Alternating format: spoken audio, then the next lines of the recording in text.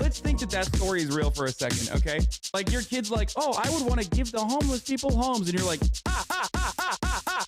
no, you're a Republican now, bitch. Fucking dumb baby, dumb bitch ass baby. Fucking dumb baby, dumb bitch ass baby. Fucking dumb baby, dumb bitch ass baby. Fucking dumb baby, dumb bitch ass baby. You wanted to help those who are marginalized? Fuck you, dude.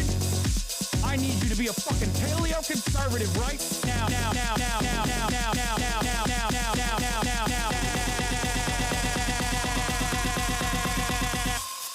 Fuck you. Oh, fucking own.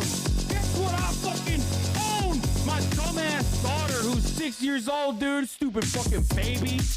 you dumb bitch ass baby. I'm fucking dumb baby, dumb bitch ass baby. I'm fucking dumb baby, dumb bitch ass baby. I'm fucking dumb baby, dumb bitch ass baby. I'll kick you in the fucking baby face. I almost got, you know, child labor going too. It was fucking tight.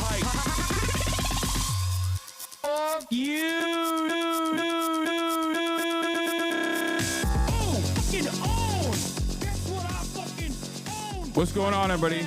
I hope everyone's having a fantastic evening, fantastic afternoon, fantastic pre-noon, no matter where you are in the world. I'm Hassan Piker, and joining me is Noah Culwin, and we're live and alive from sunny California, Los Angeles, folks. We're live and alive, and I hope all the boys, girls, and MBs are having a fantastic one because today's a beautiful day. Today's a wonderful day. Today is Saturday, folks. It's Saturday Fun Day. That's right. It's Saturday, March 8th. 2025, and we're burning through it. We're burning through the days. We're burning through the month of March already. It's already the 8th of March. I don't know how the frick that happened.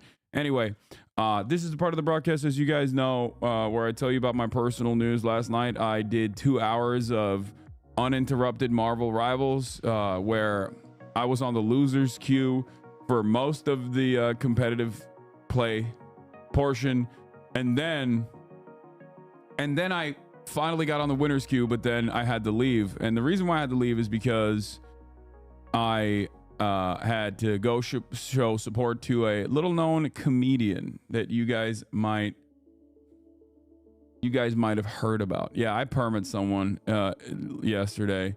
But honestly, I felt bad. Not be doing politics, chatter, who says, "Can we do politics, please?" Actually, here you go. Take a perma, okay? Eat the perma, 8-month subscriber.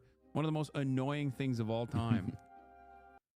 Yeah, while I was in the losers queue, you know, I felt bad. I'm gonna unban him.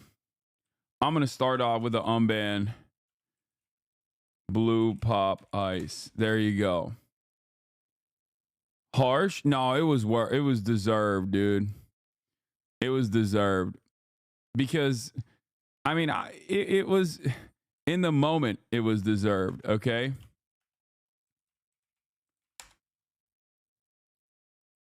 Okay, oh, never mind. Lake already timed him out and changed their perma to a timeout. Anyway, went back in and fixed it. Tough but fair. I'm so sorry. No, it's okay. It's just like hella annoying, especially because I'm doing an ad too.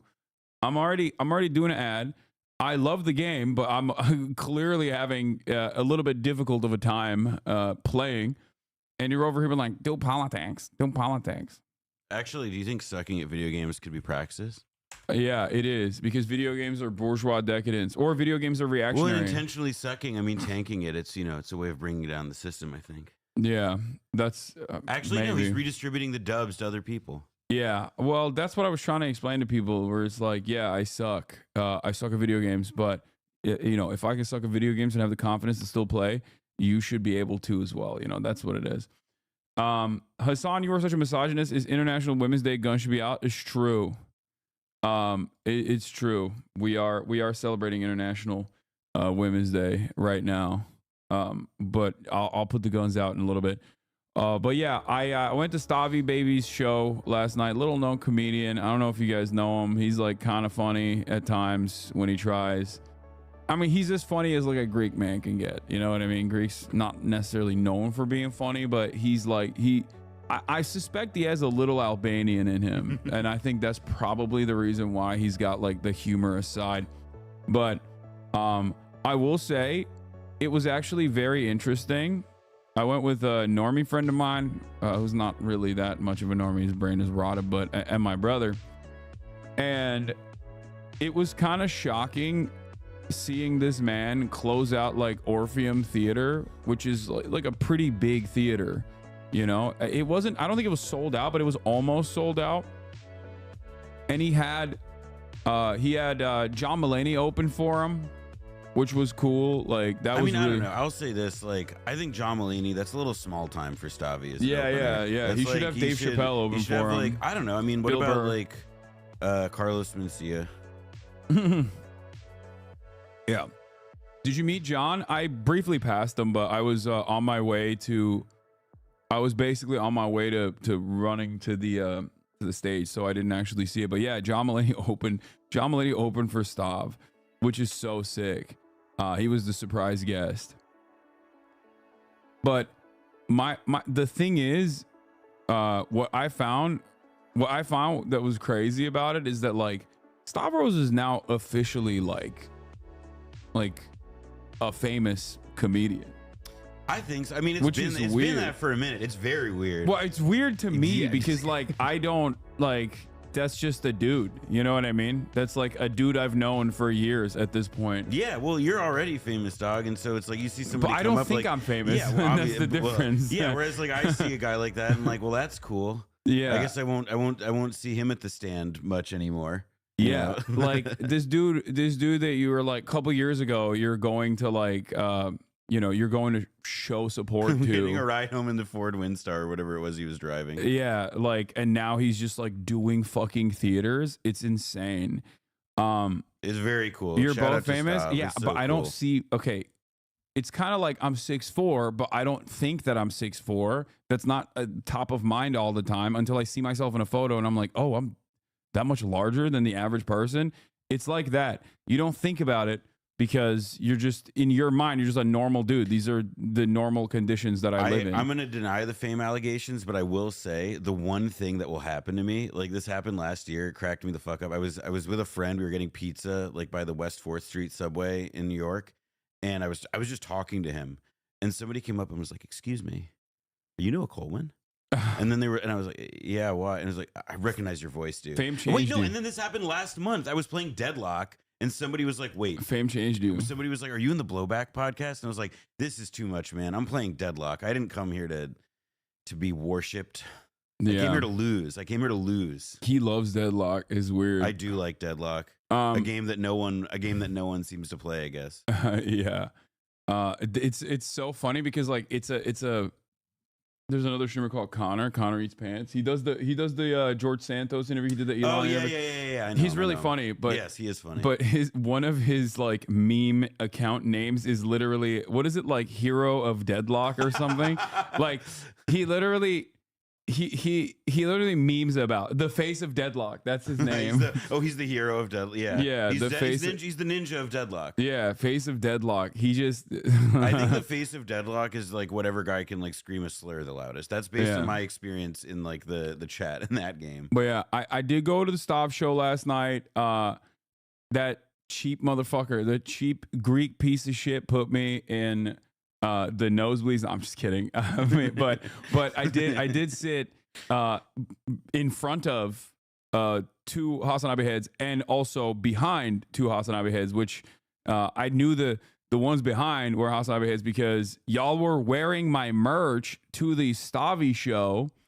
So that I did clock immediately, but I did not know that there were Hasanabi heads in front of us too. And I'm just like laughing my ass off, being loud as shit. So apologies to everyone around me.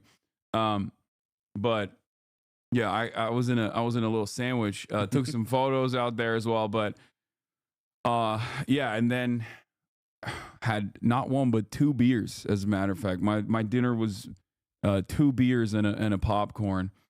And then I sweat my fucking ass off while I was sleeping last night. This is my TMI personal news part of the broadcast. I've already heard the spiel. I heard about your crazy night, dog. Yeah, you watched your Knicks get shellacked again. Yeah, I went to Knicks Clippers. No Brunson. It was a tight game. Mikal showed up. Mikal Bridges was looking crispy. This man came to Los Angeles and watched both of the LA teams beat his Knicks. No, well, I didn't know. That's not fair. I was at dinner when the Lakers beat the Knicks the first night, so I missed that beatdown. But no, the game last night, despite the injuries, my beautiful boys, they played their hearts out. I love you, New York Knicks. Yeah, you know. They're just getting cooked. They're getting cooked out. And I got to see James Harden live. I don't remember the last time I saw James Harden play. And Kawhi, he looks great. They look great. LeBron hurt Brunson. Yeah, well, it is what it is. You know, it's war. It's combat. It's the game. It's ball. Yeah, everybody always Also, says. everybody always the says. X-ray came back negative, so it's fine. It's chill. It's all good. Yeah. Also, everybody always says like, oh, LeBron could never handle the tough plays. LeBron could never handle the tough plays of the 80s and 90s NBA. And then you're like, oh, but he injures people. Like, okay, well, pick a struggle, you can't, you got to pick one lane out of those two. Okay. Is LeBron too physical of a player, or is he not physical at all? But yeah, we got, what is this?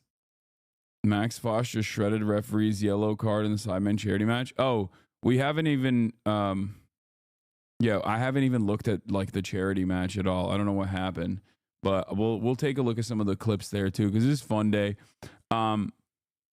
It's we're gonna do Saturday Fun Day. We'll do some news, like a little bit of news, a little bit of light news, But outside of that, I'm gonna be doing some fun shit, some fun reacts. Noah's gonna be gone for a little bit, and then he's gonna come back. And when he comes back, we'll do banana peels as well. What is this? Hassan finally meets LeBron. Gemma Lemon. What is this? Gemma Lemon? If LeBron played basketball with me one time, he would be taken aback by my fucking good ass vibes. He's like, I will give you the secrets. This is how wow. you will be able to dunk like me. I accidentally call him dad.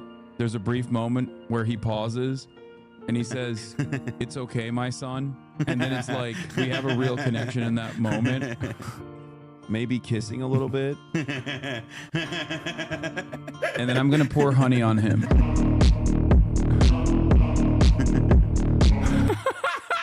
Oh, wow. Oh, that wow. was amazing. Holy cow. Oh, my God. That was amazing. Holy shit. Oh, my God.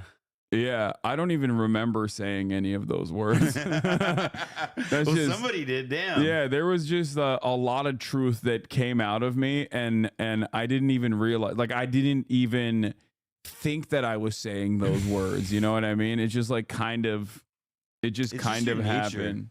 Yeah. It's just you're getting in touch with your real desires. Yeah, you can't hide that sort of feeling. It's just like it's sheltered. I dug deep there, Bro blacked out. Yeah, I did. But yeah, we'll do some fun shit. We worked out this morning. Noah got a workout in, so that was good, And here we are. That's it. It's time to blast off. Lolo is cheating. Yeah, I saw this. Saw Lolo in person, but fumbled and didn't say hi. He was with a lady, so I assume he's cheating on Hassan. Looking into this. Messed up. Actually messed up. Yeah, not just with that lady, clearly. He's hanging out with like real socialists and shit. Is fucked up. But you know what? I got Noah. I've already replaced Alexander. When I see Alex in New York again, next time I see him, I'll let him know that I took you. Yeah. You're mine now. And he'll know. Yeah. He's gone. He's done. NMP fangirling over KSI. My friend KSI is going to come and jump. Yes! Yes! I wanted this the whole time! Shut the fuck up. He performed Thick of It? No, he didn't. I can't tell if he was like memeing or if he was actually trying and then like got genuinely upset when people made fun of him for it. Like what is the Thick of It lore here, chat? You guys probably know a little bit better. It's a great TV show. It is. Oh my God, you're right. It is a really good It TV is a show. really It's a really good funny TV show. It is. That song was nominated for a Brit. What are they doing over there, bro? What are they doing? No, it wasn't. Shut up. Please! Is this like content creator tweaker? This is my buddy, an Please! MP. Please! But the thing of his song is like so. Have you heard it? No. So I'm about to hear it. You're about to hear it, Live and you'll react. understand. You'll understand why. Like it's like kind of yeah. a meme where people either hype it up a lot or KSI's England's Kendrick. Stop, dude. That is so disrespectful. Look at Black Boy. Look at Max. Look at Max running a legendary Olympic run. Okay, going on a tear with some of England's best fucking artists, and you're saying this on the other hand, like that is Britophobia that I will not stand for. Okay. You cannot say that, dude. That is disrespectful to all parties involved. That's disrespectful to Kendrick. That's disrespectful to the entire nation. Like, I love shitting on England, okay? I love shitting on the British, but this is a bridge too far. How dare you? Turn this shit up. Oro, don't mute, bitch.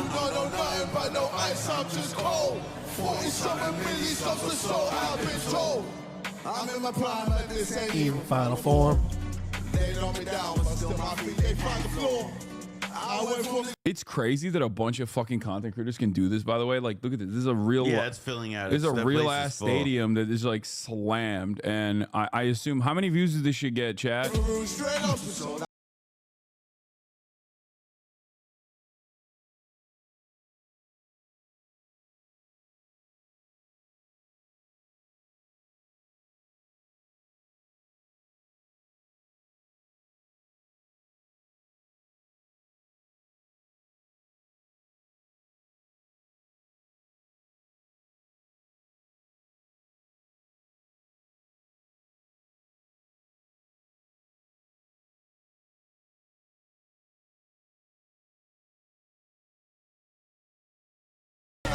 It's for children in need. Yeah, except, you know... The song or the event? No, the event. They it's a massive charity event. It's great.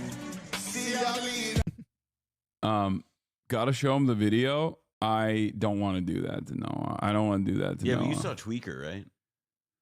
Tweaker? Yeah, Jello, Leangelo Ball song. Oh, but that song is actually good though. Yeah, that song go. I mean, I like that song. Yeah, that's like a... well, that's what I meant when I said this is content creator Tweaker. Like, this is... No, this is... I would not compare it. You Like, wouldn't compare- that song, at least, like, is specifically crafted for a different era. Like, that song would have gone hard on, like, NBA 2K, I Listen, don't know, man, back the in, next- like, 2000. I mean, they like made it the anthem of the All-Star. Look, like, every locker room I knew when it came out was going nuts with it. Yeah, Tweaker goes. Tweaker is for millennials, like, for sure. Tweaker's a millennial. This But is in Zoomer. the thick of it is like, I don't know who it's for. Here, okay, you know what? I'm gonna show it to you. Fuck it. Here, this Yeah, is let it. me-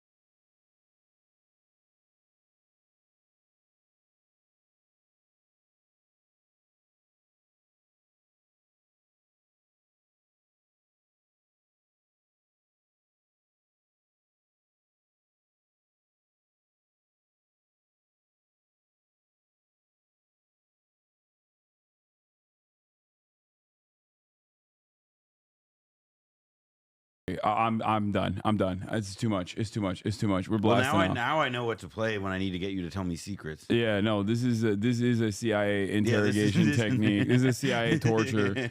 Please replace XQ's goalie next year. No, I will not be.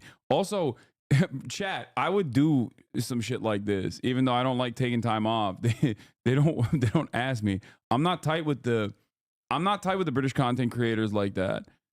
And I perhaps am a little too controversial for them. or at least I'm not like big enough to not care about Bro, that controversy. You're huge. No, you can lift so much. You're so much bigger than me. Okay, that's true. Yeah, I am. You're like I a am foot size wise very big. Also, I'm not like a huge. I'm not. I'm not. What do you call it? Big into football anyway. I'm not like a footy guy. Footy guy. If I was like, if they were doing a basketball one, I'm sure I would get invited to that. But I am not a gooner. You should be a gooner. Weren't you supposed to have Zerka on Fear and last year, but you slept in? That's the one time. That literally is the only time I've ever missed. That's the only time I've ever missed like a previous obligation, a content thing that I set up, because that's how badly I was like fucked up by the Zero Gym Insta stories this week. You slacking on man cheek posting? I know I haven't really been posting. He was doing it out of respect for me. I was just like, I was clowning on him so hard in the workout. I was making him look so whack, so weak. Yeah, Noah's so thin brolic that he just like couldn't. He couldn't let you guys in on that. Yeah, I didn't want to. I was embarrassed. No, after your FaZe Lazy tournament collab, you need to get a basketball trainer. Okay, shut the fuck up. Okay. Like, shut the fuck up. Speed assist the Kai. Speed, hit it. Oh, he's still got it. Oh, it's got it. Puts it. I don't understand why, like. Speed, hit it. Wait, sorry. I want to pause it right here. I want to see. Oh, we can't see. I just want to see if anybody's covering him. No, it looks messy. That's crazy that he's just like walked. Exactly. Like no interest whatsoever in intercepting. He's just XQC whatever. was so bad, Lamau. Yeah. Puts it in the roof of the net, and Speed might not be the most prolific finisher, but he can provide like nobody else. Why are they saying he's not the most prolific finisher? What a move from the Americans! What a move from the Americans! Since the last game, is the Kai whole has thing made like some Americans huge versus steps. Brits? Is that No, the idea? I think it's like, is it YouTube versus Twitch chat? Is that what it is? No. It might be. Is it No. Is it Americans versus Brits? I don't know. I literally don't follow this. No, because Nico is on the same team, and Nico is like, he's British. Phantom is American, obviously. What is the? Oh, it's just Sidemen versus YouTube. Oh, What's Sidemen? So Sidemen is like the biggest British. Wait, but then Sidemen versus YouTube, but that doesn't make sense because then what do you call it? They got Jason on the Sidemen team. I mean, maybe it's Put it in the mixer for someone else who's maybe a more natural finisher, and say what you like about Kai Cenat, but he Speed, hit it. Sidemen and Friends versus YouTube. All right, nice. Sidemen and Friends versus YouTube. Max shouted you out. Yeah, I saw that. I have it right here. Hold on, I'm gonna show you in a second. Commentators cooking Logan Paul for being a Trump supporter. Oh, that's awesome. That's funny. Yeah, I've made fun of the British too much. That's why I don't get invited to this stuff. Yeah.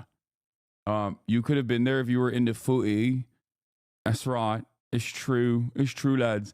I don't know how to play soccer. Maybe I'm like, Do you maybe think these guys do? No, some of what them you're do. seeing, No, some like, of them or do. do you Some of them see- do. Some of them do. Like XG doesn't, Sorry. but like fucking Speed is actually pretty decent. Yeah. Well, Logan XQC is is clearly he's like fucking like Buffon. He's like he's a top G goalie. Buffon.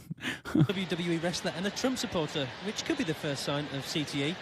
Let's get that checked. Logan Paul is Logan Paul's a wrestler and a Trump supporter. That could be the first sign of CTE. Is hilarious. That is really good. That is great. I like that.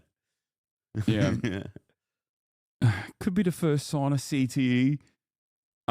Is because you didn't mourn the Queen when she died at the ripe young age of 15 million. Yeah, that's true. Hey, listen, she was Speed- a fine bird and a proper one. Speed football lore. He gets in a lot of good positions, but always misses the goal when he shoots. He's actually got good vision for the game, dribbling wise, but his shooting is really bad. Hence the commentator's comment. Okay, that makes sense.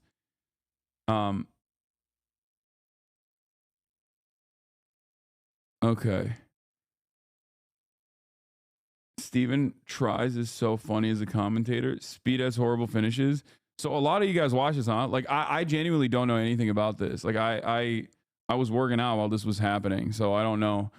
I don't know much about footy, and I don't you know.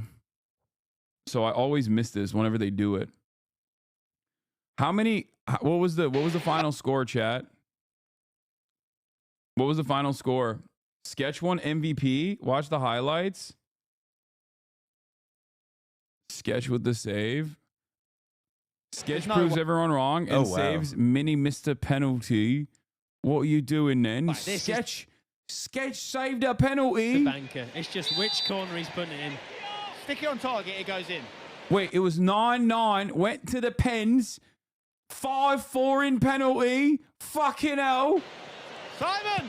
Oh, That's crazy. That's a good save. That was a good I save. can't believe it's not butter. Hold on, take that in. I want to see if he like telegraphed where he was putting that. Simon, there's no way. Like, This did he is the angle his banker. body It's too just much? which corner he's putting it in.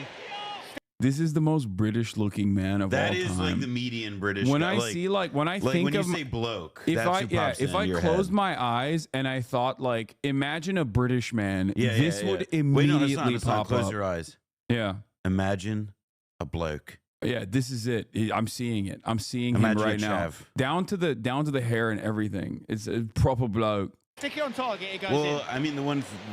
Simon! Yeah, I mean that was. He showed a little. But no, Okay, still. dude, that's I mean, crazy. That's all, You're- but no, it's a good save. It was a good save. It was a good yeah, save.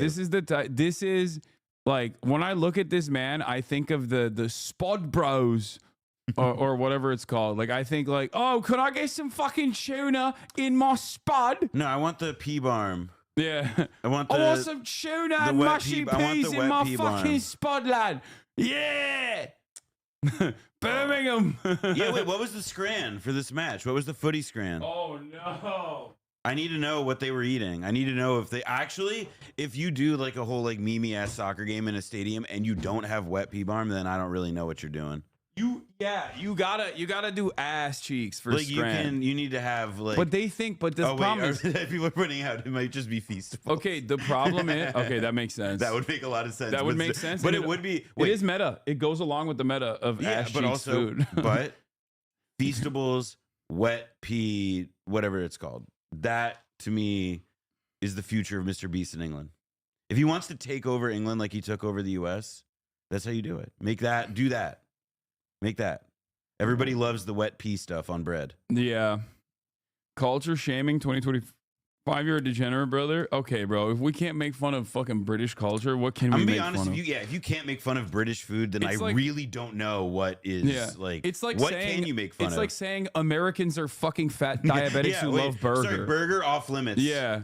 Oh, That's- how dare wait, sorry, you're making fun of burger? That's my Yeah. culture. How dare you? Have How dare you make considered fun of that burger? Actually, what is your costume is my culture, and the culture is being like really fat in bed. Can and you getting imagine? DoorDash. Can you imagine Americans just being like, "Excuse me, Excuse me. you're coming across real anti-American." You're not allowed to talk about Maccas that way. Yeah. I don't know why I'm doing it. Yeah, like why are you Australian. British? But like it's but no, still that's the. I mean, it's attack burger. Two people who always deserve the slander is the French and the British. Americans too. Yeah, America. Sorry, America. Yeah. Everybody like everybody's like, oh, the British deserve to be made fun of the most or whatever, and it's like that's true if you're American. Everybody else should just come to us. XQC's offline chat was begging to be put out of their misery. It seems just kill me already. Yeah. What, I mean, but like, what's the expectation? You thought that like he was gonna pop off or something? Like, I don't understand. Did he hype it up? Like that man has no cardio, dude. He literally does not move. Like he just does not. The only time he That's moves. why he was goalie. Because Yeah. he thought you don't move. Yeah, he started coughing blood after jogging for 40 seconds. Yeah, that's what I mean. It's like he is the definition of a frail boy. He's min-maxing. He's put all his stats in the wrong place. He's Yeah. Last year he got a 0.3 out of 10 rating in FOTMob. Oh, they have like official ratings too. they have like a FIFA like a game of He the has man. an injury on his leg/knee something. Yeah, probably from walking. He used to be pretty active actually doing flips and shit. Yeah, he used to like skate too, no? But I'm saying like for the past 5 to 6 years, I don't think he's moved quite Also, a bit. I think if you really wanted to see somebody like die on a, actually, wait, no, this is an awesome story that I have. This is like one of the funnier stories that I can tell, which is that in 2017, Vice News, when I worked there, they had an office field day, and it was the middle of June, so it's like 90 something degrees, and it was in McCarran Park in Williamsburg. I think it was McCarran, but it was in Williamsburg. And like at that point, like I don't think I'd worked out in years. I don't think I was really that active, but it was, like you sign up for events and it's like, running around the track, doing tug of war, whatever. And it's like your workplace, right? So you got to do something. And like, you cannot embarrass yourself in front of, 100 coworkers. So I signed up for a race and I fully exerted myself. Like I was so scared of looking slow in front of my coworkers that I gave myself heat exhaustion. That's amazing. And so I went to the ER because I was like, out of shape, fucking awful. It was terrible. But so my friend Mimi accompanies me. We get to the ER and I'm fine. They give me some fluids, whatever. But the funny part is that then I look at my phone and Vice was doing layoffs. Oh, that's terrible. It was hysterical. You got owned twice. No, I was like fat and out of shape at the office field day, and then it was like everybody was extremely unhappy because they saw that friends were losing jobs. It was, to be kooky, fair to him, man. he has a perfect structure for being a keeper. Guy needs to hit the gym, get stronger. As he let too many goals in purely because he has zero strength to stop the ball. Yeah, I saw one video where he literally, like, the ball bounces off the ground off of his head and then goes in. Like, he actually stops a ball successfully and then knocks it back in with his head somehow. Do you have the clip for that? Like, this isn't even me shit talking XUD because, like, I want him to be, I want everybody to be healthy. I want him to, like, do more active shit. But demanding that streamers get healthy is an impossible task, to be fair. Oh, here it is. Oh, they gift it. It's like, oh no! Oh, that is devastating, bro. Oh, that's so good. Like, it was not gonna go in if he wasn't there, if he didn't dive. I don't know. I mean, I can't see from the angle there, but Josh, spreading make your run, Josh. Make your run. Side Take the man break. FC He's equalised. onside. Play it to Josh. This is it. Play it to Josh. No! Oh my God! Danny Aaron's nearly scored. Oh, he's got it anyway. This is a joke. That Simon sacrifices goal for Josh. He misses, but Toby You saves can't him. take your eyes off it. Danny Aaron's nearly scored one of the most ridiculous own goals of all time, and then Toby. That's Josh, make crazy. your run, That was a Josh. great Make your run. Take reaction the to that pressure score, away. too. Like, oh. Also, wait a minute. Well, all right. Wait a minute. Let's take a look. All right. I'm calling it. Oh, no, it's not. It's not offsides. It's not. Nice. He picks it. He goes crazy. Nice pass. Nice pass from Simon to Josh. But Josh misses. But saved by Toby. That's crazy. The final penalty kick was literally put right in his hands and he still managed to let it in somehow. You should be banned for months. What? You know the offside rule that's crazy for an American? Dog, I'm Turkish. I grew up in Turkey. I just don't play, like, football Also, is not like, my... Sorry, it's offside is not like hidden knowledge. No, but that was, like, when I was growing up, like, that was the thing that was, like, apparently too hard to describe. What? That's like the trick, like from Inglourious Basterds. Like, oh, this is the tell if you're really Amerifat or not. Yeah. Amerifats don't know what offsides is unless, like, It's they about 15. have played soccer, I guess. But forget He about steps that. up for his penalty and scores YouTube All-Stars with a vinegar. Is this one? What's Speed who's to win it for who's dressed YouTube like All Wes Stars. Anderson? They can put I don't know. I don't know who this why is. that? Who is this guy, Chad? What is that? this one. Speed. Is he the coach? The manager. It looks like Cal it's Freezy? It's like King Cruel wearing his Cal dad's Freezy. clothes. Cal Freezy, the coach. Okay. To win it Oh, he's for just like YouTube Oppenheimer. All Stars. They Somebody can put it said that. either side. Stand down the middle, XQC. It's going to be the biggest sue you've ever heard if this goes in. Dick Tracy. That is what he Here we looks go. like. Speed! No! That's crazy. He didn't even hit it that hard. How is that possible? And XUZ actually was right on it. He hit him and it's still... Bro, what? Okay, he might be cursed. Like I think XQC is just cursed, bro. How is that possible? All right, in his defense, I would Shit say, was just bouncing off this dude and going in. if I like were not like a serious soccer player and somebody was like, do you want to play in front of a stadium of thousands of people and do you want to be in the most sensitive position of it? I say absolutely not. So it should be said, like, credit to him for willing to perform feats of anti-athleticism like that in front of all those people, because I would not. Yeah, I would not. This is a lot, you know? That's a lot, dog. Yeah. I think he might just be cursed. If you leave your worst player as goalkeeper, you are fucked. Kind of, yeah. I mean, yeah, like, I don't know if he's worse. I just don't know enough about, like, I don't know enough about, like, how you can make this better. XC got hurt during the match taking a shot. That's why you got subs. I can't believe there's like a fucking 90,000 people. You know, you're playing soccer in front of 90,000 people. It's like, that's a lot, dude. Oh, it wasn't one for a beauty contest, but it gets in over the line. There's the backflip. Most Canadians are bad at soccer, making their ancestors cry with a lack of ball knowledge. I know. As a Turk, I think I still have like some epigenetic memories though, like, because I can dribble. And I feel like for someone who never plays soccer, being able to dribble is like fairly impressive. Okay, no? Zlatan. Yeah. Can we watch this classic? No. It's not like you don't play Marvel Rivals badly in front of 20,000 people. He cooked you, dude. Okay, that's why are you permaban gone? Yeah, what the fuck? That's disrespectful. I play very well. Oh. Wait, why is he doing that? Why was he doing that? He just got really excited.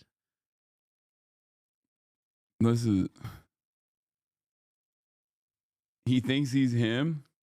Also, somebody in your chat said that like basketball footwork isn't that different from soccer, and he's right. It's just like to me, basketball is a lot of cardio, especially full court, but like soccer is a whole other fucking level. Breaking news: XQC banned from soccer worldwide. The Real and Glorious Basses tell is it asking an American to take a shot? I guess. Anyway, all right. What's your take on the argument that Canadians have been putting tariffs on the U.S. for years with no reason? What? Well, I would assume there's some reason, but that's all I got to say. What? Okay. Max shouted you out. Oh yeah, Playboy Max did. It was so funny. He shouted me out with what the fuck? Why? Y'all said Dochi commented on Fred again shit. I'm not gonna lie, bro. I got this. How I know, bro. Dochi shit might just not be for some of the niggas in my chat, cause I know. Yeah, I don't know. Like, there's apparently there's some Dochi drama because she said like she thinks it's a red flag if a dude that she's talking to is not like at least bisexual or something, and of course, honestly, that's fire. That's a great line. And of course, like all of the most annoying little children are freaking the fuck out about it. Yo, that's so good. That's such a good like who cares? Like, that's such a great thing to say to an interviewer. No, they were like. They were literally like, I saw the comments. They're like, oh, another man hater. Oh, why can't we have like good wholesome role models or whatever? It's like, yo, you can.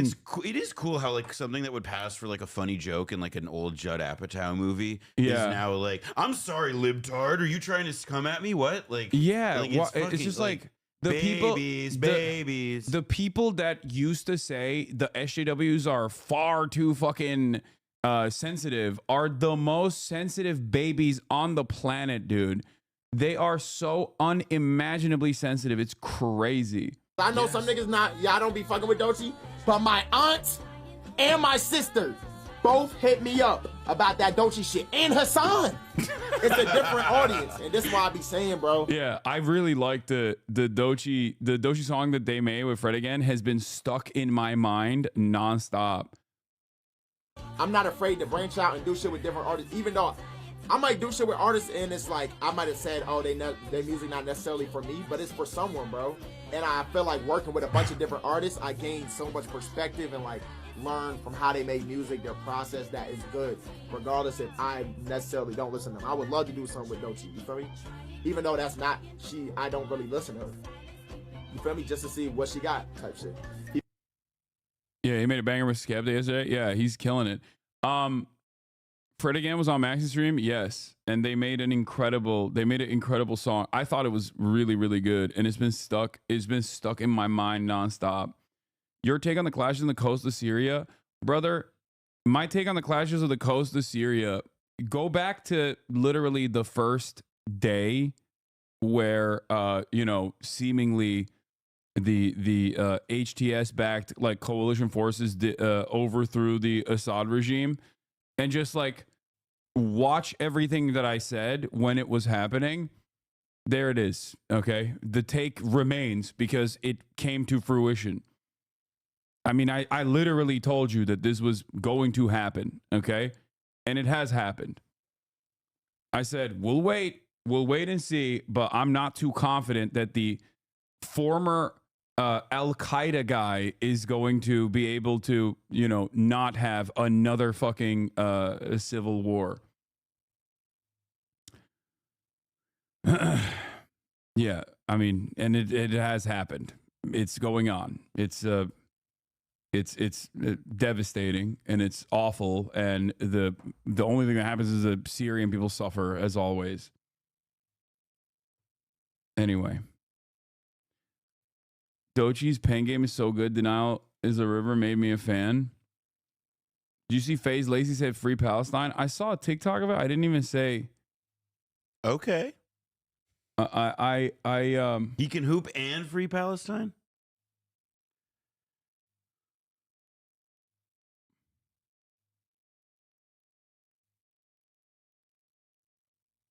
What is it? I'm trying my best to defend you in the 42 CEOs comment section. What is this? The breakdown that he had. Can you explain this concept of blowback to your guests so we can follow this? Yeah, he doesn't know about that. Blowback? Yeah. Here's the Lacey clip. Let's see. I do apologise. I'll just make a request. Yes. Yeah. We are going to go down Victoria Embankment. There is a protest at the moment going on outside New Scotland Yard, right? A pro-Palestinian protest. Yeah. Okay. I don't want anything being said that could potentially cause any problems. You know what I mean? I'm not saying that anything is going to be said, but just trying to keep the chatter nice and sensible. Yeah. Okay. Is that all right? If you just let Jimmy and the rest of the team know, yeah. Oh, you're sorry. Oh no, it's all good. No, you're good. I'll give you a light. Yeah. Free Palestine. Let's go. Let's go. It's so funny. Lacey says free Palestine after being told not to say anything about it. That's like, what is that conversation? Like the fucking, that is also another classic British lad archetype as well. Just nothing Islam. Did he say no Islamist chatter? Well, what the fuck was it that he said? Like, it's a crazy line. Protest. Yeah. Okay. I don't want anything being said that could potentially cause any problems. You know what I mean? I'm not saying that anything is going to be said, but just not saying what was he saying? No, anything is going to be said. What? I don't think he knows Islam. You know what I mean? I'm not saying that anything is going to be said, but just trying to keep the chatter nice and sensible. Yeah. I can't understand. He's not saying Islamist. He's saying, I know. I can't he's hear not what he's saying anything is going to be said. That's it. I just couldn't understand him because he's British. It's going to be said. Is going to be not said. saying anything is to be said. Jesus, it's like, I mean, it is like yeah. They invented the language. I know, and they sound like it's like I don't know what happened there. When I was like 18 and I like met British people, I like you just like traveling like outside the country for the first time meaningfully. I like had this horrible tick of like every time I heard a British person talking to me, I just wanted to repeat back to them what they were saying in their accent. It was so funny sounding, and that's how I feel when I hear that guy. They talk like they're from Middle Earth.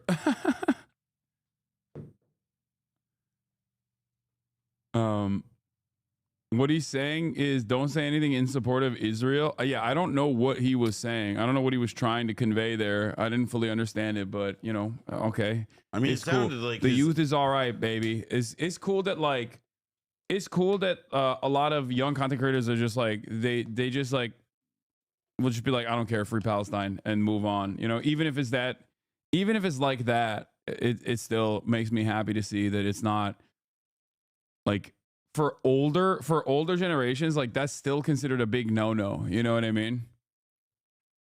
So it's great that there are content creators out there, especially young content creators who like don't give a shit and will actively take this position, even with no forethought whatsoever. Just straight up, that's their position.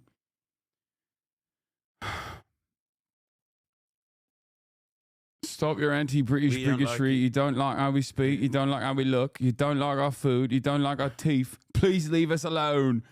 No, I literally just defended England earlier when someone said KSI is the Kendrick Lamar of England. Okay, you missed that part, I think. I saw somebody asking about my shirt. It's Online Ceramics. Yeah. It's one of like their Deadhead shirts. Yeah, it looks sick. I'm a fan. He's saying don't provoke the protesters. He's assuming he's right wing, but he's not. Oh, okay, that makes sense. Yeah, that's a lot more logical. He looked at him and was like, "Don't say anything that's gonna piss off the protesters, the Free Palestine movement." Yeah, don't do it. Don't fucking do it. You know how they get. You know how they get these Free Palestine people. They get fucking mental with it. They get mental. Mental. When is the new season of Blowback? Next one about Angola comes out in September. Yeah. Or the fall. I'm not totally sure yet. Sam Seder on the Jube. No, we're not calling Jubilee the Jube, okay? We're not on a fucking shorthand, like, we don't have a pet name for Jubilee, okay? We don't know Jubilee like that around these parts. I don't like it when you guys do that. It makes it feel like we watch Jubilee so much that we have like a pet nickname for it, and I don't appreciate it. I normally don't. Wait, you talking about Juju? No, Jubilee. No, we're talking about Juju. I'm not trying to do it. Yeah, no, we're not doing that. The fucking Jube, yeah. Let's go. I love it. Pull up some Jube on a Sunday. Yeah, Sam Seder is the first time I'm gonna go back to watching the Jube. Now I'm doing it. God damn it. But yeah, I will watch this because obviously Real Uncle Sam Seder went on here about, and I very much enjoy his debates. So conservatives and their ethno-nationalism or their lack of grasp on on facts, on just basic things. But it just so happens about a month and a half ago, I guess it was, I did the Jubilee Surrounded show, which is where I sit in the middle of the circle, and there are like 25 or 20, I can't remember how many it was, conservatives. Yeah. You know about it. Does your audience know what Outnumbered is, though? No, Outnumbered? I don't know if they still aired on Fox. It's probably gone now. But no, I don't even know what Outnumbered is, but this is Jubilee's, Jubilee's been doing this for a minute now. No, this was a Fox News show from Brendan, when he was a reporter, he used to have to watch this. And the whole premise of it was that they would have one man, and then they would be surrounded by a bunch of female pundits, but they're all right wing. So I don't really quite get how they created conflict out of it, but that was the premise. Oh, okay. Well, Sam Seder went on, and I assume made short work of the 20 people that they surrounded him with. They were young people, and there were a couple who I think sort of knew what they were talking about to a certain extent.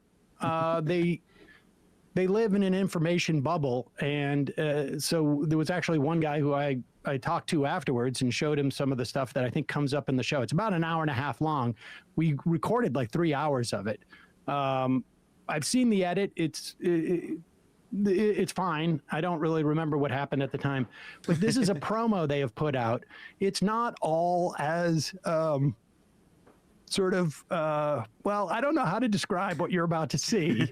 There were a couple of people, like I said, who didn't have basic sort of facts about things that made it hard to sort of debate or argue with them. And then there were some who were just set in a certain perspective, and I didn't feel like it was even worth arguing with them because, you know, what are you going to say to someone who says what the second person in this clip does? But this is premiering on Sunday, March 9th. So in 2 days.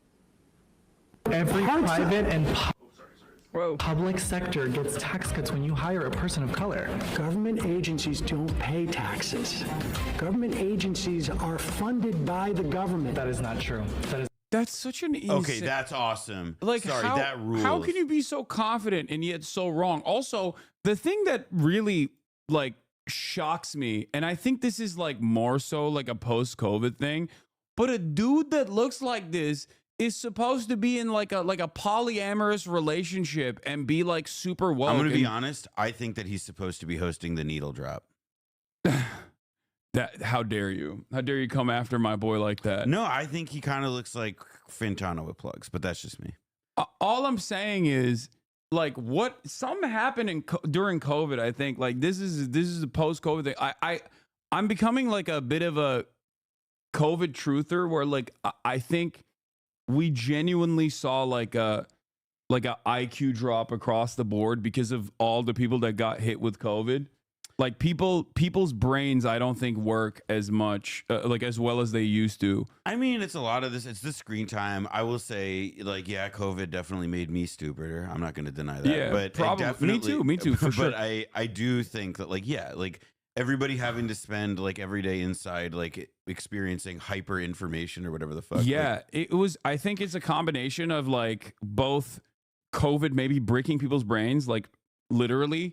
But then also, obviously, yes, the information space and like the ways in which it existed during COVID, like people have not recovered from this.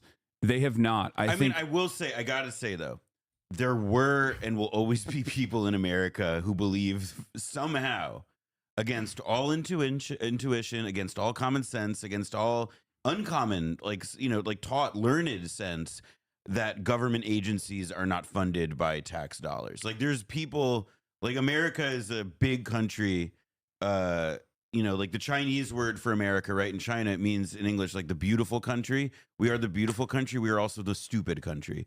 And for all of our, you know, vast achievements and so on, like morons have always been as much a part of our national heritage. It's just, unfortunately, they took over. I mean, the scams have gotten dumber. Like people are so conspiracy brained. Like I do think that there is something deeply and very seriously wrong with the essence of America now, more than ever before. Like, if we're also being real, like we're just not used to morons looking like they should be hosting the needle drop. That's just not, like, they don't look like that guy we're used to expect. Like, I think, like, no, that's what I mean. I think this guy was probably like a liberal at some point, and then I'm going to use this term now that you put it in my lexicon, but he got one-shotted by COVID, and now he's and now he's just like existing in this space where he's just regurgitating conservative garbage nonstop and thinks that like that makes him a brilliant orator or something. Government agencies don't pay taxes. Government agencies are funded by the government. That is not true. That is not true. Look at his Sam, man. What's the problem with xenophobic Wait, nationals? go back and look at the camera. Look at his eyes. Look at his eyes. Right now, pause. That is the moment when Sam Cedar's soul exited his body. That's so funny. We can see it on camera. Sam's disposition is so perfect. It for really this stuff. is. I can't, like, when someone is that stupid in front of me, I lose my mind. I just start yelling. Sam, on the other hand, after duking it out with libertarians on his radio, on his show via call-ins for the past, like, what, 20 years at this point, has developed this, like, this very... oh man, what am I supposed to do? I'm so disappointed. That's his like disposition, and I think that plays much better optically than the way I behave when I'm in situation like this where it's just like fucking lose it. What's the problem with xenophobic nationalism? Don't you think that's better for Americans in general? What's the problem with xenophobic nationalism? Don't you think that that's better for Americans in general? You know, it's actually, I think cooking. I think murder's good. You know, why not? Yeah. Like, no, that's like that one chatter yesterday who was like, what's your problem with Nazis? Yeah. What's the problem with, I'm sorry, what's the problem with Nazis? Did you say something wrong about Nazis? Yeah. Well, you really cooked there, chatter. Xenophobic nationalism is better. We should have a coherent culture. You and I have a fundamental disagreement. We will never see eye to eye on this. Hi, I'm Sam Cedar, host of the Majority Report, and today I am surrounded by 20 conservatives. Oh my God. Amazing. Surrounded by. I mean, Wait, that was. How did he deny that? How did he say that was untrue with such confidence when it's the most untrue thing I've ever heard in my life? That was the part that I found really disturbing. Like, you know, look, people make mistakes all the time. Yes. And you know, we do this professionally, and we make mistakes. Yes. You know, and the only reason why, like, I know this stuff is because I do it professionally, and we read in. But the level of assuredness that this guy had, that the federal government, that federal agencies were getting tax breaks for hiring black people, was astonishing. Astonishing. And like every part of this is wrong. You know what I mean? That's what's so frustrating about it, where it's like you made up you're operating off of a faulty premise, right? The notion that like federal agencies are paying taxes, but then you're also simultaneously inventing new things on top of that, where we are like 7 layers deep into this nonsense. Like, what the fuck? Federal agencies are paying taxes and they're getting tax breaks for hiring black people. Like, how did you arrive? You are living on a different planet. Like, who told you this? Who confused you like this? Open the schools. Open the damn schools. Yeah, I just... You know, you could see the look on my face. Like, I didn't know how to... How do they select the people for this? Are we gonna... Can we Do fix they this post on and the edit? internet, Like, like, what? morons, come hither. I can't argue that they don't get tax cuts when they don't pay taxes. Like...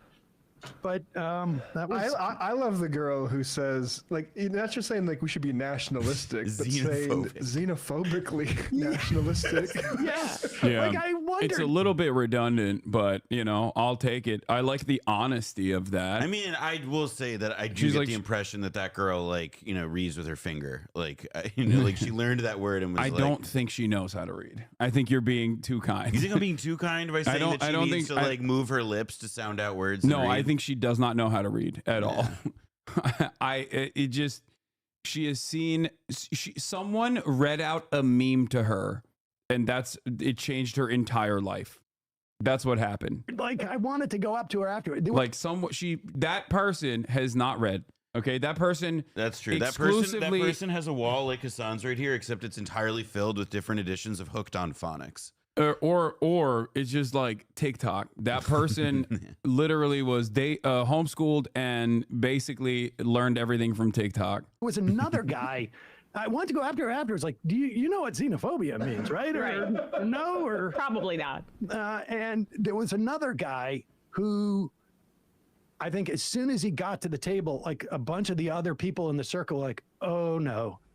Because they thought that like he was coming in nodding as to what that woman had said, and I think he was going to go further, and they immediately voted him out, and so he never made it to the cut. But we'll talk more about it next week when we get the full thing out. I'm so excited. But you know, there were a couple people who had some. I would watch that. I wouldn't watch a normal episode of that, but I would watch Sam on that. You know.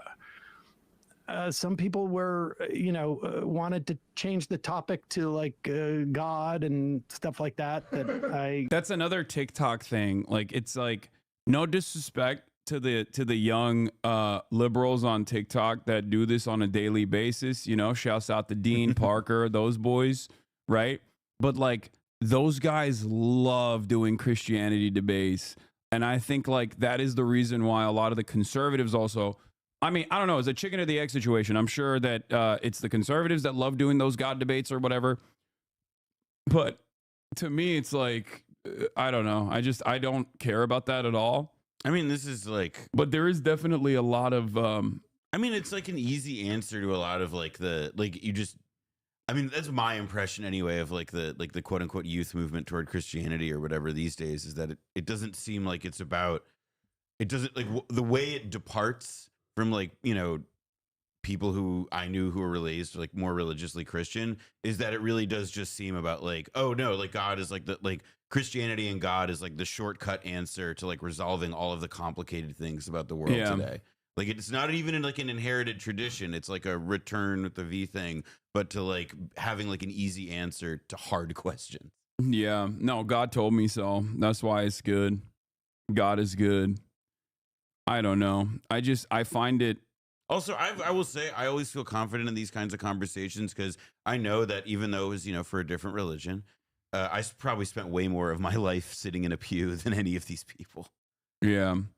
Also, the conservative movement is also in a very interesting space right now where like there is no defining singular, you know, focus on obviously like being religious either, or even being like socially conservative to a certain degree beyond. Like social conservatism has always been just like about dominating marginalized people for the most part. But it has certainly evolved in this like grosser direction now where, you know, you got the likes of Andrew Tate and many others who don't even try to present themselves as like good Christians or good Muslims or anything like that, like religious people at all. And very clearly have done, you know, crimes, untold amounts of crimes that are not necessarily something that people in the past, even within the conservative movement, would like actively defend. But we've gotten to this point where, you know, they just don't care. It's like, oh, do you shit on women? Okay, you're good with us. You know what I mean? Do you shit on gay people? Okay, you're good. Like it's not. It's a more honest approach to conservatism, I think, in modern American politics, where they've just dropped they don't even try to like shelter or try to masquerade as like being moral. No. Or having like a moral foundation rooted within like a misunderstood version of Christianity, where they're just simply saying like, no, it's a vice. Like we are vice signaling. Like we are telling you that if you think women ain't shit, if you position yourself on the wrong side of virtually every historic event and every social movement multiple decades after said social movement has set in and become the norm, like, you know, normalizing gay people existing in society and shit, then you're good with us. I mean, it's also like another piece of how like they've like lost all sense or appreciation for like decorum and public morality. Is that they dress like that. Like that's like one of the worst suit jacket colors I've ever seen. I know. It's like for Easter Sunday in the apocalypse, in like the nuclear bunker. Yeah. Like the Nelk boys are parading these guys around, the Tate brothers. There is like another quality to this though, which is that like the actual like the thing that like, right, like why it's okay to call people slurs, why it's okay to like just like be a hateful person, is that it's like it's about like the way it seems like it comes down to these guys is that, well, it's about power, and like if you're able to exercise power and dominate other people, you know, might is right. And like, you know, like this goes to like the alpha male top G shit of like, oh yeah, like it's actually cool and good to run like a sex trafficking network out of Romania. Yeah. It's actually like a sign of, you know, and then, you know, like the reason that like fucking Facebook board member Dana White is like embracing these guys is just like a, you know, a recognition that these guys are popular and that they have, by like espousing this, you know, like their ideas of, you know, will to power as being essentially like the guiding force of humanity. They're like, yeah, fuck it. Like I can buy that too. Yeah. And it just like, that's how it, you know, it's an acceptance, even if like Dana White is not himself like running out and doing the same things as like the Nelk boys or the Tate or whatever. I mean, he is though. Dana White is also a woman beater. Yes, so like Dana White literally hit his wife on camera, but like, so that's the, you know, he's just dapping up another woman beater, which, by the way, women beating for the Tates is like the lowest crime that they've done. That's how severe the rest of the crimes are. Not to say that like beating a woman is acceptable. It's like we do it, we get away with it. It's like giving us all our rewards, all of our jewelries, all of our treats, all of the things that compose what we find valuable and meaningful in life. And happy Women's Day, by the way. Happy International Women's Day. Yeah, exactly. And then, but and then somebody like Dana White all the way up to Donald Trump, like they see them both, like obviously like they see birds of a feather, but they also see people who, like, because of the implements of mass media these days, are incredibly popular. And so it just becomes like this reinforcing feedback loop. Like the effect of seeing fucking Top G get embraced right there in this context is just going to be that like more 6-year-olds are going to think it's cool to call women bitches and sluts. Yeah.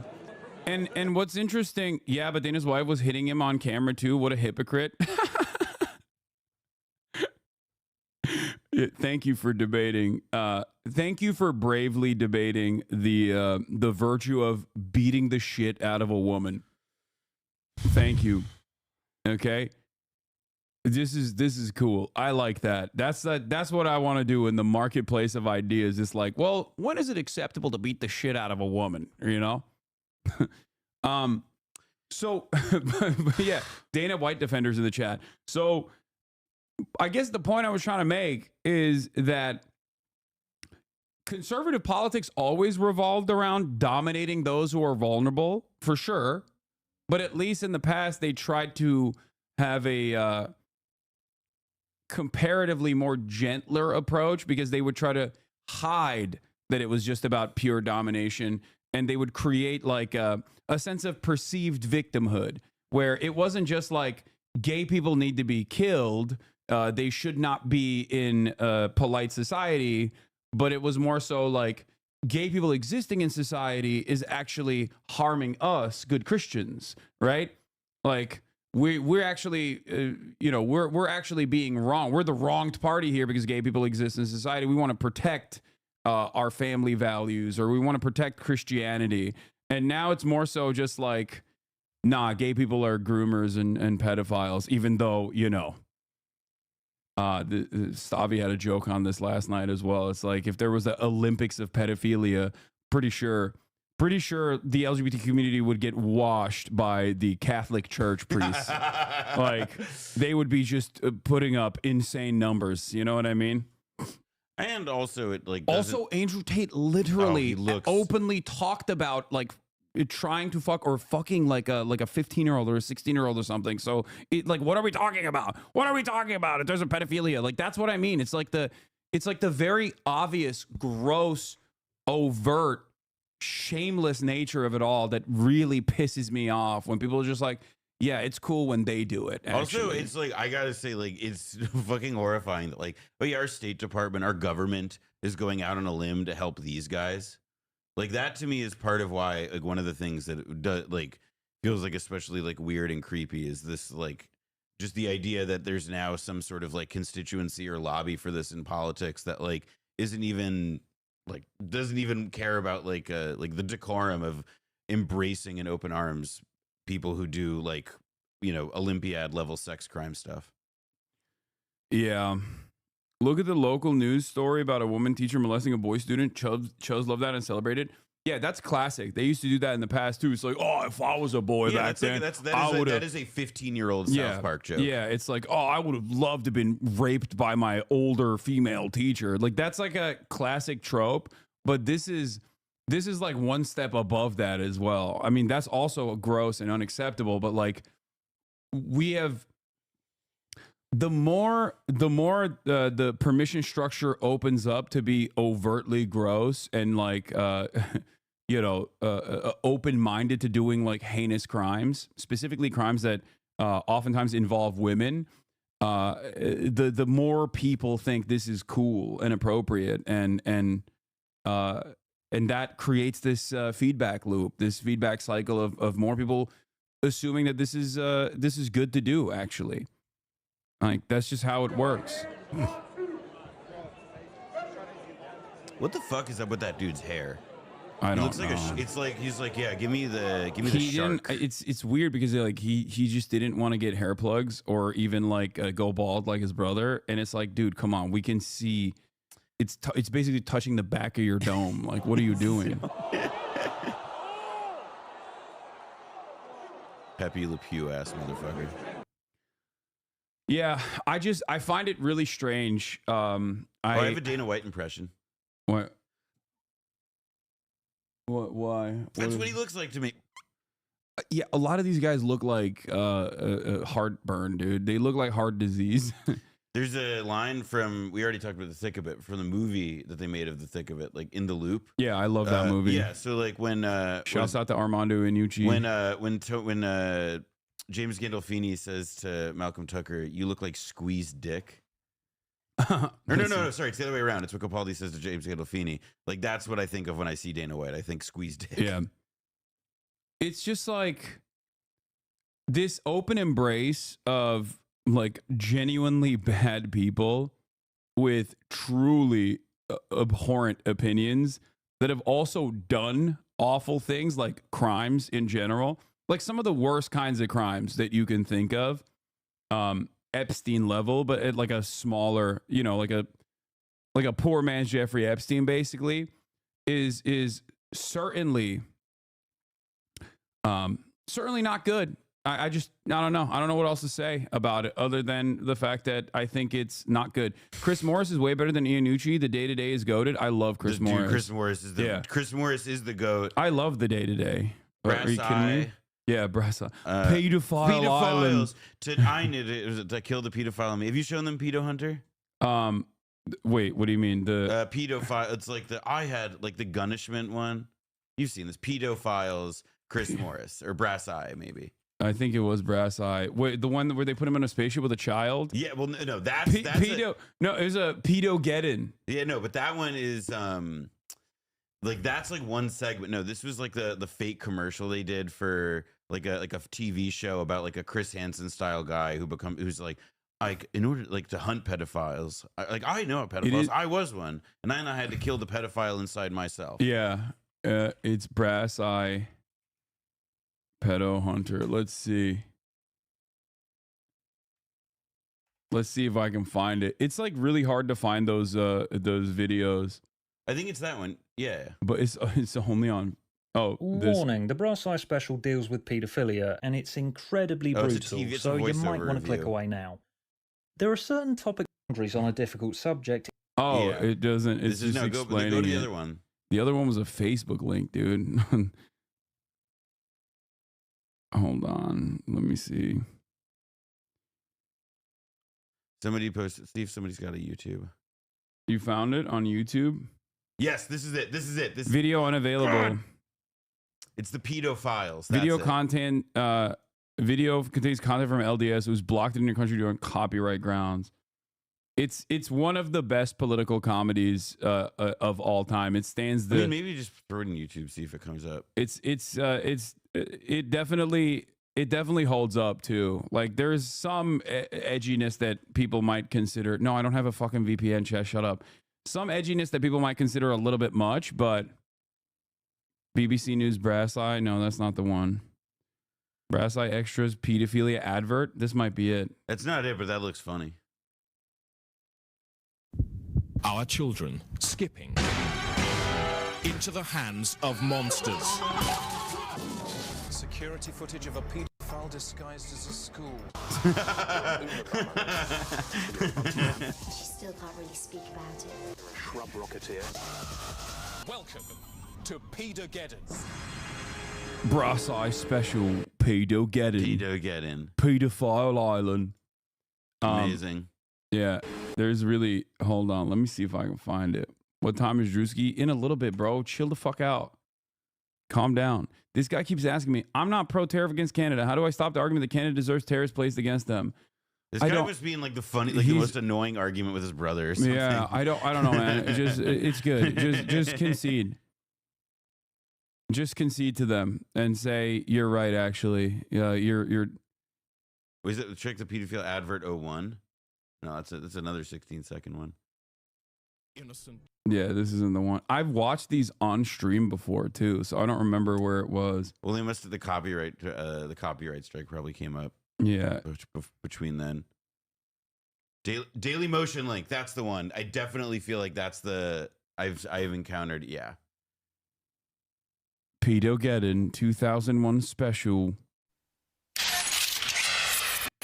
Oh, there might be TOS in this though. Yeah, there probably is. But there might be some terms of service violations in this, so I'm a little worried. British comedy used to be so fucking good. Like it really was so goddamn good. England has devolved. I'm sorry, do you not think Russell Brand? Yeah, like is what, still incredibly funny, dude. Even what's his face? What's the fucking fat atheist who constantly complains about cancel culture? I forgot his name now. Father Ted, Ricky Gervais. Like there's like I think the original Office was oh, it's way fun. David Brent is incredible. Yeah, it's very funny. And then like this man after doing a lot of like decent television, basically fucking turned around and spent the rest of his career after making all this money just constantly doing the worst comedy of all time. Brendan wrote a really good piece about Gervais like years ago. I forget where it is, but wait, Stephen Merchant also got hit with the Chud virus, the Chud brain virus. Yeah, Four Lions is amazing. Four Lions is Brendan. Yeah, we were just talking about that this morning. We were talking about it already. Yeah, I love Four Lions. It was crazy to just like make something like this like 20 years before like all the Jimmy Savile stuff comes out. Yeah, like it's. Thank God there's the straight titties. This is. I think this might be TOS. Yeah, no, this is like straight up. All right, well now that I've done my service, much here, like those of a boy. Yeah, now that you almost got me banned. Now that I got his son in trouble, I got to bounce. But this isn't pedophilia. The girl's a whore. Can I have the money now, please? All right, peace. The British used to be wild. Yeah, I mean British television. It's got boobs on International Women's Day. I'm not showing you it. Okay, I'm worried. I'm worried about the TOS on this stuff, so I'm not gonna watch it. But I saved you from the TOS. Noah's not leaving yet. He's just going to hang out with some people, and then he'll be back later. And then when he's back, we'll do some more. But I still got a shit ton to react to. Chat, calm down. Oh,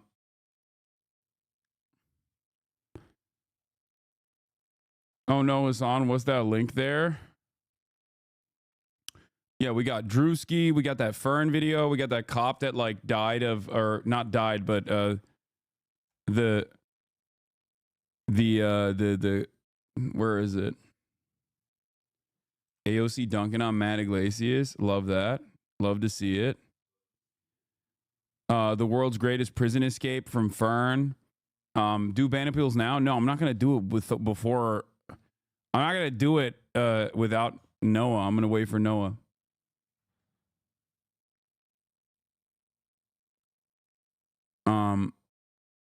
We got. Did you watch the Shane Gillis SNL monologue? I did not. That's from last week. Is Sam Cedar's Jubilee on the meme? Wait, what do you mean? It's not out yet. I don't think. One of my favorites from the day to day. Oh, September 11th. With those terrorist yeah, attacks this is in New great. York and Washington, both towers now gone. Later, what is a hijacked airliner and how does it crash? But first, our correspondent. Wait, what the fuck? This doesn't have the clip though. This is not the video.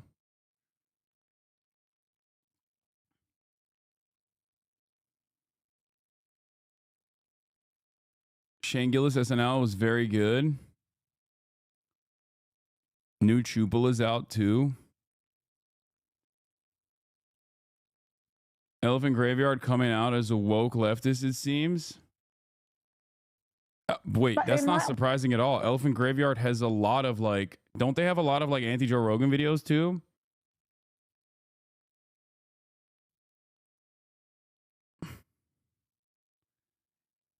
I have to entirely unfunny. Jesus Christ, chat. Fucking let it breathe. Let it freaking breathe. Taylor Lawrence made a video about misogyny slop, maybe for later. Sorry if it's a little too long. It's 51 minutes long. It's crazy. Is he supposed to be funnier than Ricky Gervais? I like Shane. I think Shane is pretty funny, but no comedian is ever going to be all hits. There's going to be misses, especially when you think about the way that you put put out an SNL monologue. Like it's not easy to just like write a banger set for an SNL monologue out of nowhere.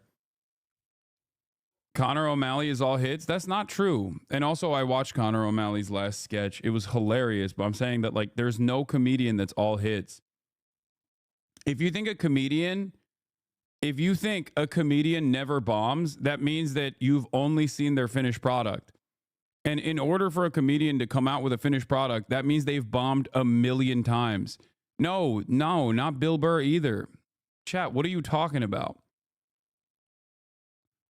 A lot of you just don't know what comedy, like how the sausage is made. A lot of you don't know, I think, how comedy works at all. Like I think that's a major issue here for many people, especially on the left, where there's this notion that like what you see is the best possible product that you can get, and then like I think it's because you've probably not been to like you probably haven't seen a comedian testing out their new material when they're in like a smaller room specifically. But overall, that's how you get to something that's funny.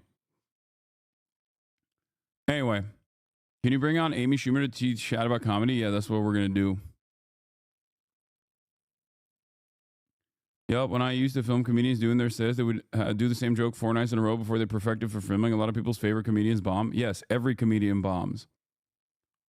Every comedian bombs 1,000,000 times over until they hone the joke. I'm old. I got to see Mitch Hedberg live. That's crazy. Are you the type of guy who think Brendan Schaub is funny? What? That's an insane thing. That's an insane thing to accuse me of. SNL is the wrong time to try new material. No, an SNL opening monologue is written fairly fast, so that's probably part of the reason why it's Anyway, whatever. I don't want to argue about the comedy. All right, we're gonna get back to the real world, okay? Yeah, if you want to see a fucking real bomb, here's an Israeli man, okay? This is I'm about to show you some of the worst comedy you've ever seen being performed for 1 minute and 32 seconds. The Palestinian film just got an award at the Oscars. Yeah, it's weird. I actually don't believe that Palestinian film should win any awards ever, because they only know how to play one role, victim. You know, it's like my family is so starving. They only got 5 trucks of humanitarian aid. Please donate. Link in the bio. I think this was like a Matt Christman, Will Menaker joke or analysis rather, or maybe Felix, where they were talking about how like conservatives can't do comedy because they get so angry halfway through the process of trying to build a joke. And this is literally that. Okay? This man has far too much resentment to ever actually arrive at a fucking punchline. Okay? This is just him reliving his fucking gripes. And it actually plays hilariously well if this is a satire of an Israeli comic. Please donate, link in the bio. It's the only shit they know how to play. No, okay, they know how to play one more thing. Fake dead baby. Oh. Yeah, I don't know why they can't fucking nail that role. They never fucking land it, right? It's like all you have to do is lay down and not move. You want to see me win a Palestinian Oscar right now?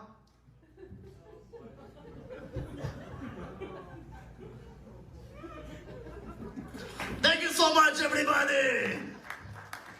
And the Oscar goes to Muhammad, thank you!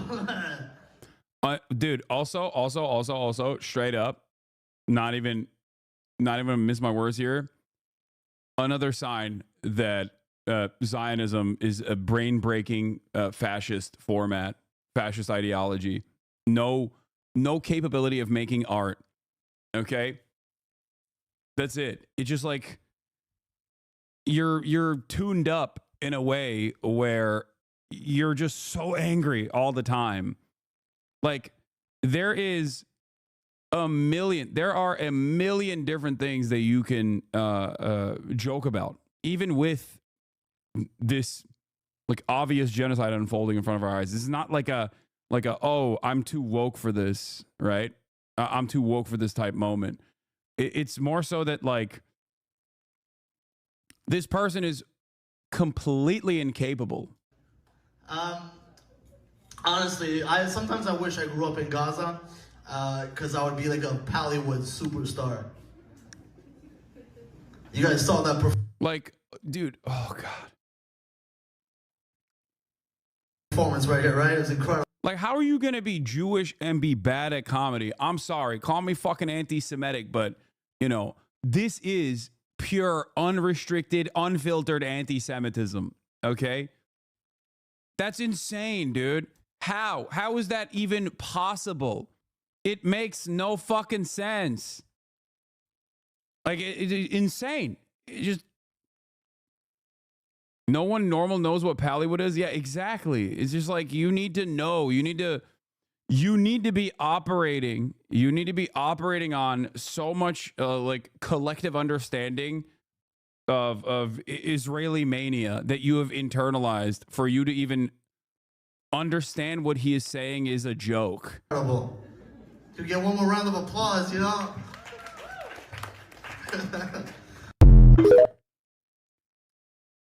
Ay, ay, ay. Yeah, this guy opening at the APAC conference, it probably would have killed. That room would have loved this shit, okay? Ugh. Ugh. The theater don't cancel him? Same shit then? What do you mean cancel him? There's nothing worse that that group could do to this man than just not laugh at his jokes. That's it.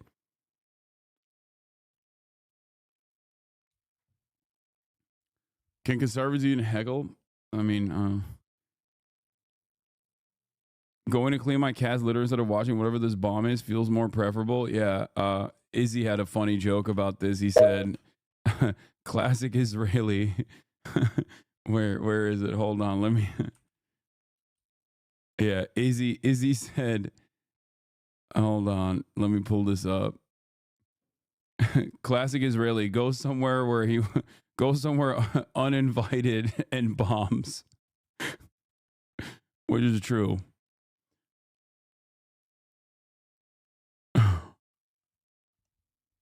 No way he is bringing on that dumbass, right? Wait, what do you mean? Who? What?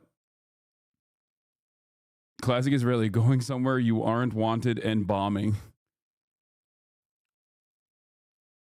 Yeah. The only role they play as victim is heartless, but not even a bad joke. But there's a long pause for laughter. He doesn't bring you the punchline, just drops it on you and expects you to just laugh out of agreement. A skilled comedian would at least play off the shock of what he said. Yeah.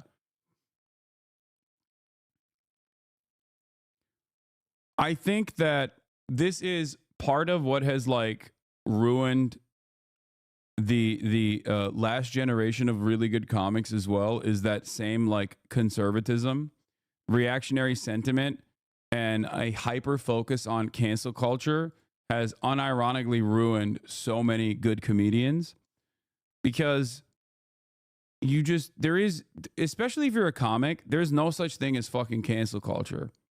Okay? Cancel culture already is not real. It just means you're just not good at broaching subject matter with the delicate ways in which you can craft a good joke around. That's it. Tell that to Louis C.K. Louis C.K. is a great example of this. What do you mean? He won a fucking Grammy after he like masturbated on the phone to a bunch of like young female comics and shit. The fuck?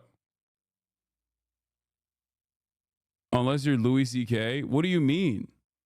Louis C.K. objectively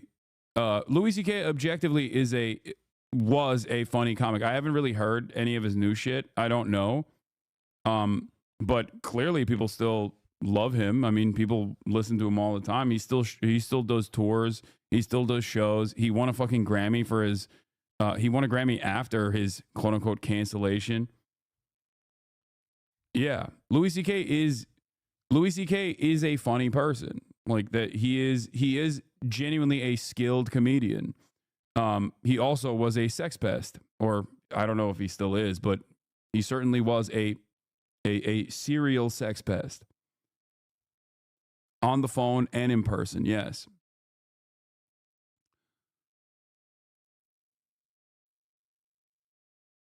He still did production and writing the entire time. I'm just kidding. Yeah, it's just like, it's not real. It's not fucking a real thing. It doesn't work that way.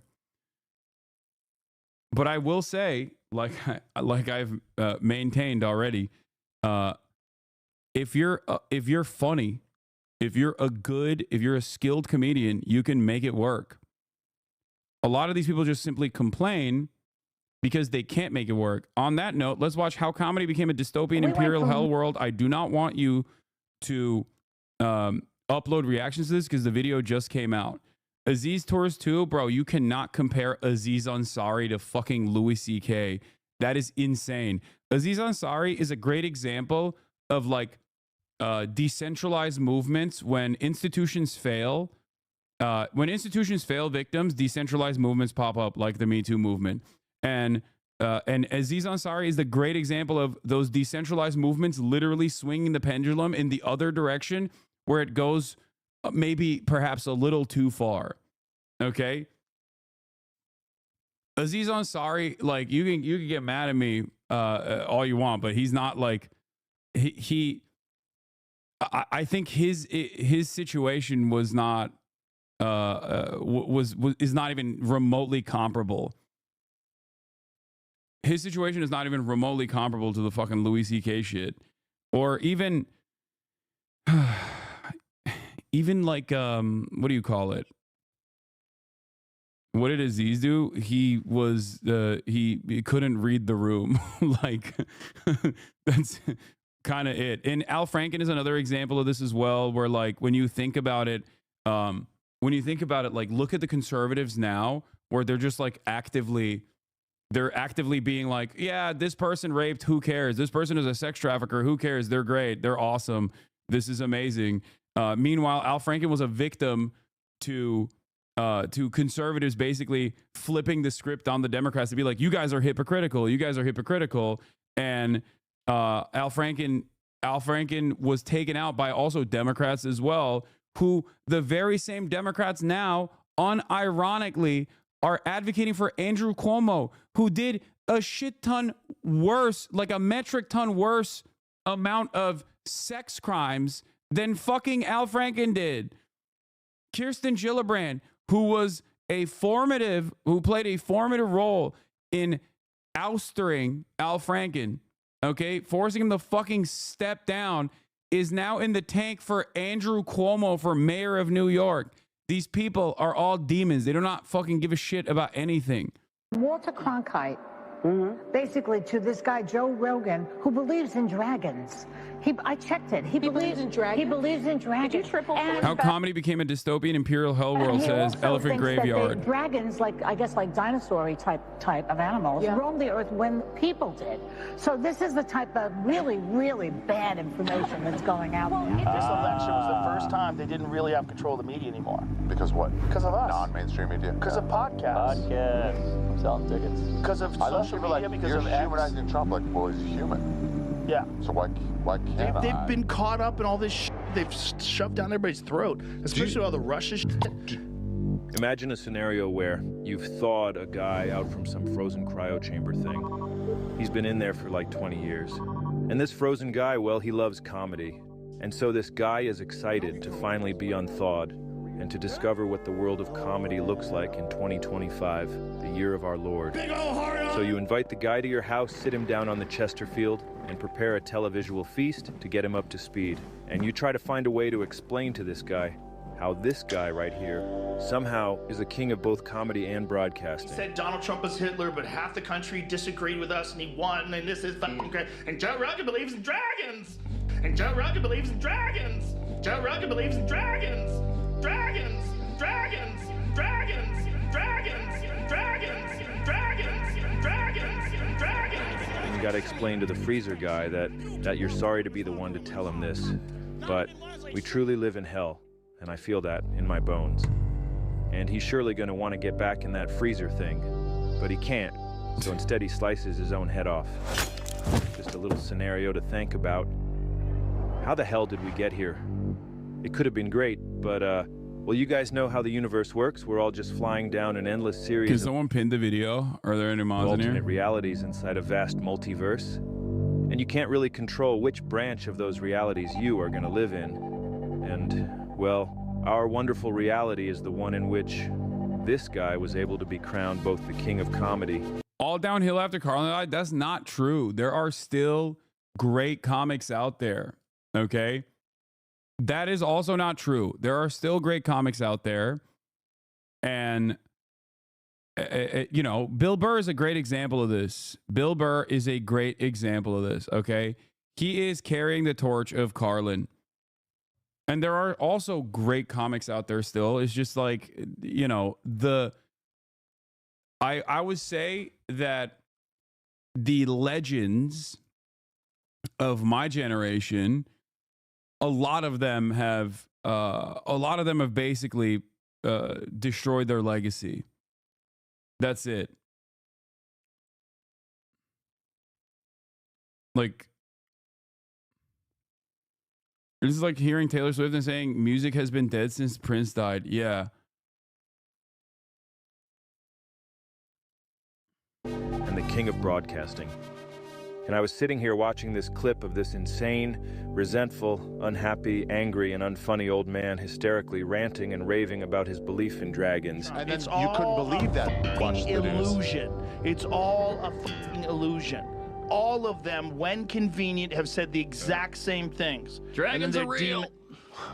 While his personally curated group of friends, who he's pretty much hired to hang out with him, sit around subserviently laughing at his terrible attempts at jokes, Doing the New York thing. nodding along as he continues to spout the literal dumbest shit I've ever heard in my life, and putting on a master class on the warning signs of early onset dementia. Fucking climate change. Wake up. No, it's arson, you fucking idiots. I think to myself, there's no way anybody listens to this. I check the podcast charts. It's number 1. No, 2. And it's listed as comedy. Oh God. It suddenly all hit me how messed up this all is. And how this whole shit era of comedy kind of snuck up on all of us like boiling a frog or whatever. And I don't know if I'm just crazy, but I think this is actually bad. So I started thinking, trying to put the puzzle pieces together. Just trying to figure out, how did we even get here? And where are we going? And does it really have to be this shitty? Was it ever even not shitty? Like, what the hell is even going on here? And just like that, I realized it. I was at the airport one time and I went to a Starbucks to get some. Like some of the comedians that he's posting about on this compilation, I actually do think are funny. Like, what's the dude from the ginger dude from Bad Friends? Like, I've seen him I've seen him in like very small rooms when he was first popping out. Santino, very small rooms, like in front of fucking 10 people, and he was hilarious. And you can kind of tell when someone is, you can kind of tell when someone's got it. And Santino definitely he was definitely always very funny. Like it was obvious that he was going to be hilarious.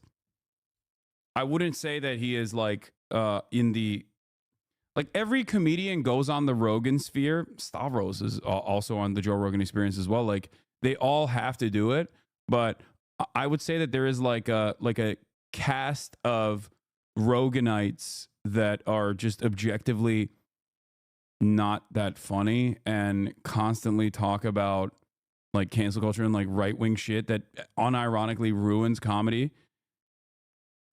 And I wouldn't say that like every single comedian that goes on that show is like that, especially because every comedian goes on the show.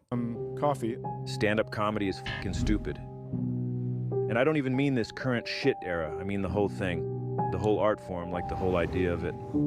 It sucks. And it's worse than stupid, really. It's disgusting. And it should be illegal, maybe. I hope I haven't offended anyone. It just keeps getting weirder and weirder and further away from anything. I think this guy's joking, right? When he says it should be illegal, maybe. I don't know their vibes that much. Yeah, this shit era of comedy is way past its expiration date. It's been fermented, fully soured, and is now completely putrefied. It's... how else can I describe this? We are way past the tail end of it, and we are dancing around in the steaming pile of shit that fell out of its ass. We've talked about this before, but everything has its cycle. You get that, right? Come on, a guy like you? I mean, there are guys out there who have already been talking about the cycles better than I can. Intelligent human beings should realize that everything has their cycle. They have their season. I agree with this guy. They have their beginning. They have... What do you think about Jeselnik? He's funny. I mean, it's like a very... His humor is like a little different. Like I don't know how I would classify him.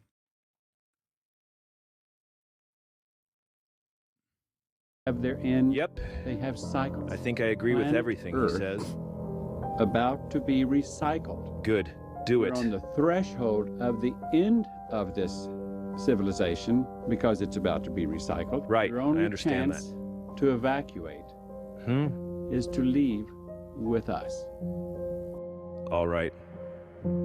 Our lives have cycles. History has cycles. Culture. Okay, I want to get to the meat of the argument here. Like, I don't understand. That guy was killing. Dude, he put the fear in God in guys that have been doing it for 20 years. We used to do Dick Doherty, rest his soul, his comedy clubs. And Dane would have the headliner, like, pacing in the back. Damn. He was killing that hard, and he would be like, you know, I shouldn't have to follow that. There's no jokes here. It's like, well, listen to the crowd. There's something going on here. So instead of wasting their energy on writing good jokes, guys began focusing on how well they could promote themselves on the internet. And then people started making these new things called podcasts too. And given the potential payoff, the low cost and low... He's saying Dane Cook was like the reason as to why modern comedians that were following his note basically stopped looking to structure funny jokes that were interesting or unique, and instead we're just like bold. Low effort required to do all this crap was irresistible. No, I like my space. Especially for these lazy comedian guys whose greatest motivation in life is the fear of ever having to get a real job. Fuck me. And that marked the official beginning of the comedy podcast shit entanglement era, in which we are currently festering. Congratulations. Of course, nobody struck gold bigger than this genius, Joe Rogan. There he is. Yeah, this guy never had an original idea in his life. He really doesn't know anything about anything, but he does know how to copy a guy who already did a thing.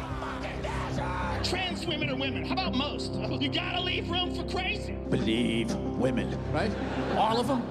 How about almost all? How about you believe like 88%, and that last 12% that's out of their minds? You know, I think that's a fair percentage, wouldn't you? You gotta leave room for crazy. That's what he does with stand-up, and that's what he did to start his podcast, which he stole the idea for from Tom Green. Hello, ladies and gentlemen, welcome to the show. It is 8:01. You're watching Tom Green Live. Roll the open. Tom had the brains and the balls to start his own talk show, broadcasting live on the internet from his own home. And it was great. It was funny, chaotic, and it never took itself seriously. That's good booze. Play something real quick, okay? Okay. All right. I'm on Tom Green Live. Hooray! All right, cool. Awesome. It was unpredictable, and stuff went wrong all the time. We can't see the on-air feed right now. It's not happening. Yeah, the live feed's not coming through too good, but we figured we'd sit and wait. This guy's scaring me. Are we up on the computers? We're up, yeah. He'd get mad at his production staff as a bit. Computers? I want to see a laptop right now with it on the feed. Can I see it? Bring me a laptop right now. Instead of whatever this is. No. It's like a. It's weird. It's sort of like an Olympic. Sorry. Sometimes he'd get bombarded with prank calls, and because Tom has an actual sense of humor and a fully functioning brain, he could play along with them. Tom Green, can you do a barrel roll for me? A barrel roll? Yeah, a barrel roll. I like that guy. That guy's cool. I'm the guy you hung up on the first call. Oh, okay. Well, I'm sorry about that. Hey, man, I just wanted to tell you. Hello, you're on the air. Instead of whatever this is. I am really into rock, paper, scissors. How into it are you? I'm undefeated. How is that possible? Whenever they wanted anything, I would be like, all right, rock, paper, scissors. If you win, you could do this thing. If I win, and then I would like pick the thing that was like their sort of deepest fear, you know. Can we play right now? If I win, I do the programming on your show for a week. No, that's worth a lot of money. You could f off.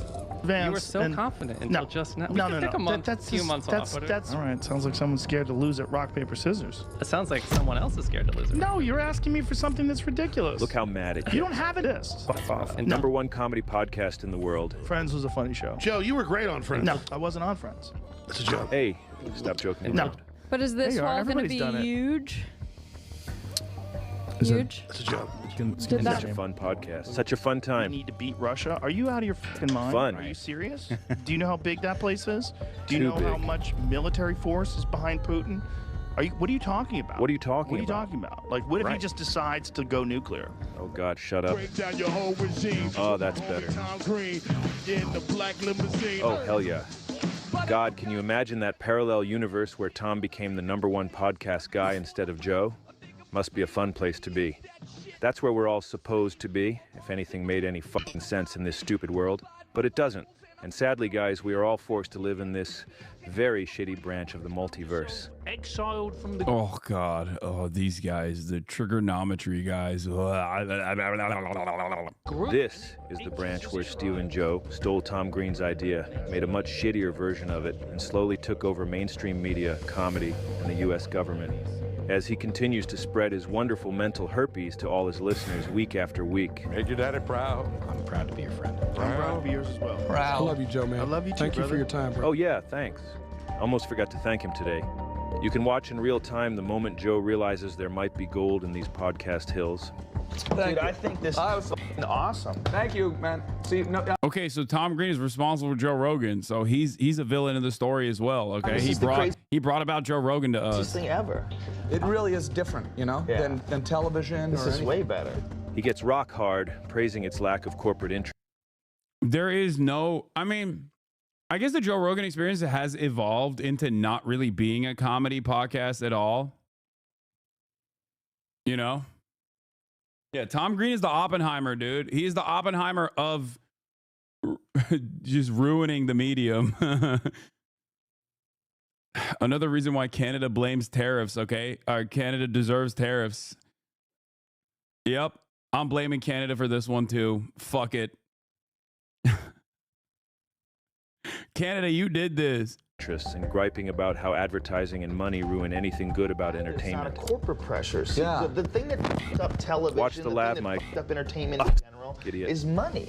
They Oh, started really? selling advertising, and that's all. And that f***s up everything. It doesn't make anything good. A belief he abandons literally within seconds once he realizes that he could be the sole beneficiary of this potential new advertising revenue stream. We need to figure out how you make money from this. Yeah. I think we thought create money ruined a everything. national interweb, we call it, and then create a mass traffic like a gauge. Watch right here. You can see the wheels turning inside his brain as he quickly flip-flops.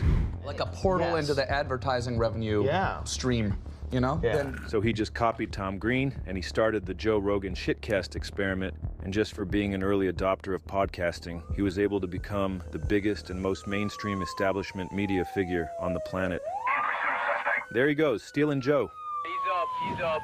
Yeah, this visionary genius is comedy's. Dude, the Elephant Graveyard fucking hates Joe Rogan. Jesus Christ.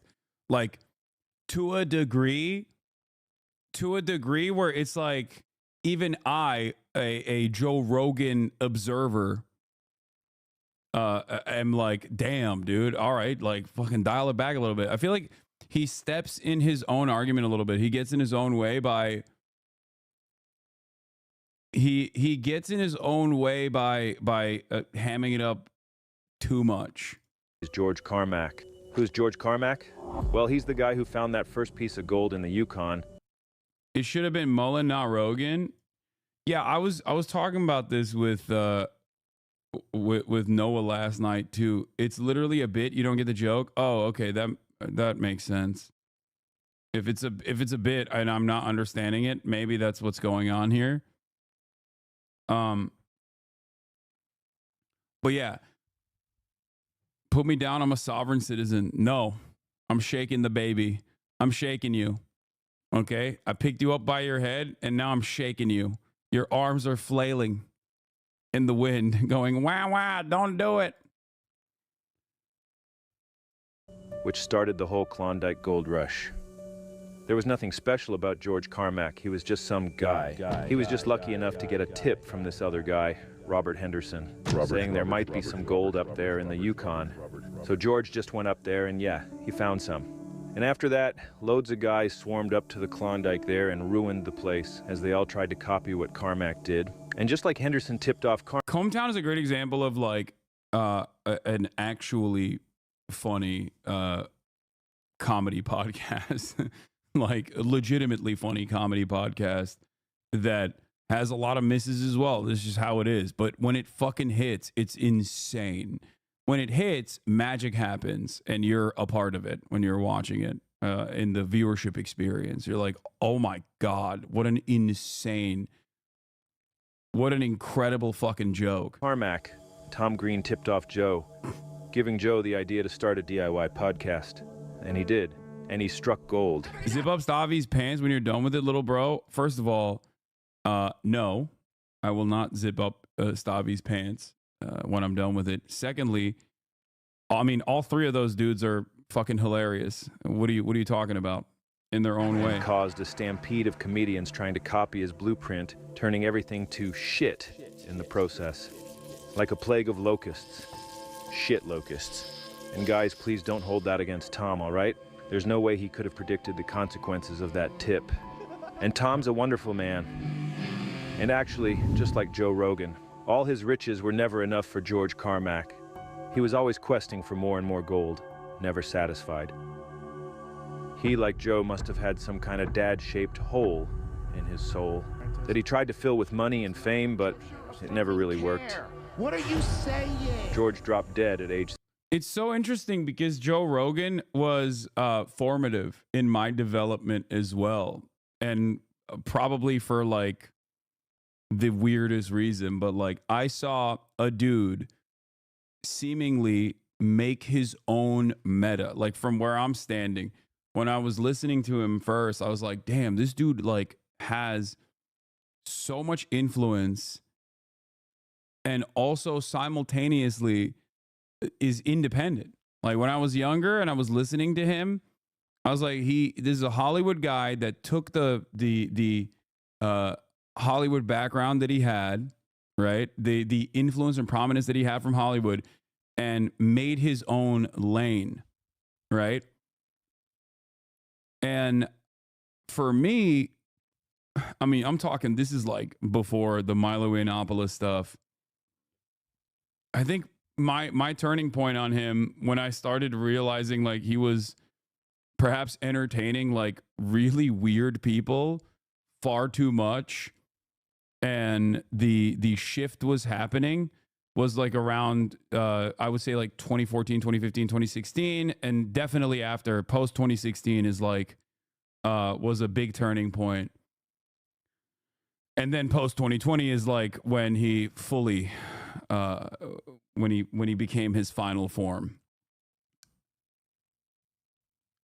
But if you listen to his commentary, even from like 2015 to 2016, it's the diametrical opposite of his perspective now. It's very interesting to see. Like sometimes I'll see like old Joe Rogan videos from back then. Okay. And he's like talking about immigrants or whatever. And you're like, what the fuck? He just became the exact opposite person. Like, how did this happen? It's very interesting. 61, while working yet another new claim. I'm just saying. So Joe struck gold, and as we all know, became the godfather king of both comedy and podcasting, and helped to restore faith that we are still living in a meritocracy-based society.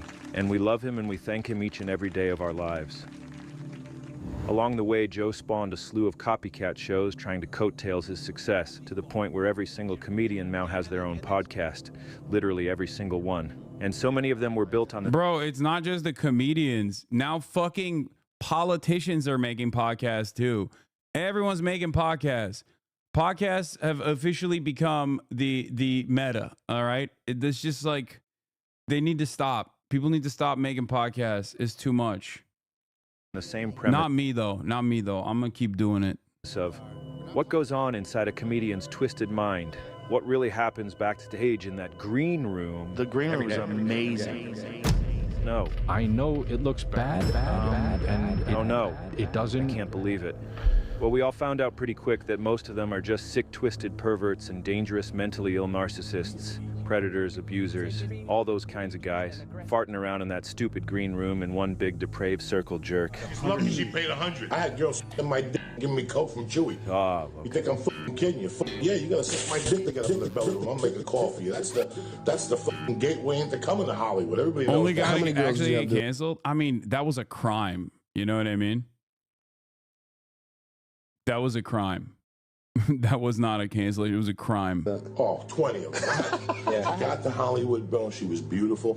And when she left, she had dirty her nails were dirty. And then a year later, she wrote me a letter to the Comedy Store. You sucker, you broke me.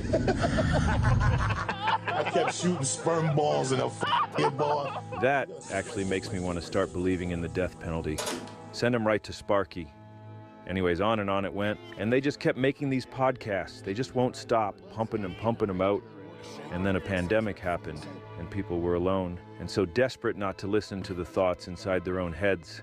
So they put on these podcasts as mental screensavers and escape into the friendship simulation that these podcasts provide. And the numbers went up, and more guys made more and more podcasts, always trying to outcompete each other by making everything as fast, cheap. George Santos made a podcast called Pants on Fire, dude. That's the stage we're at. Cheap and low effort as possible. And then it's just a matter of reading ads for pills or nicotine mouthwash or whatever. Brain nourishing. Oh, it's not good. These lazy... Genuinely asking what crime? Chris D'Elia? He was grooming minors. What? He was actively trying to fuck minors, dude, on Snapchat. The crime is called pedophilia. Lazy stand-up guys got into comedy because it was the easiest thing they could do to avoid getting a real job. But then podcasting came along, and suddenly they had an even easier way to make even more money. Podcast? And then pretty soon the podcast eclipsed the stand-up, and now all these so-called comedians are really just zero-effort podcasters selling shitty products again and again and again. We'll be back with the interview in 1 minute. First, we want to talk to you about the sponsors of today's episode, AG1. You should nuke England. We take AG1 to stay healthy. And you're looking great there, bud. Jesus Christ. They really have become indistinguishable from those infomercials you used to see on TV late at night when you couldn't sleep. And you'd turn that thing on out of desperation just to maybe hear another voice. You might even see an interesting product, who knows? Arthritis, depression. Those are podcasts now. Iris-Tor, the clinically proven, game-changing hair growth device, Iris-Tor. This show is brought to you by DraftKings. They're just places these fools can hawk supplements and get free advertising for their own branded crap. I love this. And they all follow that original blueprint from the godfather of podcasting, Joe Rogan. Mom brain is real. Oh, It's a real thing. You need some Alpha Brain. What is it? Can I take it? I'm breastfeeding. Alpha Brain is a nootropic that my company On It makes. And I'm not saying this because it's my company. Oh, I'm actually a very anxious person. I have a friend whose daughter was on ADHD medication, and she's getting. It is pretty funny that this guy who, you know, created a supplement company, which is famously, like supplements are not regulated by the FDA in the same way that like other things are. That guy is also now one of the most prominent like anti-vaxxer voices out there. Who would have thought? Getting off of it, and he started giving her Alpha Brain. Very cool. He said it helped her tremendously. Respect for the daughter. Wow. What is it? He's become the new establishment, cutting deals with big pharma and backed by massive corporations like Spotify and the Big N. The thing that fucks up entertainment in general is money. That's all it is. And that fucks up everything. It doesn't make anything good. So Joe was getting more and more popular. But with that success came a whole new level of public criticism that Joe was not prepared for and was too weak and frankly lazy to handle. See, one of the core problems with this Joe Rogan guy is the fact that he has that dad-shaped hole in his soul that we alluded to earlier. To be fair, I think like constantly getting ass blasted by mainstream media that also kind of sees you as a alternative medium that is a threat to their established success is probably going to brick most people's brains. Okay. Given the format of a 3-hour-long podcast, I actually talked about this with Theo Vaughn, ironically enough. Given the format, like at the time, there was definitely a lot that got lost in those back and forth conversations. Now, of course, since then, Joe Rogan has devolved and became this like obviously right-wing figure who says a whole bunch of nonsense. But like, there were certainly a lot of points initially where people were just like really farming for any kind of like smear that they could jump onto. I think a lot of people, especially now, like a lot of Gen Z young men grew up in a climate where maybe they were developing their formative political opinions at a time when like it was the peak of let's just say the SJW era, where for every like 3 good valid critiques that people were launching against anyone and everyone, there was like 7 that was insane, right? Also simultaneously though, the right was going nutty mode as well with Gamergate and shit.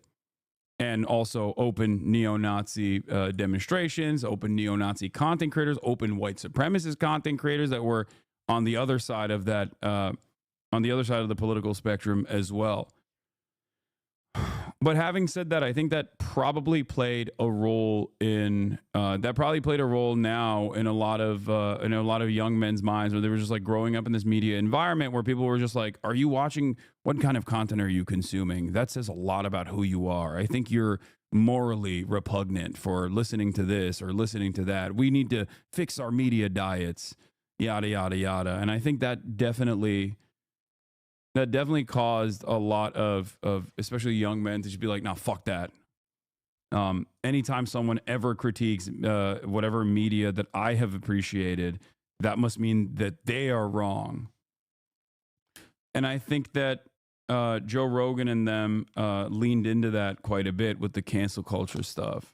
He grew up with this terrible guy for a dad. Hassan attacking his own community right now. That's so funny. I have a very nuanced opinion on this kind of stuff, and also comedy in general as a fan of comedy. And yet every single time I bring this up, there's always another guy who doesn't listen to the words that are coming out of my mouth, but instead assumes that I'm like, accidentally revealing something. And it's not a firmly held conviction that I've maintained for a decade at this point. No, you, my friend, placed me in a box. So when you hear something that doesn't make sense about the box that you've placed me into, you go, oh, this must be a mistake. He must be doing this on accident. Or he must feel bad about his like past behavior on this stuff. And it's like, no, this is just something I've been saying for a very long time. Okay? My big memory from my childhood is my mother coming home with hamburger meat and my father being upset that it was hamburger that she had brought home for dinner, and he beat the shit out of her. And we left. And do you think that somehow or another that put that fight in you? Yeah, unquestionably, yeah. Like, I thought my dad was this great guy. You know, when you're a kid, your dad's your hero. Right. You know? And all of a sudden I realized when I was 5 years old, very clearly that my dad was a douchebag. You know, there's that feeling that you can't trust anybody. And after doing all that emotional damage, Joe's dad abandoned him. But he left him with a lifetime gift, a dark black hole inside his soul that he might not even be aware of, and if he is entirely incapable of fixing or even acknowledging. Crippling fear. Now this black... I do think it's weak shit, by the way. It's a sign of not having any sort of like fully flushed out worldview, a moral compass, any sort of interest in any sort of vision in changing the world. When you get yelled at by a group of people, and then that just like causes you to fucking flip your script in its entirety and slowly but surely find yourself in the throes of reactionary ideology. And there are many very prominent examples of this in the world of comedy, especially. You know, that's it. And I say this as someone who has been attacked from all sides fairly consistently. Ironically enough, my commentary has also been consistent throughout this entire process. And the reason for that is because I'm stubborn, for sure, but also the reason for that is because I have firmly held convictions. Whether my brand of politics is popular or my brand of politics is unpopular does not change the dynamic at all for me. It's something that I'm advocating for because I know it's correct, and not because I'm changing. I'm going along with the winds. Black hole that produces incredibly powerful emotional gravity.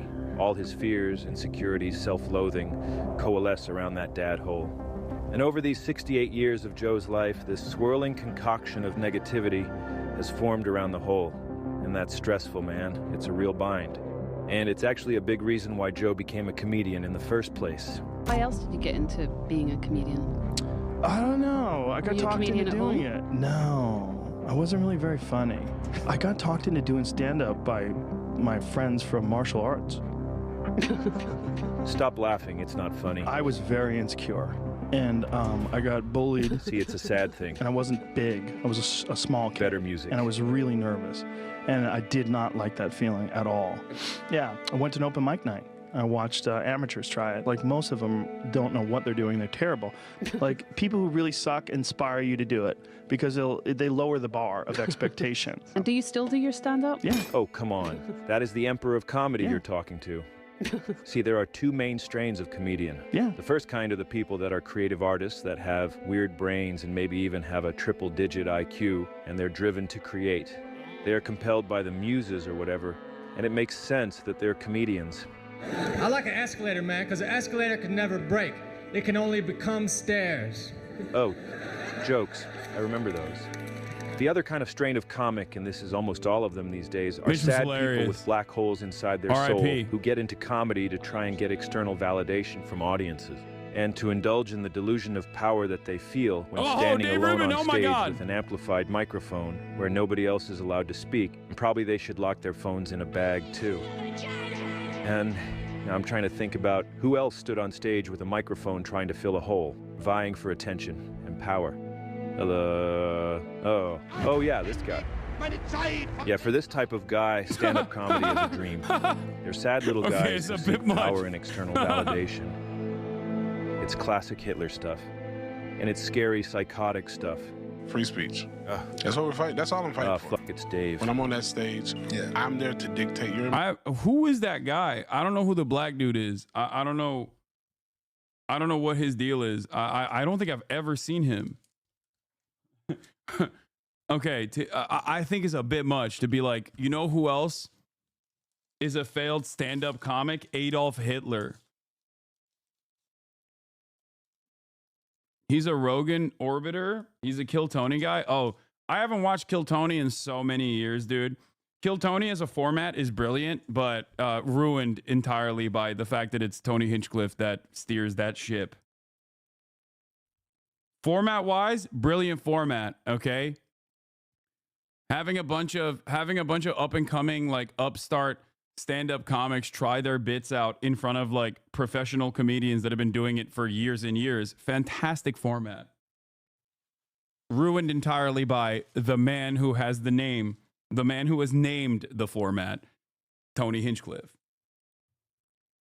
Emotions. Dictator at that point. He admits it. That's all we're fighting for is free speech. It's this weird power fantasy where, if they're lucky, they can find enough other dumb sad guys in an audience who will give them the laughter and applause they need so badly.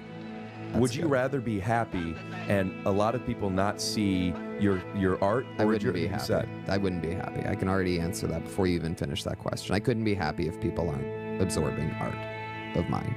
Sounds familiar. Why do you think that is? Because I'm addicted to it now. I'm addicted to that feeling of validation. Gratification, instant gratification, validation, all of it. And this shit era of comedy is all built He's around like, you know guys who like else had this, that feeling? whose entire Hitler. scheme is simply pandering to the most easily entertained, brain-dead audience imaginable to get that quick, self-soothing dopamine hit. And at no point are they funny. And that's the real issue. And they're just too lazy and stupid and driven by urges other than the pursuit of... Jeremy Piven. Wait, what's this? 1,000 years ago, What is this? I did a show called Entourage. You imagine if we tried to reboot that today in this climate? Yeah. We used to have billboards everywhere. Just those billboards today, 5 straight, white, focused men coming straight at Take me back. People would be like, is that a documentary about January 6th? Yeah. That is really good stuff. That actually changed my mind. This era of comedy rules. This era of comedy... Yeah, you can't make it. Oh, man. Folks, things were so much funnier back in the day. Oh, the wokes, they ruined everything. Rules. So yeah, comedy copers. That's the kind of comedian Joe is. And it's sad. He'd love to shrink the size of that dark amalgam that haunts him, but he can't because he doesn't seem to realize, or maybe it's too painful to think about, that he's only chained to that swirling mass of negativity because of the emotional gravity of that dad hole. Address the trauma of that dad hole and the rest floats away into the void. But he can't, and he won't. And because of that, he's stuck with that black hole inside, and the dark amalgam that surrounds it, which, in 2020, was about to... You want to know why Shane Gillis has done not 1 but 2 SNL spots now and objectively has become a better comedian after his initial quote-unquote cancellation where he was supposed to be on SNL and then clips came out of him, you know, doing not the best bits, okay, especially about Chinese people or whatever. You want to know why? And I do give a lot of leeway to comics in general, because when a comic bombs or when a comic is doing a bit on a podcast and it sucks, a lot of people look at that because they don't know anything else about the person. They go, oh, this person is like a heinous racist, right? Now, comedy is just like any other medium, any other art form where it's not going to be all hits. There's no comedian that will make you laugh every single time, okay? Just like when you purchase an album and you listen to your favorite artist, there's going to be some skips in there, or there's going to be some mid. It happens. It might not be for you, okay? No, Bill Burr as well, dude. Come on. He did that fucking like dad movie for Netflix. Like, I love Bill Burr. But, you know, he has some fucking misses too. My point is, you know what Shane Gillis didn't do in that moment? He could have basically hit the cancel culture orbit, and he certainly got a lot of audience, a lot of new audience members that wanted him to do that, right? But instead of fucking crying about being canceled and changing his entire comedy to how sad he was because he got canceled and how everything sucks nowadays, he didn't do that. He went back to the drawing board and he was like, yeah, I'm gonna keep making comedy. And that's precisely the reason why now he gets to do SNL. Okay? That's it. That's it. That's straight up, that is the reason. He didn't get pigeonholed into being a cancel culture guy. Because if he had done that, I think he would have been like Owen Benjamin at this point. You know what I mean? A fucking abject loser who, tries to get shock value out of you by saying the N-word or saying that the Jews are doing everything, becoming like a fucking Nazi.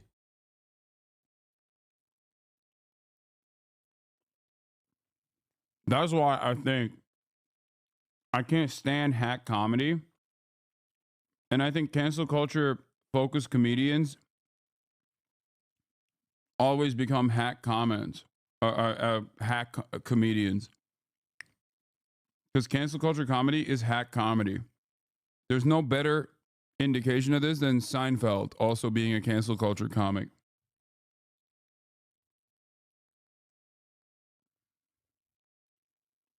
Grow to terrifying and unimaginable proportions.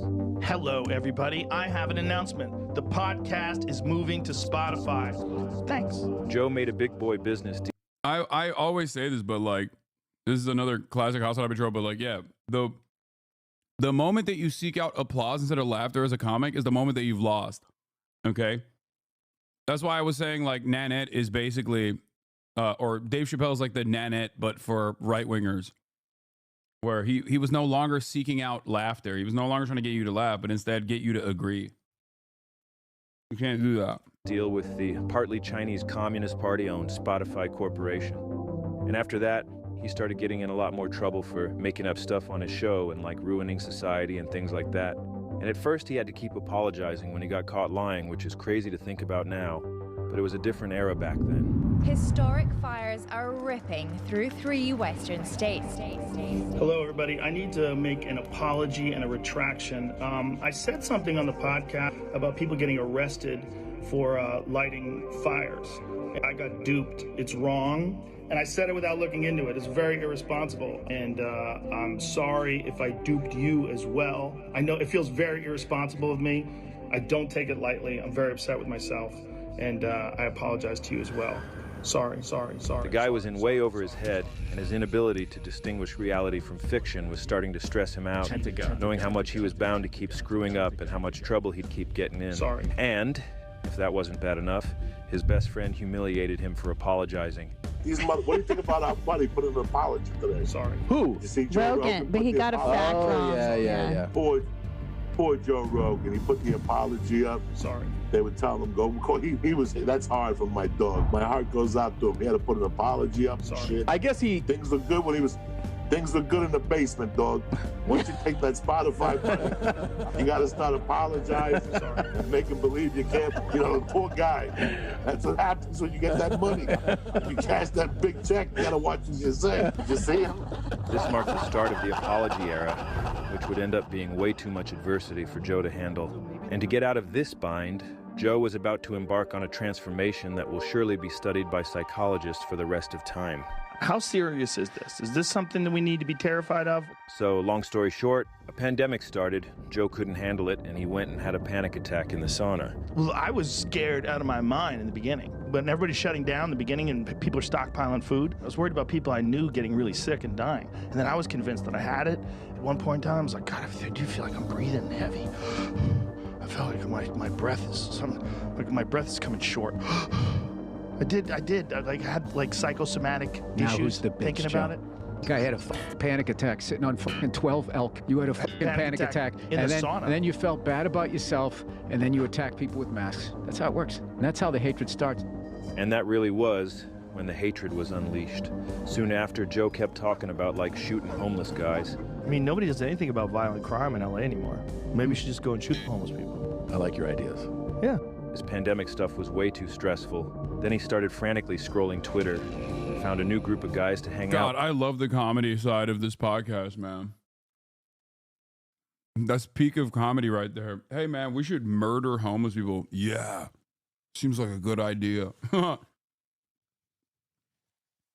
Look, I think this guy, unironically, as the #1 Joe Rogan hater, misses the different arcs that Joe Rogan has gone through, because the previous arc, the 2015 onwards, the first foray into right-wing political commentary started at like all the way back in like 2015, 2016.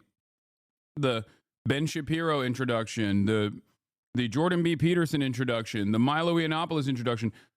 People don't remember this person because it's been so long, but there was a white nationalist, like an out and about white nationalist eugenicist by the name of, also Canadian, of course, Stefan Molyneux, okay, or Molyneux. This man went on Joe Rogan Experience to talk about how, like, you know, white people have higher IQ, shit like that. It was crazy. I couldn't fucking believe it. I was like, damn, bro, what, are you stupid? Are you truly a goddamn ape? Like, what are you doing? You're having these guys on that are not funny, not clever, not entertaining, and just simply hateful. That was the initial era, like the Gavin McGinnis. He had Gavin McGinnis. And then there was the liberal side of that with the Sam Harrises and the fucking Weinstein brothers or whatever. It was the Weinstein. I forget what they're, Brett Weinstein and his brother. That was the anti-SJW era, where the right-wing independent media ecosystem was being developed. The intellectual dark web. He almost got me with the arc, but ironically, like having Kyle, Pac-Man, Bernie got me back to sanity. So many of the dudes that are now like 35, 36 that you knew maybe back then that have just like stayed right-wing and have become insane people because of that brainwashing, brain-breaking experiment.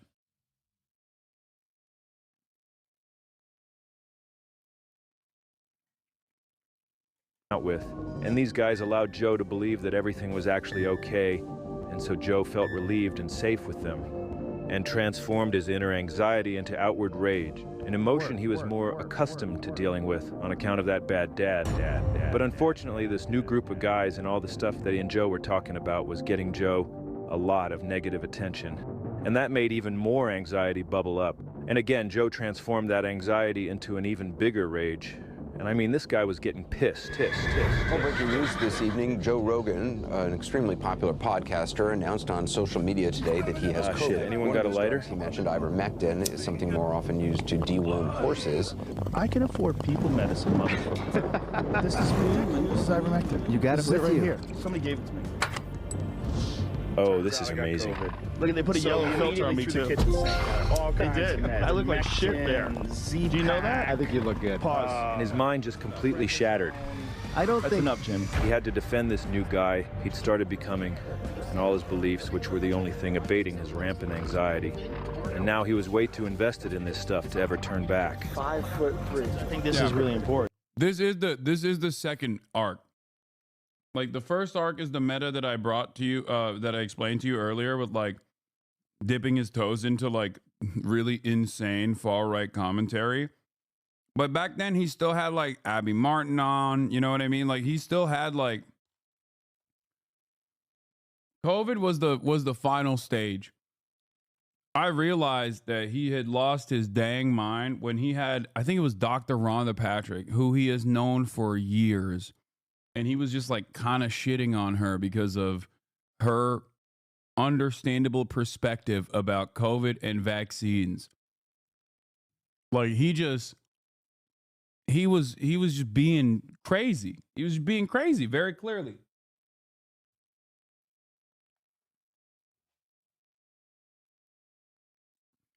A person that he knew for years and years, that he had a lot of respect for, he was now shitting on.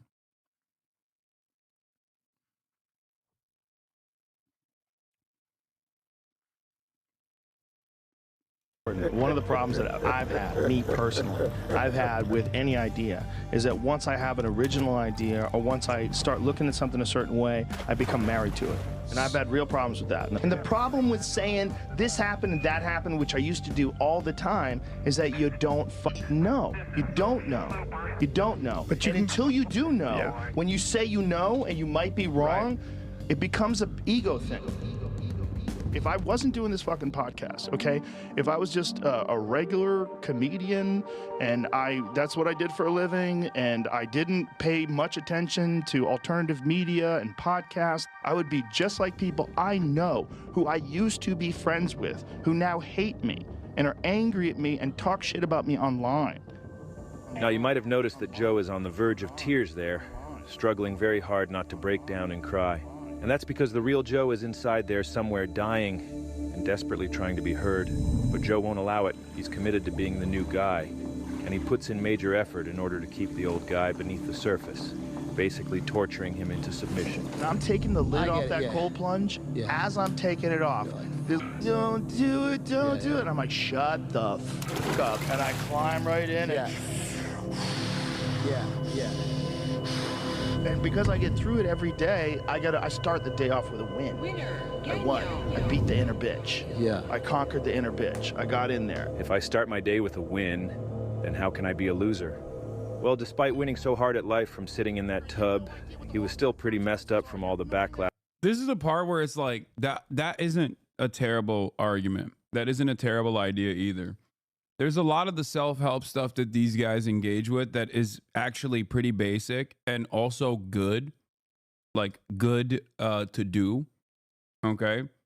Like what he's saying is the ice bath is a moment of like self-inflicted adversity, something that you just don't want to do, but you're doing it. And that gives you an adrenaline rush and a confidence boost that allows you to also turn around and tackle other things. I think the most obvious, most famous example of this is not like forcing yourself into a situation where you're working in the ice bath, but instead is the Jordan Peterson, make your bed, clean your room. You know, that is not Jordan Peterson didn't invent that. Like that is a classic. Almost a cliche in pop psychology.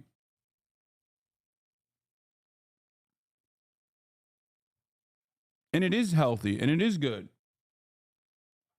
So you won't catch me shitting on self-help stuff like that. Even though there are entire brands dedicated to being crazy. You can't be fucking serious. Wait, what? Hassan felt called out.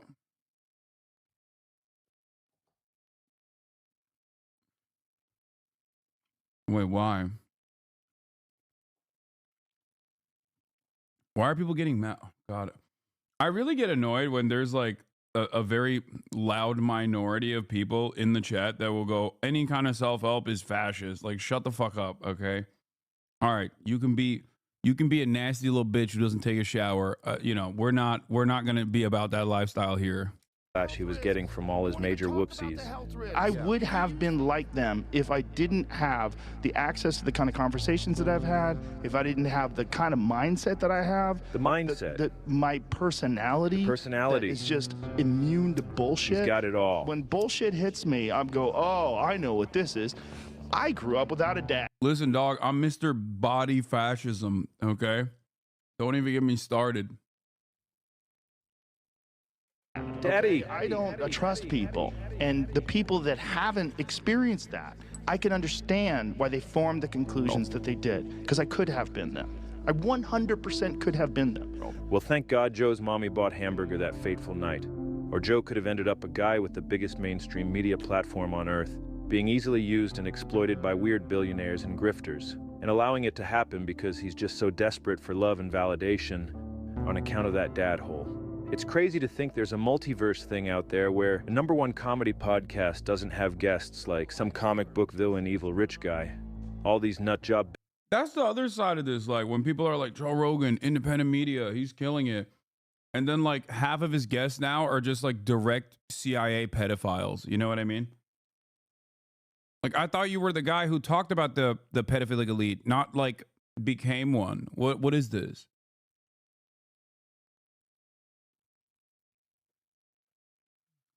Great. Another episode where some goddamn Silicon Valley nerd is going to talk to me about how billionaires deserve more, how the poor ain't shit.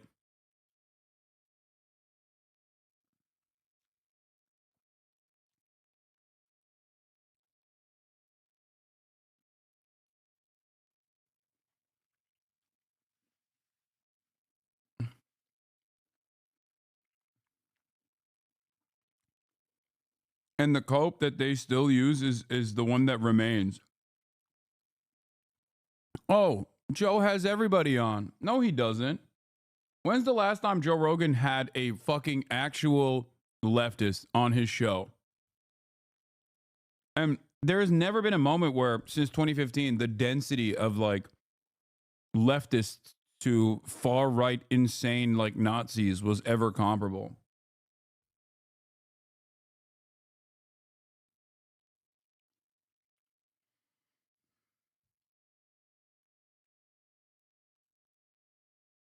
Yeah, he does not want his platform to move in that direction, is clear. Billionaire dweebs. And like, I don't know, a guy literally from the CIA that's on like once a month for some reason. Yeah, and I hate that. Also like the entire government, basically. Could any of these people have tried to influence the way he thinks? Nah, man, he grew up without a dad, so you don't even have to take that question into consideration. And say sorry. Like, would it kill you to just apologize for no reason? Anyway, yeah, the manipulation of Joe.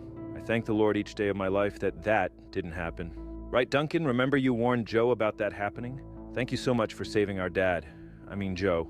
Thank God he's got friends that still tell him the truth and don't tell him part of the truth and then walk it back a little bit out of fear of disrupting his delusions, stressing him out, and then being cut out of his inner circle. That would be spineless and, you know, would make it obvious that all your peace and love and honesty stuff was just a load of crap all along. If you're not careful, folks from deep, dark wells of perspective are gonna infiltrate your shit. Listen to me. All those people that are organized, they can come hang out with us. Give me a hug. You don't want to give them a hug? Relax. Why? Just relax. All those people are just people, man. Like a white supremacist? They're lost. Yeah, but you have to watch out because people are gonna like try to exploit you. That's the main thing, is like people recognizing what you are, who have political agendas, will infiltrate your shit and then start blowing out their radioactivity into the world, right? That's a fear. Like radium. But like, dude, I do worry about you sometimes, man, because it's like you now have a platform that is unlike any platform that's happened, you know, because you're doing like a... This is so funny. Like, when someone gets fucking banned, and they're just like, I was banned for 3 hours. Any explanation, Yavşak? Turkish chatter. Yes, bro. You got banned yesterday. You got timed out yesterday because you said, who is this guy, Hasana? I'm here for you, bro. Don't bring him anymore. Talking about my friend, Noah Colwyn. You got banned for a good reason. Perhaps we should have actually banned you for multiple days instead of just one day. Okay? Yeah, you were being a bitch. You said bitch made shit. You were being rude to my guest. And you got timed out. Why do you come back in after being timed out with this kind of energy? Where you're like, why was I timed out? Why was I timed out? Like, imagine going into a goddamn fucking stadium full of people and being like, excuse me, make this about me. Okay? Calm down. A comedy. He ain't Turkish? Yeah, he is. He said Yavşak. It's the Turkish podcast, radio show style thing. But you're also interviewing people about really heavy duty shit. Then you start thinking like, man, I've got this podcast that lots of people listen to. Has it ever happened where maybe some really intelligent person has manipulated me in an attempt to get me to disseminate some kind of information out into the world? Good luck manipulating me, Duncan Trussell. I'm an American. Yeah, okay? but you wouldn't even know. That's the thing. You wouldn't even. Oh, I wouldn't know? How would I not know? These people are people. What? They're gonna be like, if someone is so good at manipulating people that they can manipulate me and change the way I think about things. Yeah. Well then, good luck. So Joe got attached to all this COVID stuff, and everyone was either yelling at him and calling him a dangerous idiot, or they were showering him with praise for widely broadcasting all their favorite ideas about what reality might be, and making them feel validated. So, if you're a fearful, self-loathing, and external validation-seeking guy like Joe, which side would you embrace? Well, instead of posting more apology videos, he opted to fully dive into a wonderful new safe space. He tapped into something he'd been searching for all his life, a source of constant praise and affirmation.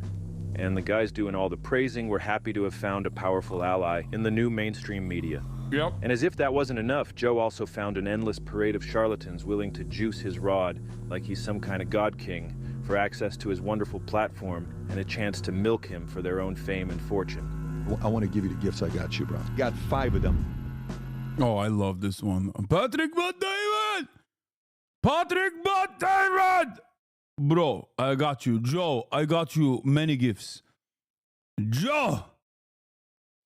God, I love him. I fucking love Patrick Bet-David. That's my goddamn goat right there. Joe, are you value-tained? Okay, the letter to the right is the Warren Commission. Then you got the autograph of Lee Harvey Oswald, and you got the autograph of John F. Kennedy. Wow, a 5th place golf tournament prize. So I hope you like this. It's wonderful. This one, I'm convinced this is the one that I think you're gonna like a lot. So, this one was work, bro. Hope you like it. Okay. This is with the what do you call it when you're doing a... Whoa. Yeah, it's called a BPSRJ, a blatant public sycophantic rod juicing. And Joe just laps it all up, swallowing the praise and plugging it into that hole his bad dad left in his soul. You're a very important guy. Here we go. Everybody loves you. Finish him off. I got a lot of respect for you. Talk to me, baby. There's a level of admiration for you. Don't stop. There's true love for you. Harder. There's true protection for you. Too You hard. don't need any protection when it comes up to a street fight. Perfect. You know how to fight and take care of yourself.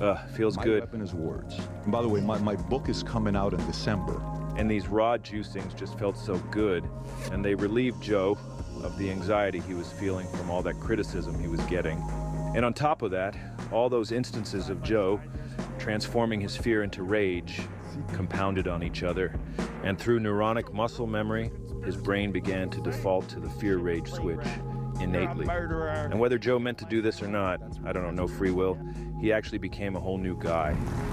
I've never voted right-wing in my life. I'm very pro-choice. I'm very women's rights, civil rights, gay rights, trans rights. I'm even universal health care. See this thing that Trump's doing with children that were born in other countries and then brought over here as children, and then they're talking about deporting them. That drives me crazy. Yeah, the hard right version of that is despicable. January 6th thing is important, and one of the reasons why I think it's important because it highlights the reasons why a guy like Donald Trump is so dangerous.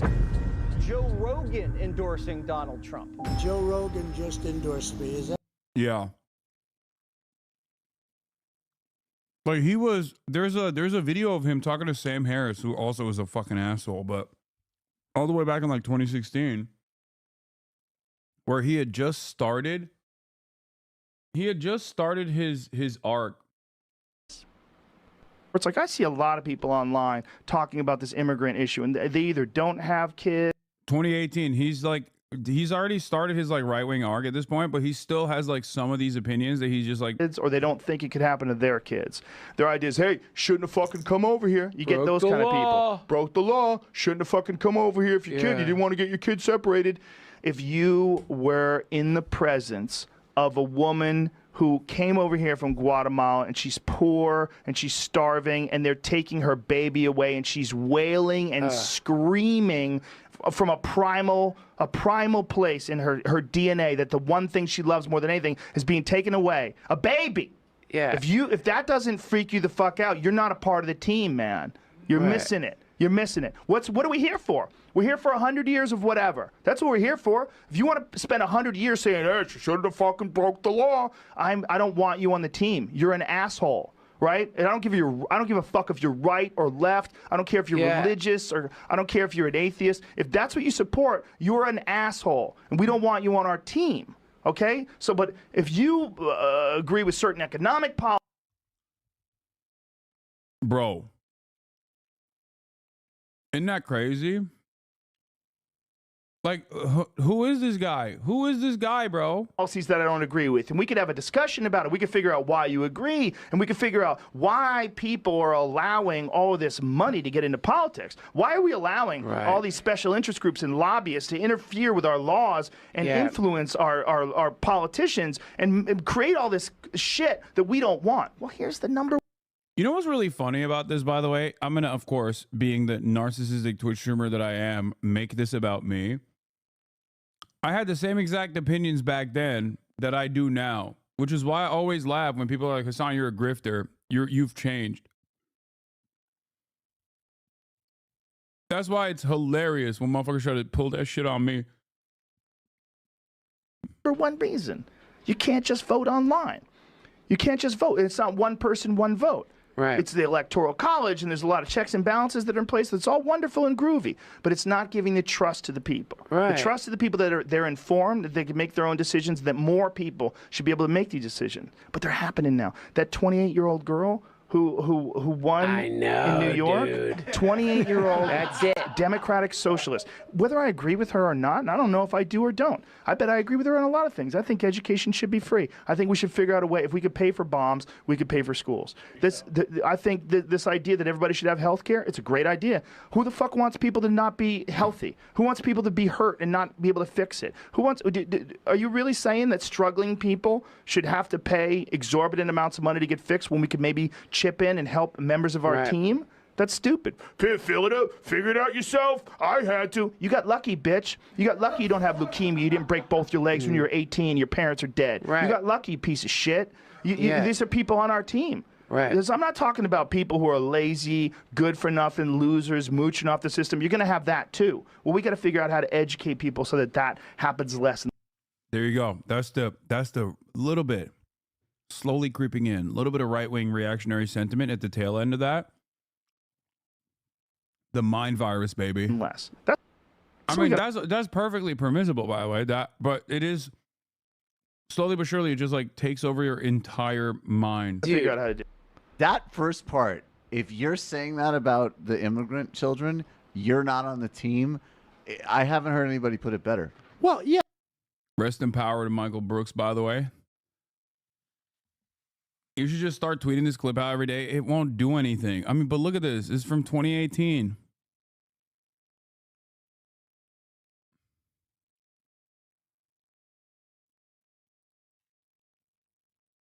Joe has everybody on. Doesn't have Sam on. Still to this day. 2018 is 7 years ago, yeah. Yep. 2018 is 7 years ago. That's when I started streaming on Twitch. I'm an old man, dude. I'm an old-ass man. I have been doing this for a decade plus. I've been doing this for like 12 years now. And I started at least like streaming on Twitch with Noah, ironically enough, who at the time was the senior editor of Jewish Currents and was like working with Vice too, and, you know, doing Vice stuff. All these guys, I would play Fortnite with them. Felix Biederman, Noah Colwyn. Isn't that wild?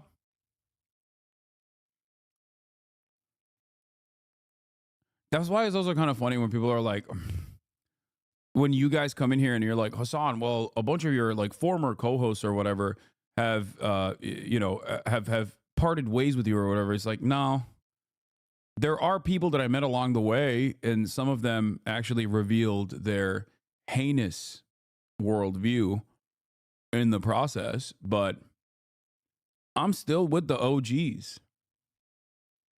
You know, I think about that. One of the dudes I used to play Fortnite with is my normie friend. That's who I went and saw the Stavros show with last night. And my brother.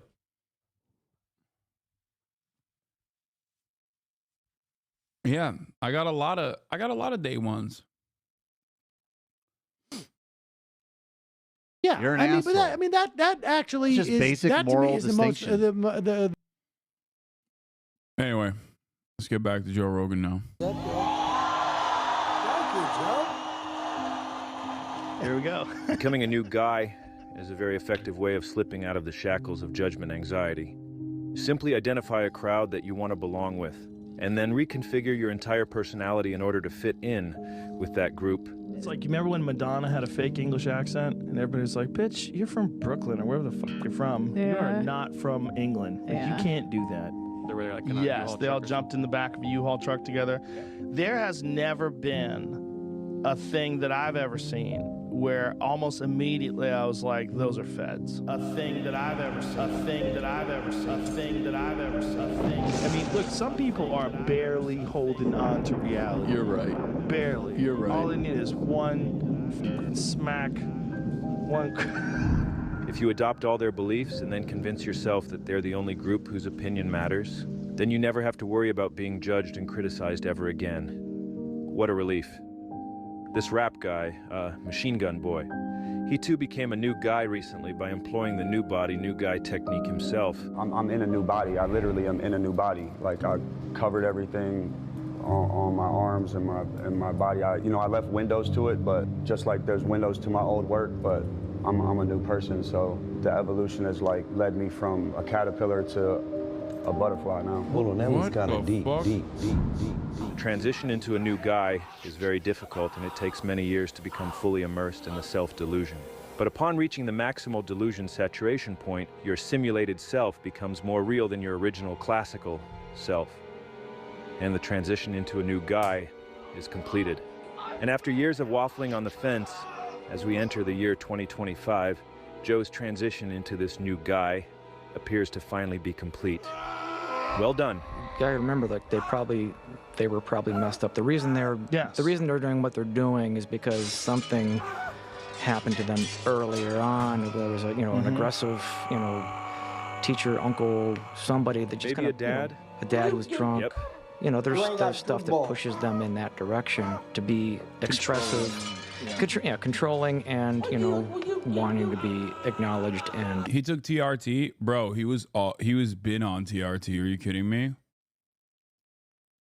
Joe Rogan used to talk about taking TRT openly too. Joe Rogan is the reason why I still say once I hit like 35 or whatever, and I start noticing my T levels decline, like I will most likely get on TRT. Joe Rogan is a more formative person in my development than I care to admit, even though I admit it all the time. Do it exactly my way because I was powerless as a child. And when you said I beat up kids, I beat up other women. Joe Harrison was, when you farted in your house, they knew next door. How could I get away with that? Yeah, for sure, right? And then that's the thing you see with actors too, and they finally get some success, and then finally you're the man. Like, oh, look, it's Mike. Your bagel's ready, Mike, and your trailer's ready. And then Mike is, get me a fucking coffee. Like, oh, Mike, anything for you. And people act in this disproportionate, very insane. Please talk to a physician about T-level stuff. Yeah, no shit. I'm nowhere near it anyway. It doesn't matter. Everybody calm down. Every little doctor in the chat, calm down. I would never do it without actually consulting a physician. I would never do it until it got to a point where I was experiencing like lethargy or like a genuinely significantly lowered sex drive.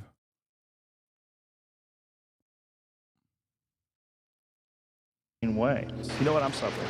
Jamie, this coffee sucks. Water. I don't know what happened, but you made it like almost, it's literally like almost like water. Can we get some more? We're going to talk about this. This is the worst coffee I've ever had. Sorry. The exponential here, by the way, is, I have a theory that steroids makes you right wing. Brother, there is something that steroids actually does do. It is diminish your mental capacity. This is objectively correct. When you take steroids, you become dumber. Dr. Mike Israetel openly talks about this reality as a steroid user. So you're not wrong. Taking steroids does make you dumber, which will then make you right-wing.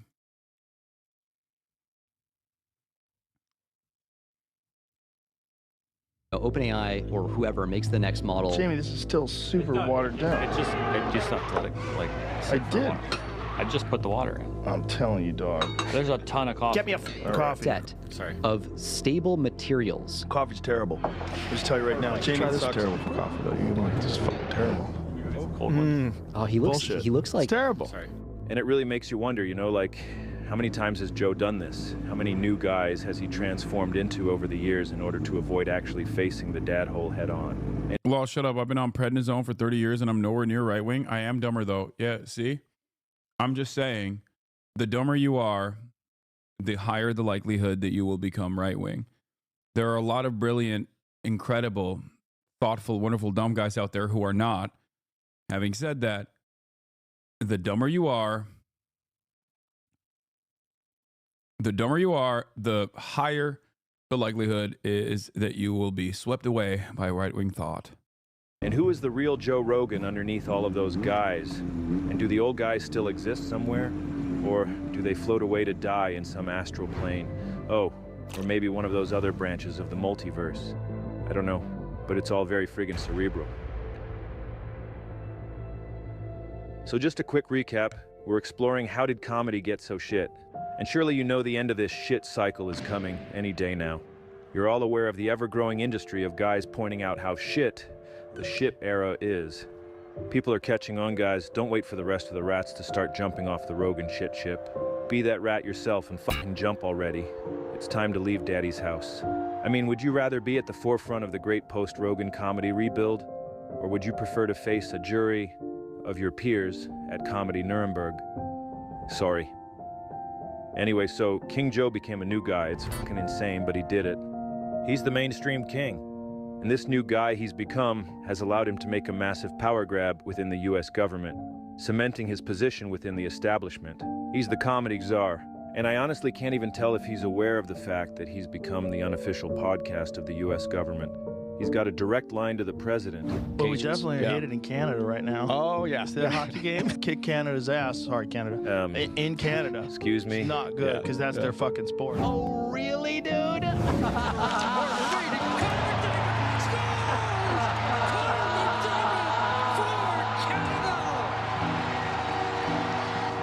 Eat shit. All right, sorry. What were we talking about? The talk about turning Canada into a 50 for. I'm going to be honest.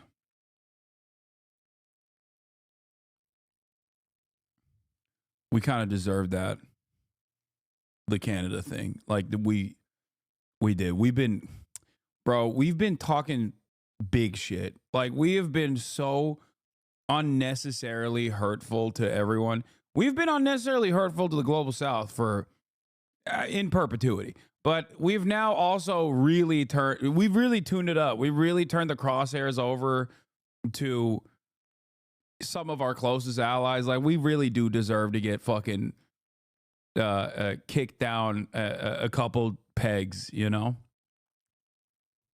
You mean you've been talking shit? No, we do. We do need to get humbled by Snow Mexico for sure.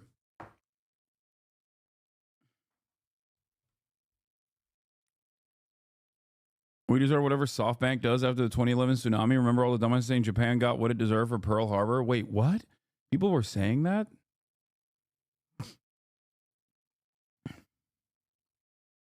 Oh, yeah. He's serious. He told me on the phone he was serious. Do you really get banned here if you say bad empanada? No. Why would you get banned here if you say bad empanada?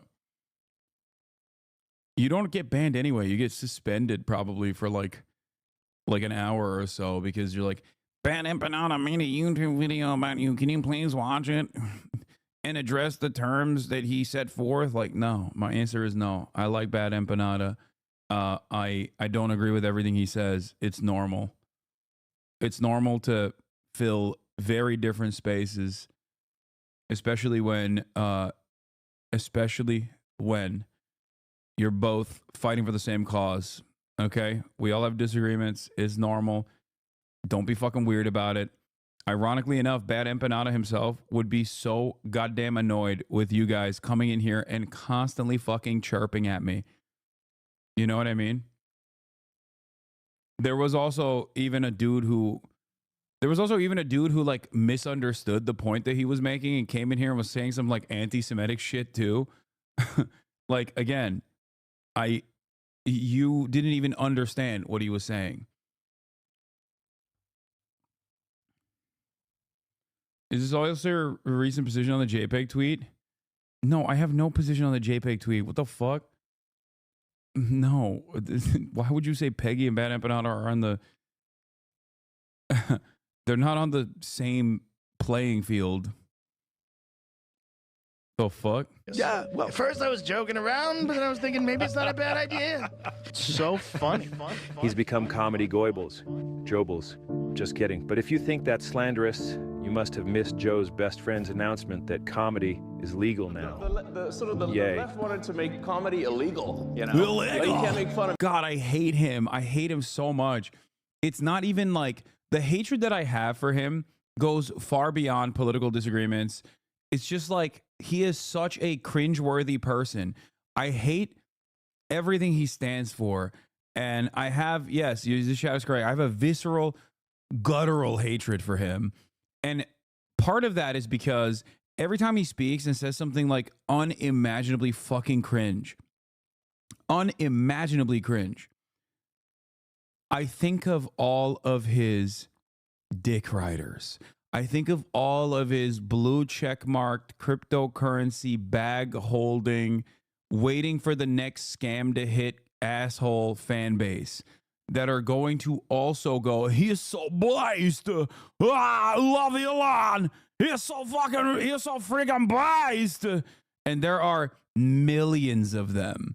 And I think of the horde of morons, baboons, cackling hyenas that are just barely being kept alive by modern medicine, even though they actively argue against modern medicine. The only thing that has stopped them from dying at the age of like 7, okay?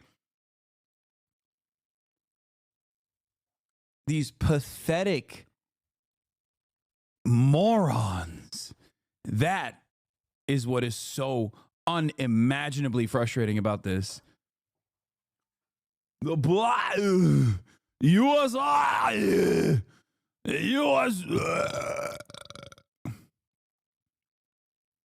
Sorry, I had to get it out of my system. Huh.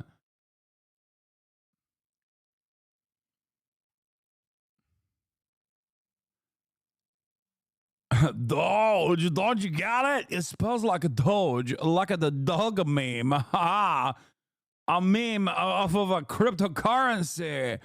Oh, I love the cryptos. I love it. USA.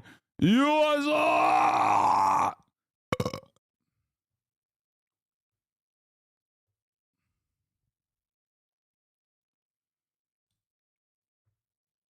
of anything. So then it was like, comedy sucks. It's like, nothing's Comedy funny. sucks.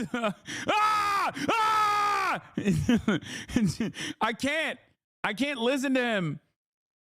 I can't listen to him for longer than fucking 3-second increments.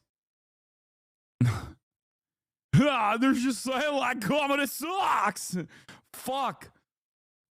Watching these guys breaking your brain, he just makes me so mad. You can't make fun of anything. It's like, legalize comedy.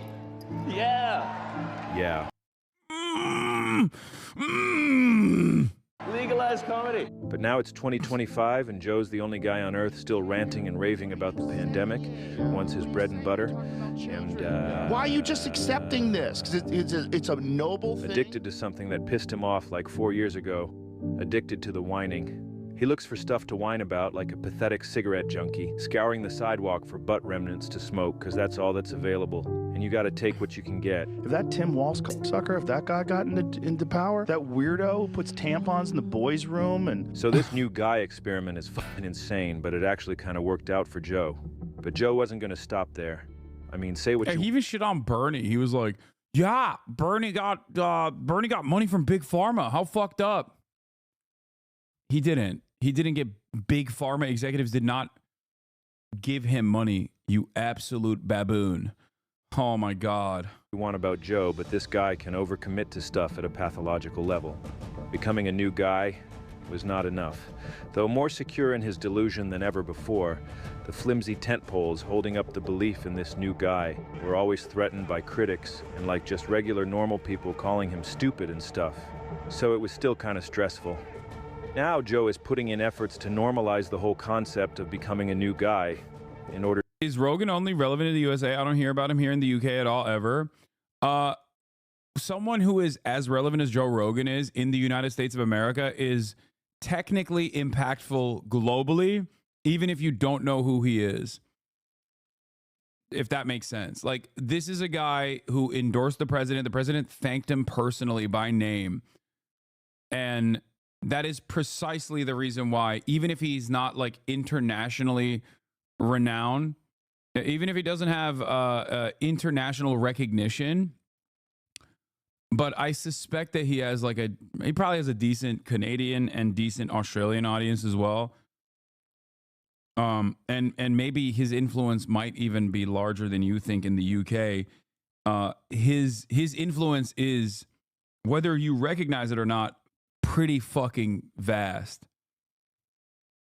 Just by virtue of like how much he has played a formative role in the development of this new media.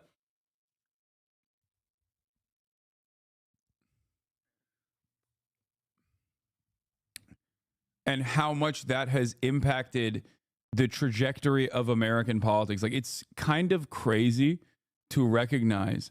But think about it this way, chatter. My hoi bruv chatter. Think about it this way, right? This fucking animal, right, is so successful in the field of fucking podcasts, yeah, that the Democratic Party was like, who is the left's Joe Rogan? And they came to me and were like, oh, you're the left Joe Rogan. You're the left Joe Rogan. And I kept repeating over and over again that you can't podcast your Scottish. So please stop that voice. Okay, don't get me started. I'm E. Fatlaw.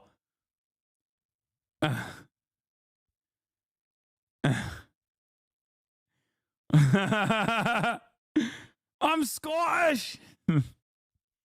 E. Fatlaw. But yeah, the point is, this guy and this new medium that has played a very important role in this past election cycle was so significant that you got Gavin Newsom doing a podcast now. My governor. Glasgow. Say Glasgow. Glasgow.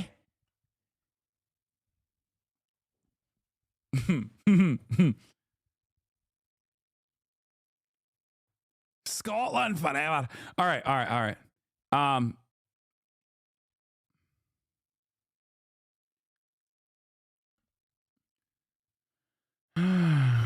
Will you go on the pod with Gav? I would, if he were to ask me on, but I don't know if he would.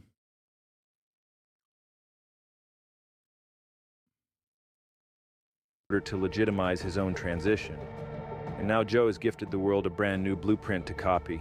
It's the new guy blueprint, and guys are already getting into it. We just saw Mark Zuckerberg show up to the shitcast to unveil his new guy. We're also lucky that you got into jiu-jitsu, because I think you look different. When you walked in here today, you look thicker. You look like a different guy. It just turned on like a part of my brain that I was like this was a piece of the puzzle that should have been there. And I'm glad it now is. Now, Mark maybe wasn't quite ready to unveil the new guy, but sometimes we get a little bit too excited about our new guy, and we unveil them before they're really ready. Yeah, the Dominican Ray, he got hit with it. I like racing, and I feel like all these activities, grilling meats, racing cars, are probably two of the most fun things that that you can do. Oh yeah, hunting too. Yeah, same kind of thing. You've done a lot of that as well. Yeah, well, my favorite is bow and arrow. Joe's already dubious. He's worried that Mark is going to bungle the new guy unveiling here and undo all the hard work Joe's put into normalizing new guy transitioning. But at the same time, Joe the gatekeeper can't help but become activated to defend the holy hobby of hunting. I mean, that's, I think, like the most, that feels like the most kind of sporting. What kind of bow do you have? Gosh. Whoopsie. Do you know the company that makes it?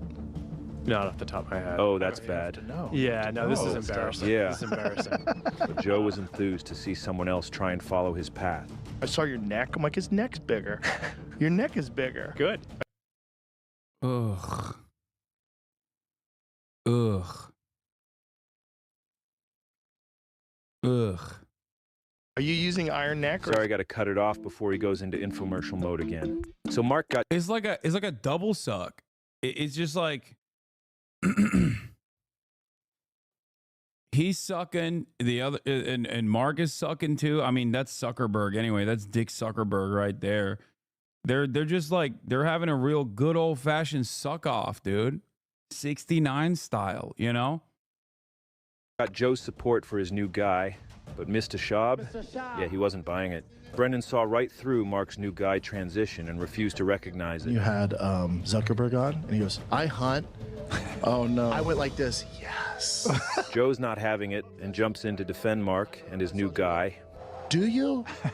No, what kind of bow do you use? I think he did. He just forgot his bow. Oh, he forgot the name of his bow. Zuckerberg 2.0, and I love it. That's crazy that, like, Dick Zuckerberg is such a lizard that even Brendan Schaub can see through it, despite the insane amounts of CTE. Why are you hating on autistic people trying to get social skills? Dude, what are you talking about? First of all, I don't even know how to approach this fucking statement. Like, hey, man, I don't care. He could be a cool guy, okay? That's great. That's wonderful.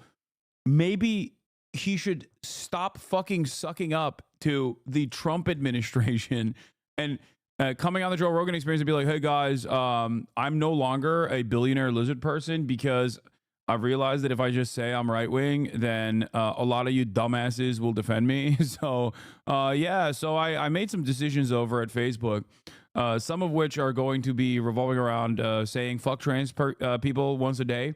If you don't say that, we're shutting off your account. We've decided you have to try to actively shit on a trans person every single day. We're done with DEI. We're done with it. And of course, Brian defends the new guy transition as well. Like, he was Mr. Woke, dude. He was Mr. Woke. I mean, he wasn't, but he was presenting himself as Mr. Woke. All these fucking fake woke. To appease his lord. It's all kind of coming together for Joe, I guess. Zuckerberg has always been that way more Silicon Valley right-wing than you might think. No, Silicon Valley has always been way more right-wing than other people think. I've actively talked about this for years and years and years. First of all, I'm not a liberal. So obviously, like, even the aesthetic liberalism that they demonstrated was not enough for me anyway. I already have a fundamental disagreement with the existence of billionaires. Okay. Like, sure, with inflation and yada, yada, you can have like wage billionaires, right? It's incredibly rare. But ultimately, that level of wealth inequality in and of itself means that there is a dramatic problem. It's a systemic problem. There is a policy problem. Every single homeless person, the existence of every single homeless person is a failure of policy, just as the existence of every single billionaire is a failure of policy.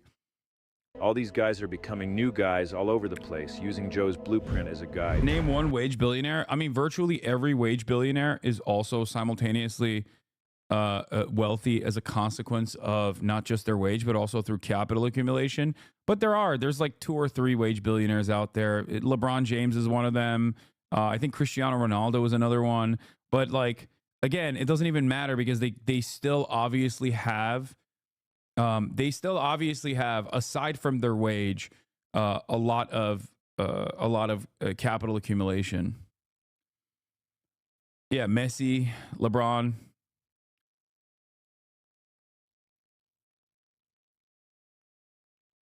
So it's not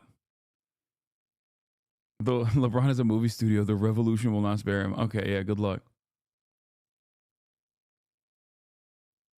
He must pay for. Okay, we don't talk about Space Jam 2 around these parts. Okay, you bring up. That's a fair point, but we don't talk about that. Back before he completed his LeBron has Nike ownership shares, little bro. I know. That's why I said you can be. There's not a single wage billionaire. There's like purely a wage billionaire. I'm just saying that there is the existence now of like a couple wage billionaires.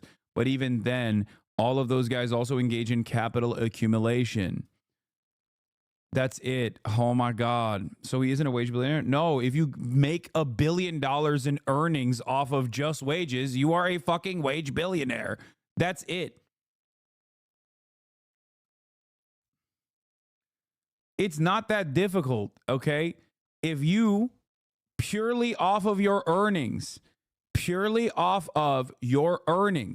your wages have been able to generate $1 billion, then you are technically a wage billionaire. Doesn't really matter because every single one of those guys who are that wealthy also have a shit ton of capital accumulation, a shit ton of capital. Transition, Joe was dreaming about all of this happening. And since he knows how difficult it can be, navigating society as a new guy and all the criticism you get for transitioning, he started envisioning a new world for all the new guys to go. And he checked his bank account and there was like $1 billion in there from his work with Big Pharma. And so Joe thought, well, what if I create a special place for anyone that wants to be a new guy? And we'll all be new guys and we'll support each other's guys. And if we come together and bind all of our new guy copes together, we'll be stronger in our belief. And if a guy can become any kind of guy he wants anytime, then maybe reality itself can be changed just the same. And then nobody can break the delusion and we'll finally be able to relax forever. And reality can be whatever we want it to be. And there's only one place where we can do it.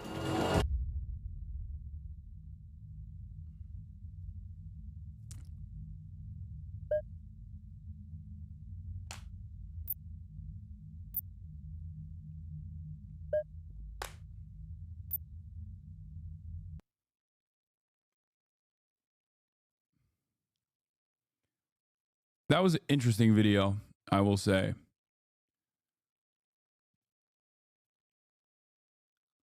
Interesting, for sure. This is why we got to start gatekeeping psychedelics.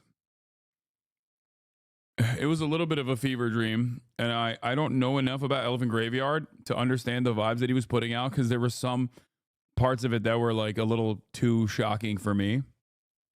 He went aggro mode. But I'm sure a lot of the anti-comedy people loved when he called stand-ups Adolf Hitler. But yeah, AOC dunked on Matt Iglesias, who said, is Bernie running in 2028? Is he going to endorse someone?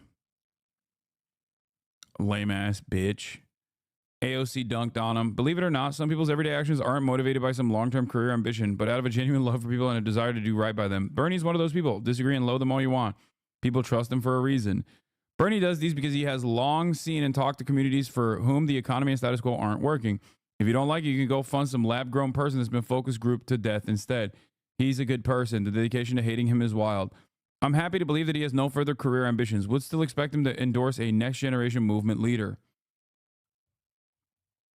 I can't begin to tell you how much I loathe people like Matt Iglesias. Like, all they do is just like undermine any sort of potential movement that could take seriously the growing fascism in this country. That's all they do. And they make money just brown-nosing the libs.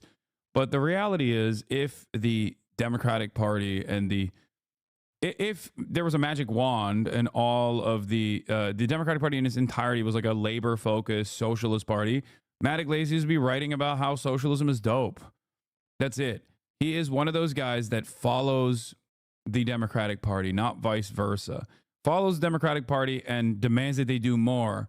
And when he gets everything he wants, it is basically the actual Kamala Harris campaign. He still complains that they didn't do enough of it. Matt Iglesias, August 2024. Kamala Harris is running a great campaign on my favorite centrist themes like patriotism, unwavering support for Israel, and personal responsibility, which I like so much. Matt Iglesias, March 2025. Leftists are lying when they say Harris ran a centrist campaign. I hate this impulse to denigrate people over small factional disputes. Eric Holder was Obama's attorney general. Tony West is a distinguished public servant who's suddenly the devil because he works for a taxi company. Mark Cuban is doing great work for the ticket. These people are horrible people to get your notes from, okay? When these people agree with you, understand that there is a real problem, okay?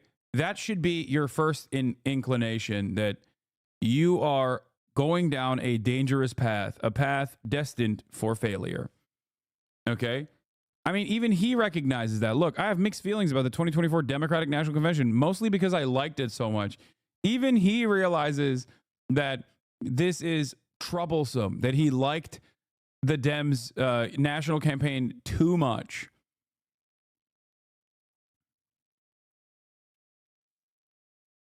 Here's something to make you go insane.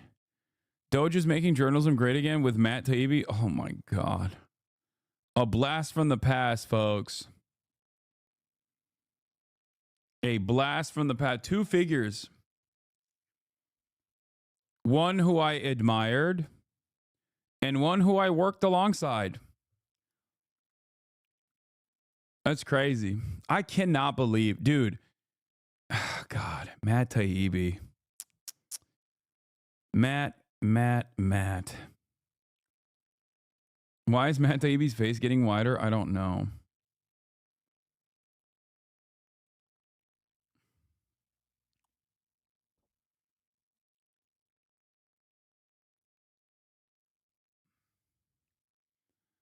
We watching a Real Uncle's Jubilee vid, or maybe y'all already watched? Is it out yet? No, right? Considering the fact that it hasn't been spammed in the chat a million times over, I suspect that it's coming out tomorrow. There are also efforts to curb some of his signature lines, including Tim Walz has some sharp critiques. Oh, by the way, Tim Walz came out and said everything that a lot of leftists, myself included, were criticizing the campaign over. Yeah, he basically came out and was like, yeah, they really stopped me from doing things that were really good, that people actually liked a lot. OMG, it's almost like you've been saying this for years. Right again. The scran you ordered, by the way. Game day meal incoming. Hashtag locked in. Hashtag hat trick incoming. 0 goals, 0 assists. Total shots 0. Accurate passes 0 out of 1. Chances created 0. Touches 1.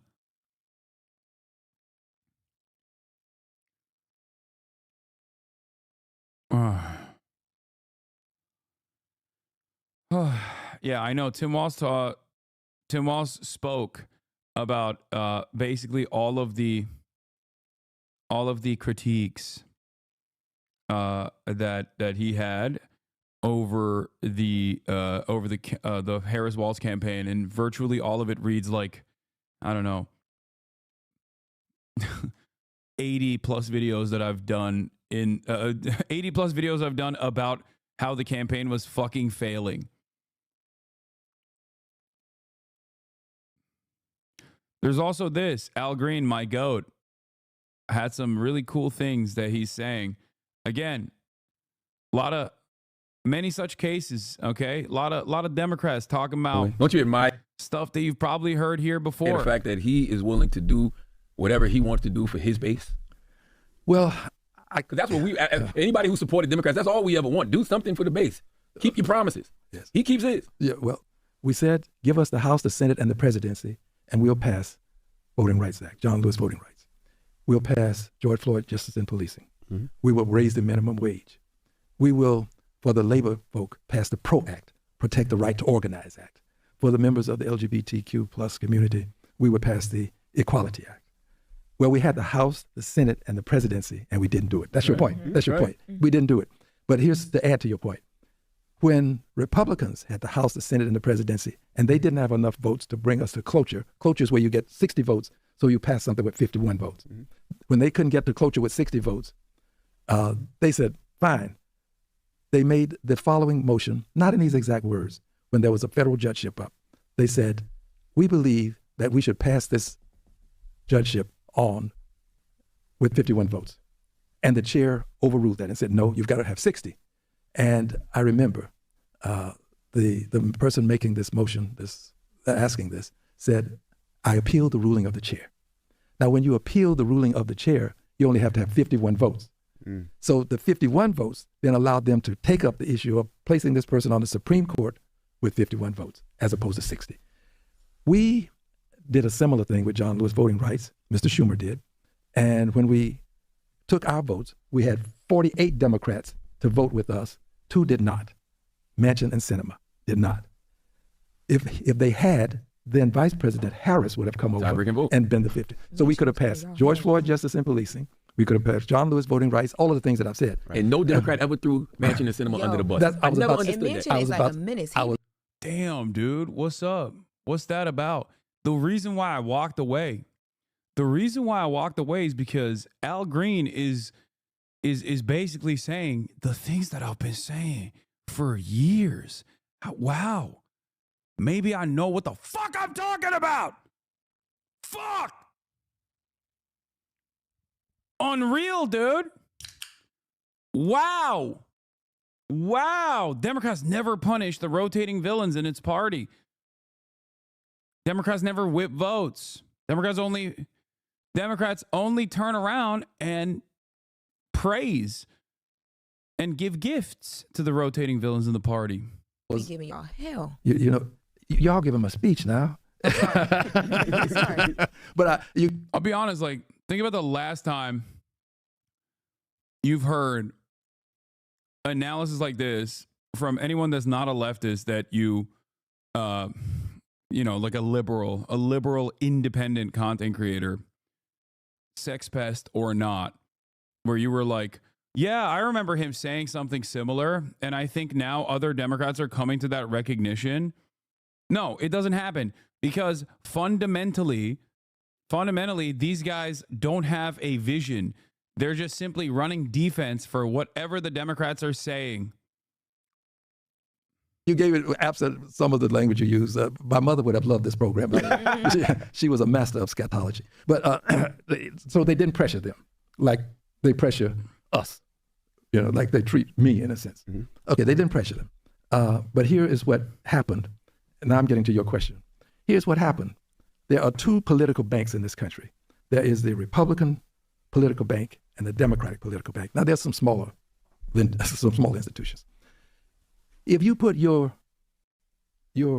energy and effort, your deposits, if you will, into the Democratic bank, you expect your return to come from the Democratic bank. Yes. If the Republican bank does something for you, you're not going to reject that.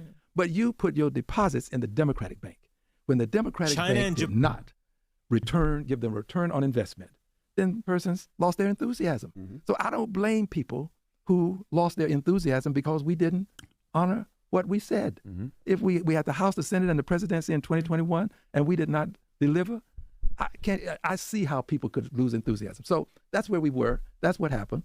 But my hope is that we're learning a lesson, and my hope is that we will be truthful about it. That's the way I see it. Now, there are other people who would blame people.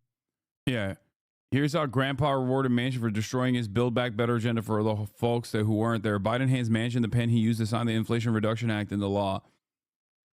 He should have done something else with that pen and Joe Manchin, you know? Who didn't vote for not voting.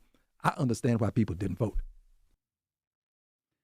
Wow. Well, at least somebody gets it. Well, that person got censured. So, and Democrats voted to censure him. Fucking awesome.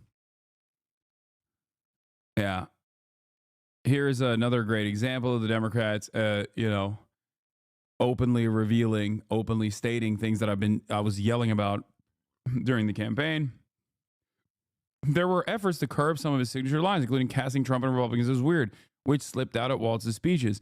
He was encouraged to stop focusing on the weird criticism, said another former Harris aide. I think it is fair to ask whether, even if weird wasn't quite right, his instinct about how to approach Trump to make him seem small and a huckster wasn't closer to correct than the more self-serious tone that may have made us sound too in defense of the status quo.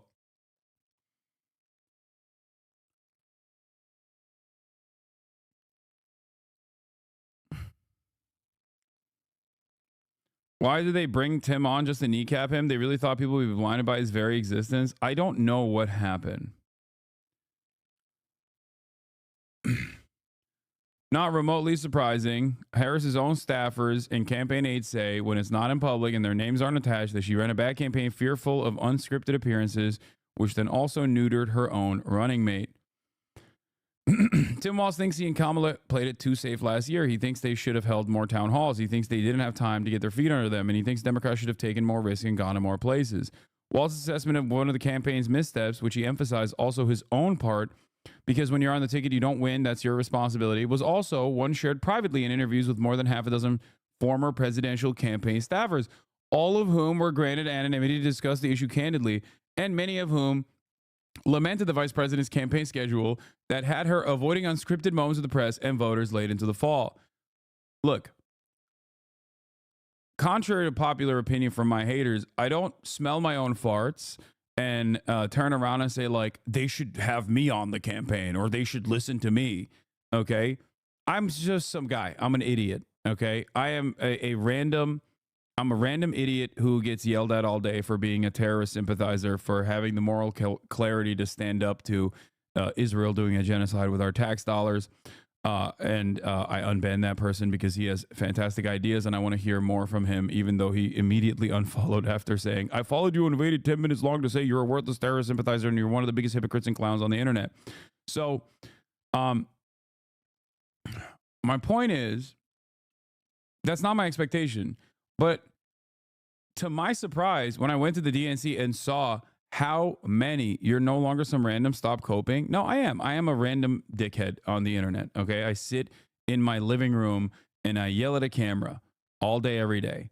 I am just one guy, a guy that is not particularly intelligent. Okay. A guy that is definitely not the most intelligent person ever. Okay. Having said that, as a normal person, I read the room, I think, a little bit better than a lot of the Democratic Party's best and brightest. And to my surprise at the DNC, I found out that many of them were actually tuned in. Many of them are probably watching even right now on a fucking Saturday. Have a little bit more bravery. Have a little bit more courage. And instead of yelling at Kamala Harris or whoever the fuck about going on the Joe Rogan Experience because he's a problematic figure, you should use that space that you have to yell at them to, change their policies. Okay? If you're just a random idiot, then so is Theo Vaughn or Ben Shapiro. Yes, they are also random idiots as well. We're all random dummies.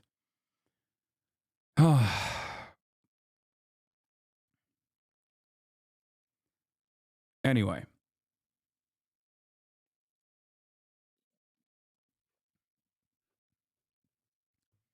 Don't demean yourself, silly guy. I think it's incredibly important that I regularly communicate to you that I am just a guy and not particularly smart, because that is the truth. I do, however, have one secret weapon. It's called knowing your limits. Okay? Things that I am fairly knowledgeable on, things that I know, things that I'm confident in, I will defend. Okay? Having said that, I don't think a lot of people know their limits. And it's almost like a superpower when someone refuses to recognize their limitations. Okay? Hassan having a one-man struggle session, you got to do that. It's healthy.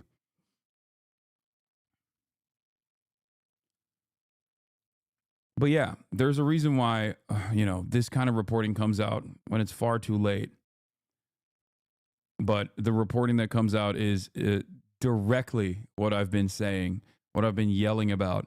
From the outside looking in, I don't have insider access.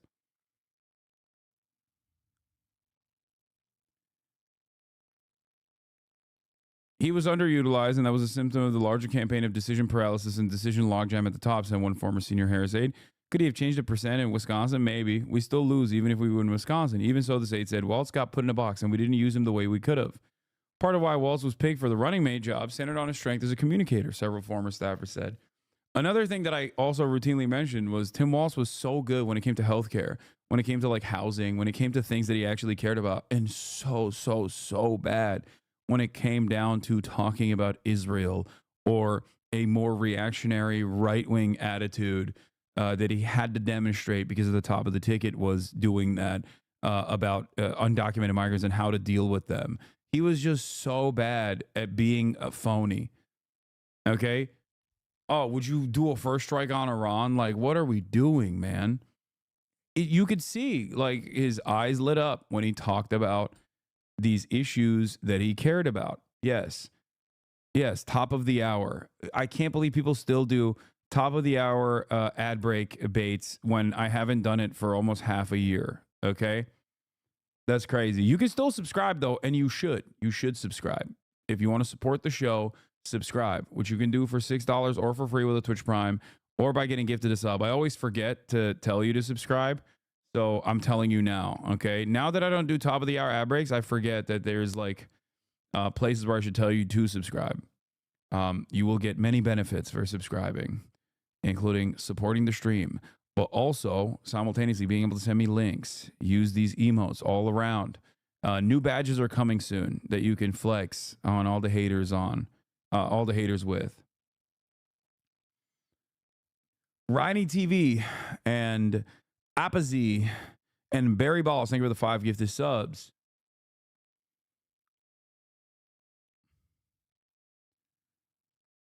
But yeah, they took him out. They kneecapped him. And they lost. Would they have done better if they let Tim Waltz fly his freak flag? Maybe. But at the end of the day, the campaign was still a top-down failure because the Democratic Party is a top-down failure. The Democratic Party does not have any definable characteristics beyond being annoying, woke, and gay. Okay? That's it. And when you stand for nothing, you fall for everything. And the Democrats were able to be depicted successfully as like cartoonish, woke, silly. Bro, you getting posted by Twitter music accounts? Yeah, I saw. I pull up with one Osama Son vinyl and all of a sudden Underground Sound is posting about me. The real UGs. Political commentator Hassan has the Osama Son vinyl.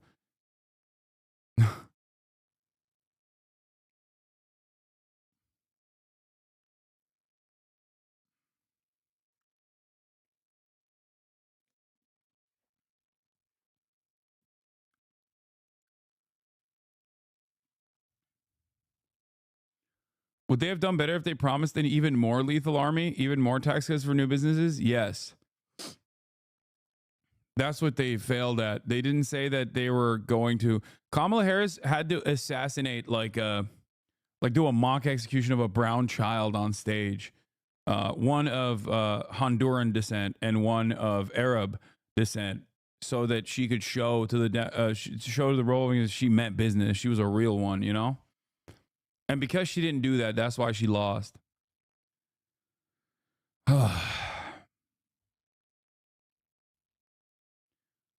Underground Sound has one of my favorite. Oh, I've seen this one. This is funny. This unk is glazing net spend. FaZe Banks, a 32-year-old man, was seen glazing net spend at a FaZe event with a yacht behind him. Cringe. Bro, you're literally 40.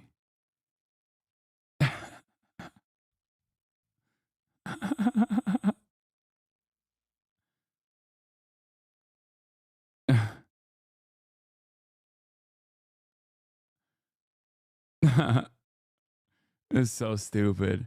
All right. Blast from the past. We did all that. The all right pipeline for women. The misogyny slop ecosystem. I feel like Taylor is brilliant.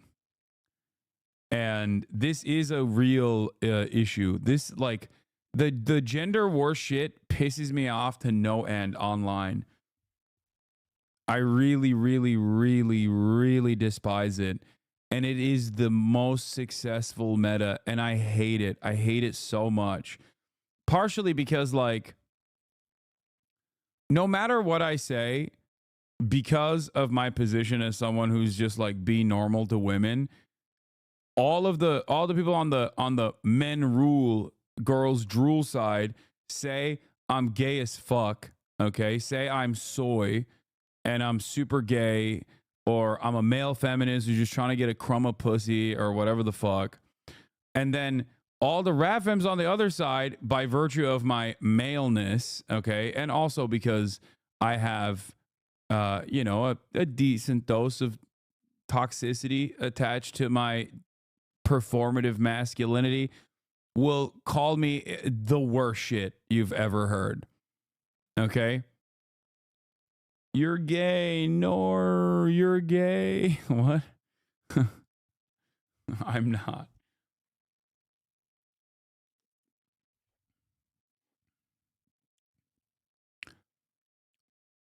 Entertainment journalist, True Crime Universe, React Bros. How MSC is inherently right-wing. Megyn Kelly, Candace Owens. Parallels with the Manosphere. I guess this is the women of the alt-right pipeline. Starting off with Gamergate. Let's look at Taylor describing at least like the misogyny slop ecosystem.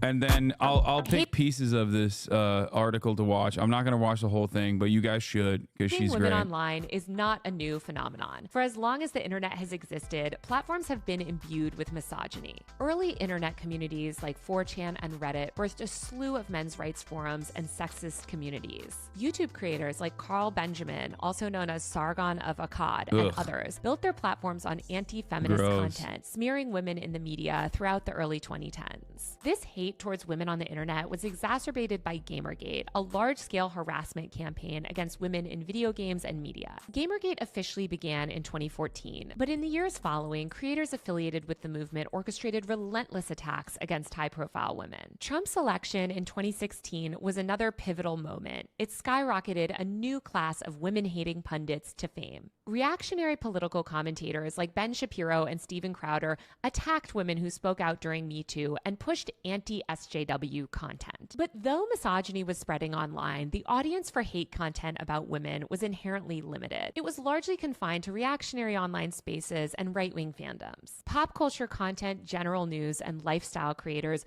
weren't exactly die-hard feminists, but they mostly stuck to content within their own niches. In recent years, however, all of that has changed. Open up your phone and scroll through any social media feed. It's hard not to be bombarded with an endless stream of content attacking women. Videos and memes slandering high-profile... It is pretty crazy. Like, it's one of those things where, you know, in your group of friends, you can get away with saying certain things, like in your in-group, in a very private in-group, like some jokes that I make alongside Noah, I probably would not say in public, right? Don't let your imaginations run wild. It's not like fucking insane shit, right? But one part of that is the sense of assurance, because around your friends, you know what their politics are about, and you know what their worldview is like. You know them very well. But in the outside world, people obviously can misunderstand you, right? Hassan, they're going to kill you because of that? No, it's like, it's about knowing your audience, okay? On some PewDiePie bridge incident shit? No. That's not what I'm saying. That's precisely why I said, like, don't let your imagination run rampant, right? My point is,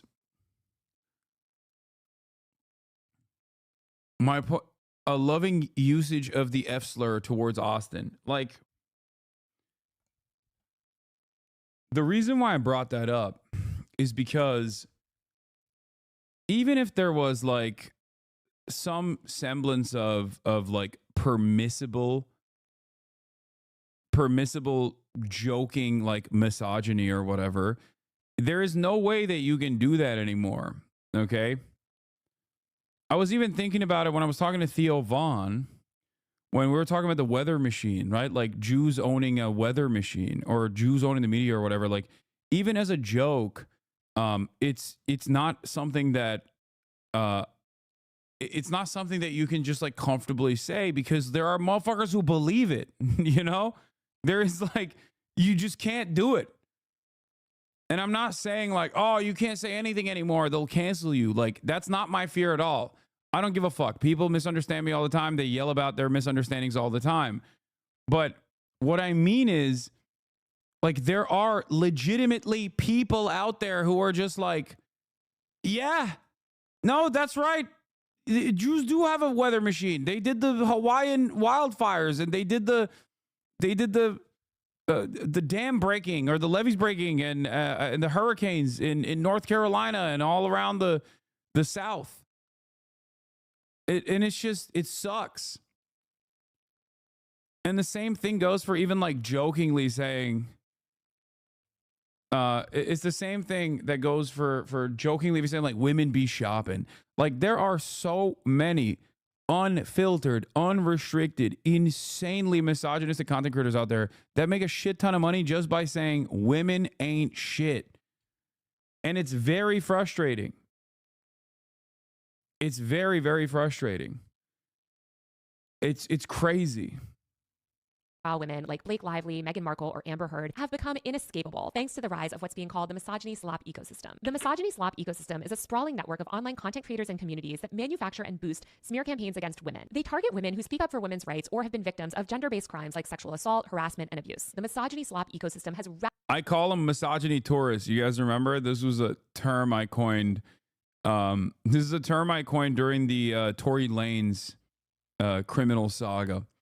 If you remember, Tory Lanez briefly shot Megan Thee Stallion, and in that process, there were a lot of people who didn't even care about Tory Lanez necessarily, but just like got on the Tory Lanez tip. Why did they do that? Not because they cared about Tory Lanez's music or about Tory Lanez at all, but they did that specifically because a woman had been wronged in this process, and they fucking love when women are wronged. So they were basically misogyny tourists. They were like, oh, I'm a tourist here, but I'm going to take the side of the man here. Okay. We've gone so far, right, that normies are leftists now. Kind of.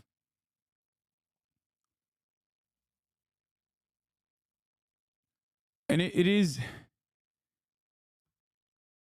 definitely awful. The most vile person you know moonlights as a thirsty woke baby. What? I don't know what you mean by that, but I do think that there are a lot of accounts that have boosted that, because most people see this stuff and they take note of it and they go, Your exact words were, people don't like Tory Lanez, they like that he shot Megan Thee Stallion. Yes, exactly.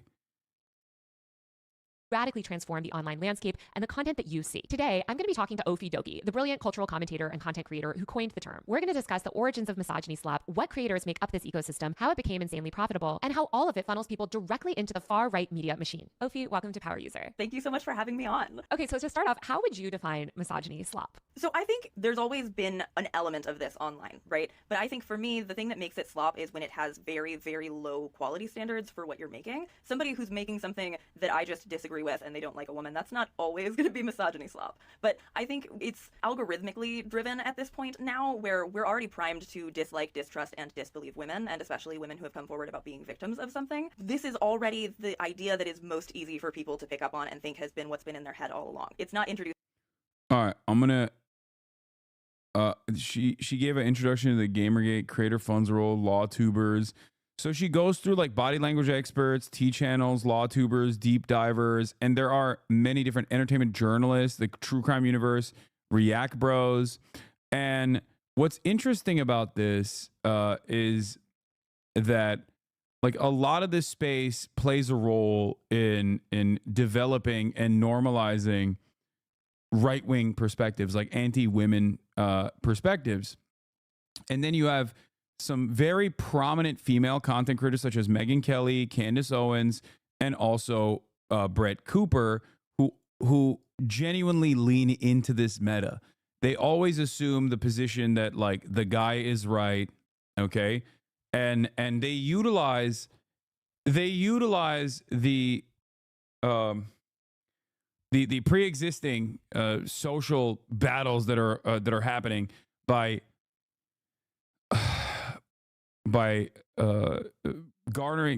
generating the attention, like by generating attention, by focusing on like popular subjects, especially like gossip and drama and things of that nature, and develop audiences.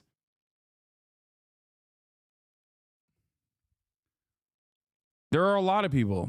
Andrew Tate, I think, is a obvious example of this. Like, misogyny is so poppin' that you can become one of the most famous people virtually overnight. Like, he rode that misogyny spaceship basically to fucking superstardom. Went from a guy who was getting clowned on online for saying, if you like Star Wars, you're gay, to a dude that was in front of every person under the age of 18, every young man under the age of 18 that was just like, this is my guy, he's my GOAT. Okay? The dynamic of this space, like right-wing commentary, has also changed.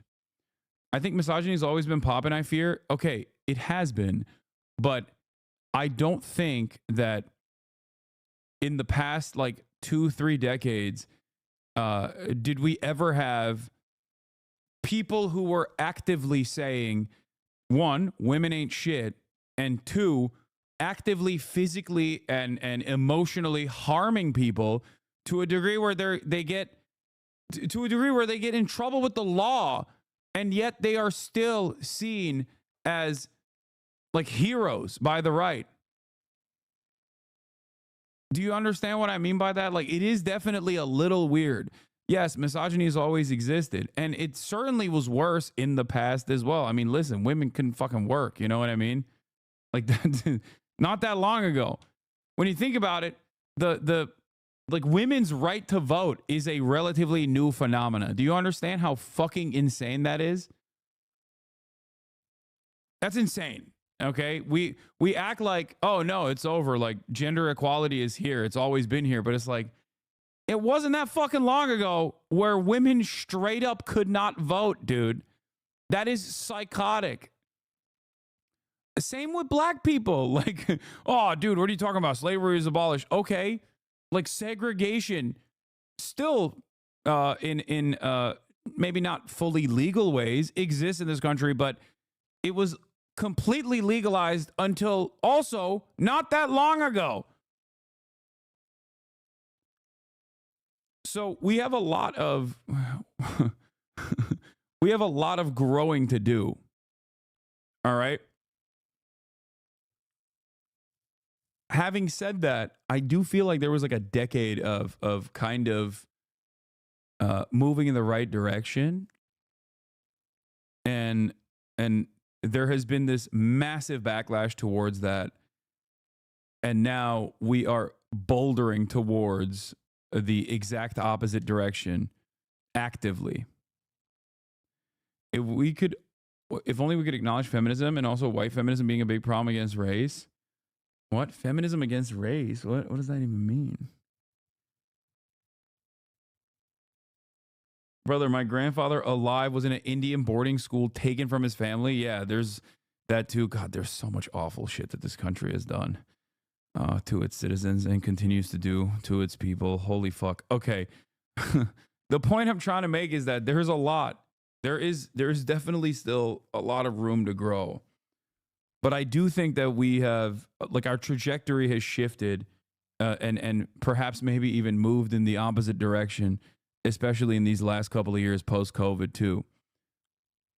or like fishing content, right? And then they're led down this like right-wing rabbit hole. I think that the misogyny slop ecosystem is that for women. I think that it is basically this ecosystem of content that's celebrity news adjacent, where maybe you're a woman that loves gossip, entertainment, reality TV, beauty content. You start to watch some of these tea channels, like you said, a makeup, tutorial that's talking about true crime, and suddenly you're right down this rabbit hole, right? Right. And a lot of people will get kind of frustrated with me when I point this out, because a lot of my content, I do sort of like swing a baseball bat at a hornet's nest and say, this person is telling you that they're a feminist and they're not. And people will get mad at me and they'll say, well, like, why are you saying that? And it's like, because I'm actually looking at what they're making. I'm actually noticing what they're asking me to believe, and I'm noticing that it is completely. Yeah, this is like maybe a bit too much stay out of women's business for a guy like me, especially a guy like me that constantly gets yelled at by the loudest of turfs and the loudest of swerfs who adorn the fake shield of feminism when they're clearly not.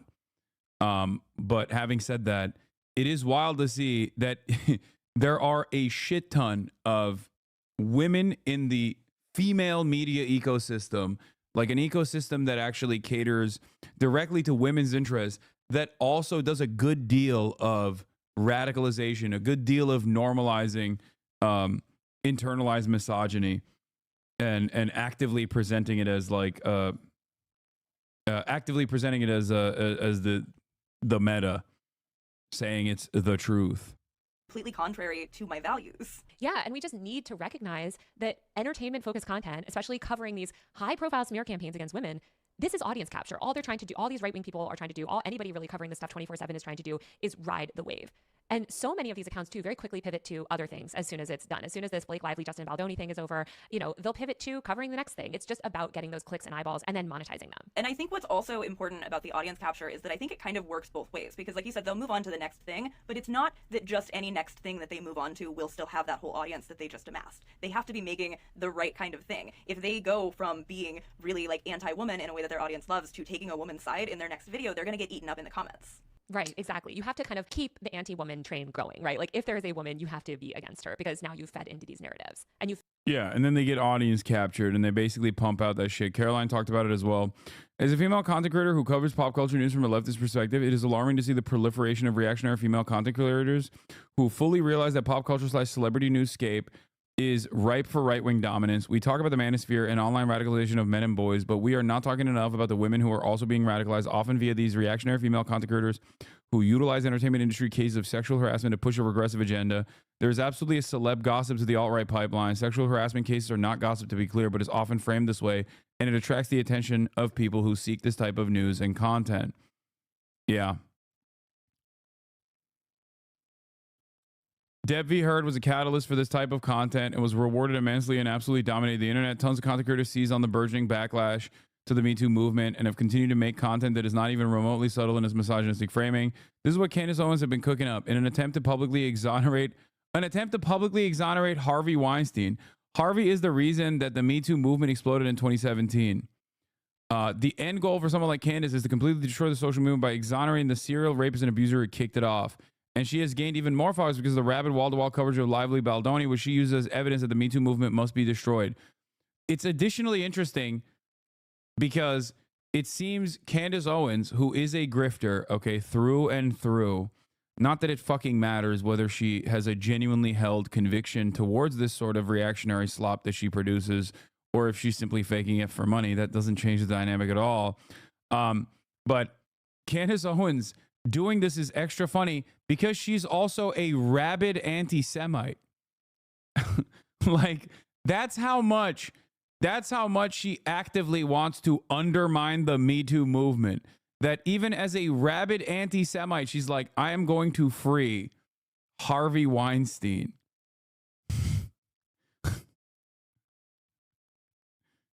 She also started as a Me Too person. Yeah, 2016, Candace Owens was literally anti-Trump, had a website where, I mean, even earlier than that, she was victim to a hate crime at her school, successfully sued the Connecticut Board of Education for anti-black hate crime. And look at her now. Oh. You're talking for a very privileged way. What? Feminism is real. You lived in a society so disgusting, but women are human. All laws we have fight is a law question. Have the same right. We live and die. Okay. Thanks, chatter.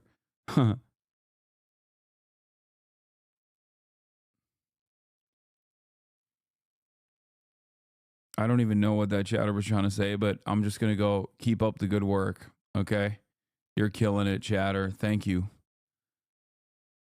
But yeah, go check out the Taylor Lorenz video. Why am I talking about this though? The reason why I'm talking about this is because of Doechii. For those of you who don't know, Doechii's been kind of having a really good year. Okay? A really good year. She is a very talented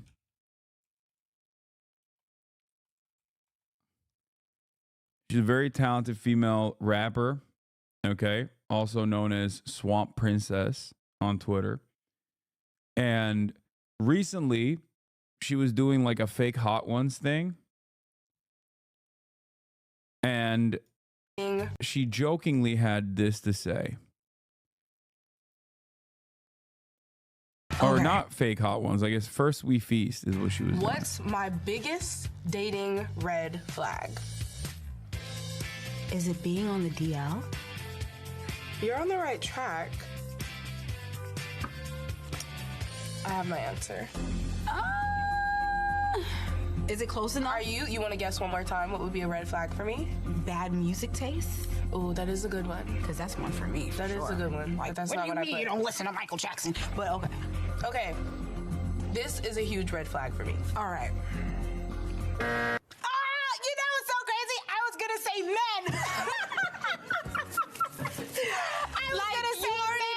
I mean, strike one. You're a man. Yeah. And you're heterosexual. Yeah. I was gonna say, so technically, because my mind was already there, I don't think I deserve to eat a wing. I think you do, friend.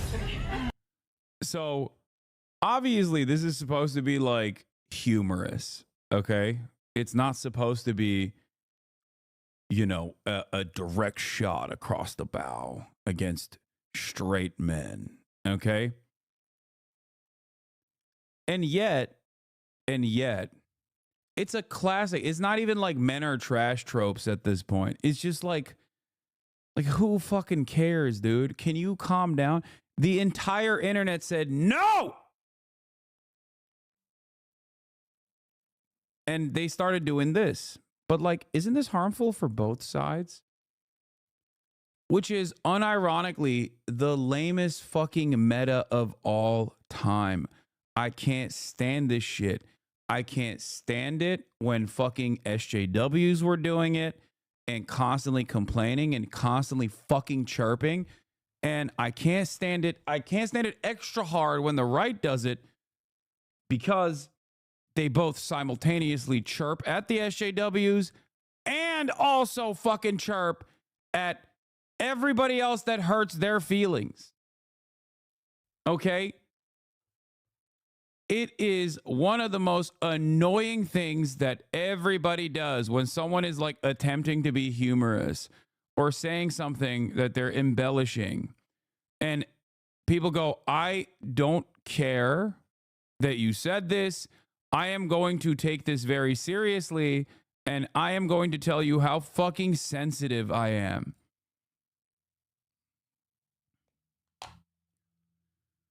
Oh.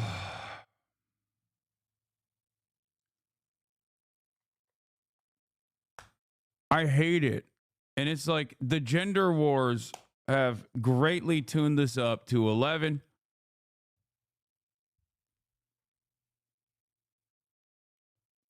Battle lines are drawn. Everybody gets in on it. Everybody talks about how fucking unacceptable this is. Okay? Everybody loses their mind over it. And I hate it. I hate it. She's not being serious. Okay? And even if she was fucking being serious, who cares? To make a counter to this, the dumbest guy you know is going to go, oh, well, Hassan, what if a man said, gay women was his red flag. Okay. And the difference there is that we still very much live in a patriarchal society where men do dominate. Okay. There are so many unexamined issues that women have to go through. Okay. Systematic forms of discrimination. And Doji, being both queer and black, gets the intersection of a lot of those different forms of systemic violence and systemic violence and also systemic forms of discrimination. So a role reversal is not the same. It's like saying, why a gay pride parade? Why no straight pride parade? Normal adults look at that and go, you're a fucking clown. You're a loser for demanding a straight pride parade. The fuck is wrong with you? Who gives a shit? Okay? But when it comes down to gender-related issues, I think that because there's so much underlying resentment in the gender wars that people fucking lose their minds. So straight women make tweets about how they would never date a bisexual man. Straight men make tweets about how they can't stand queer men and alphabet people. But Dochi, a bisexual woman, basically says the feeling is mutual. Lamau and y'all are in shambles. It's not even that. Okay. The problem is every parade is gay. Also, yes, that is a real issue. Okay. The real issue is it's impossible to have a parade that's straight. Parades are gay as fuck. Okay? You can't do a straight pride parade. Every parade is gay. You're absolutely correct. I didn't really think about that.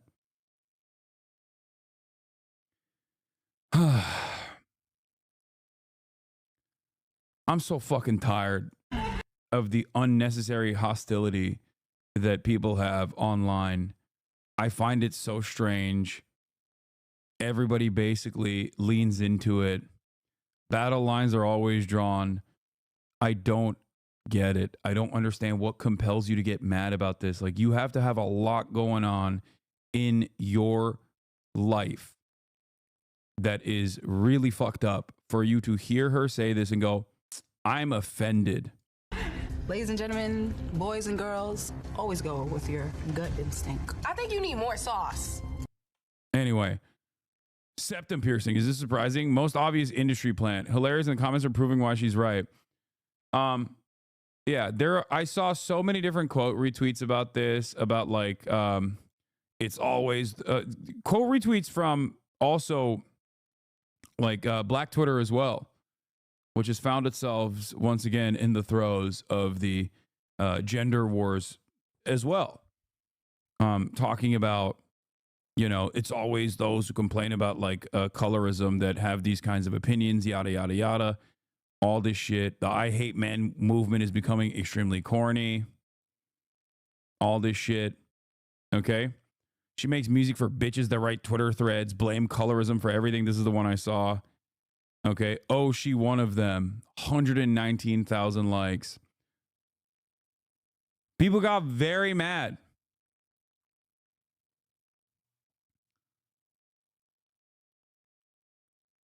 It is insane to get mad at this. Maybe I'm the insane one and that everyone else is sane for getting genuinely upset at this, but it is so unimaginably frail and fragile to hear her say this and go, what the fuck?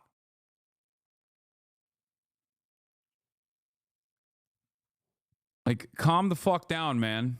Please. Take a deep breath.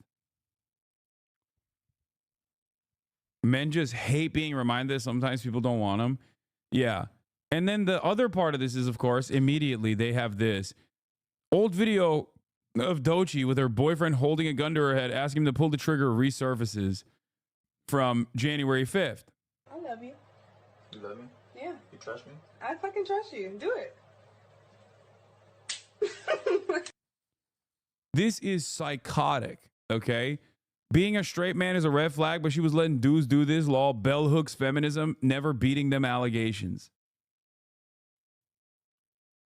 Like, this is psychotic. If anything, how do you look at this and not read this as a point to what she was saying about straight men? Perhaps she has some unresolved trauma. You know? I don't know. I don't know anything. I don't know anything about her actual worldview or her experiences. But it is wild to use this as a fucking mark. And even if this dude, like, she actually was dating and loved him and wasn't like abused in this thing, like she consented to it, whatever, right? Because like, you can't make an assertion off of a person's entire life, their relationship with another human being, that you don't fucking know off of an 8-second clip. Okay, you just can't do that. I know, it's crazy. But even if she had a great experience with this person and she loves like shitty dudes that do stuff like this and straight guys that do stuff like this, what the fuck is the point? The point is obviously that, yeah, this is mostly a fucking joke. Okay? That's it. And I get it. I love the whole like women who talk about intersectional feminism with like shitty boyfriends that are right wing, like the trope, the common meta.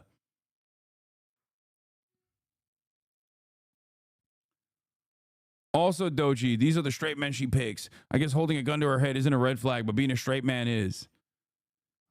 Like,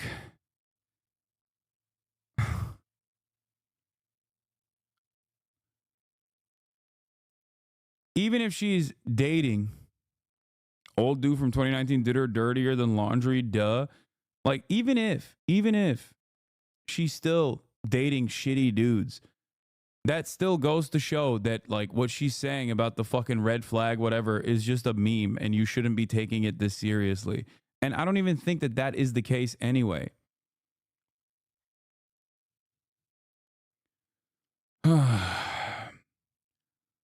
Cisgender heterosexual men are red flags, emotionally incompetent, predisposed to violence, misogyny, homophobia, transphobia, xenophobia, and extortion, kill off emotion, power, greed, and access, dominion, harm on autopilot, speak in psychological warfare, and fail to humanize others. I mean, she has a girlfriend. She said this in an interview. Reactionary misandry will go away once misogyny goes. Until then, I don't give a fuck what dudes have to say about women joking. Yeah, that's the other thing. As someone who is, and this is a laughable thing to say, but as someone who is a victim quite frequently of reactionary misandry, someone who is called a dirty, disgusting man, okay?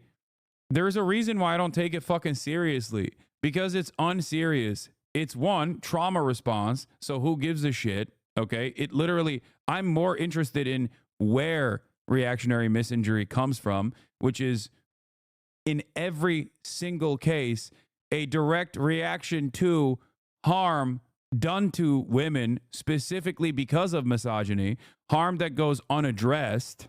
Okay. Because it is literally a reaction to misogyny. But also, simultaneously, it's motionless. Okay? That's it. It's fucking motionless. There's no motion. There's no motion to reactionary misandry. There is no like active legislative agenda that is being enacted because the women are now in charge and they're treating men the same way that we treated them for decades, for centuries. It's just stupid.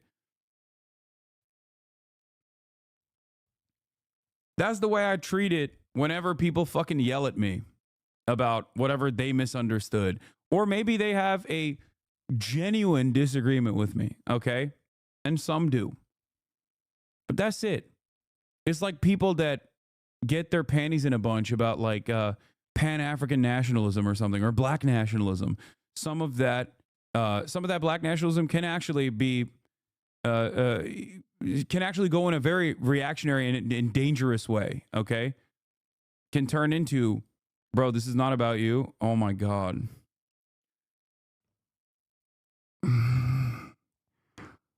Oh my God. Perhaps, and I don't know if you actually factored this into your consideration, but like, I'm not talking to you. I'm talking to other dudes who also sometimes get yelled at by women and called a sexist pig, okay? Sometimes falsely or sometimes justly and rightfully called that. And I'm telling them, those dudes, that it is ultimately inconsequential and that the real reasons as to why that kind of misandry exists is a direct response to all of the trauma that the gender imbalance creates in a patriarchal society. Okay, I'm a fucking Twitch streamer. Of course, I'm going to use my own personal experience as a way to try to explain to others that it's, you know, it's inconsequential. Do you understand? No, you don't. You don't understand anything. You're fucking stupid. Okay? Anyway, I do think that as someone who gets fucking yelled at on a daily basis for being a sexist pig, people who say like, oh, he's a frequenter of brothels. He goes to brothels. He's someone. Like, these people sometimes call me a rapist. Okay, what are you talking about? They are so schizo. They say that I'm engaging in the act of rape or child sex trafficking. Like it's insane shit. Okay, they're insane. It demonstrates it basically reveals how little they give a shit about the subject matter that they're discussing.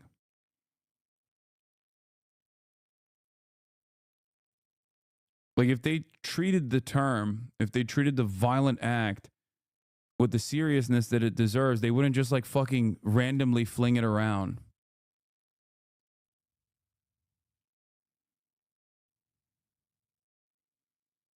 What? One of my weirdo reply stalkers is going viral. Check the media tab all the way to the bottom. Y'all should check this guy's media tab. Post, it's okay, she's transgender.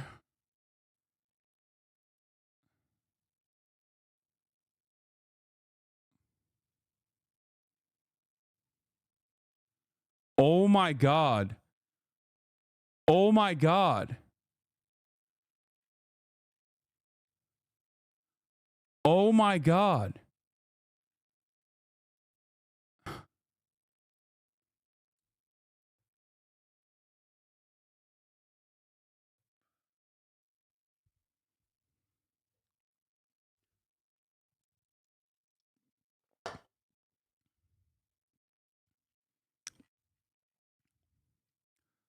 Why does it always work like that? Actually,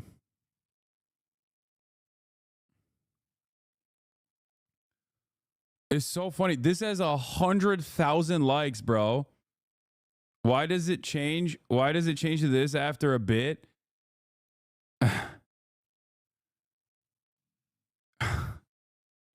Yo, my reply guys are genuinely some of the most mentally unwell people.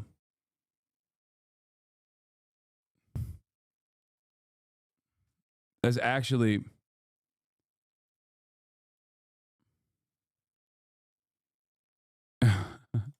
he had to experiment. It goes back to the transgender image afterwards. Yeah, but there's like 2 of those. He had to experiment with Maid Hassan, but he finally got comfortable with the trans image. Good for him.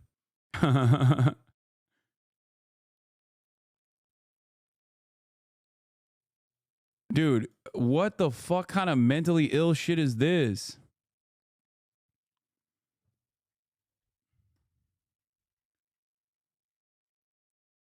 I think you mean they're dedicated and hardworking.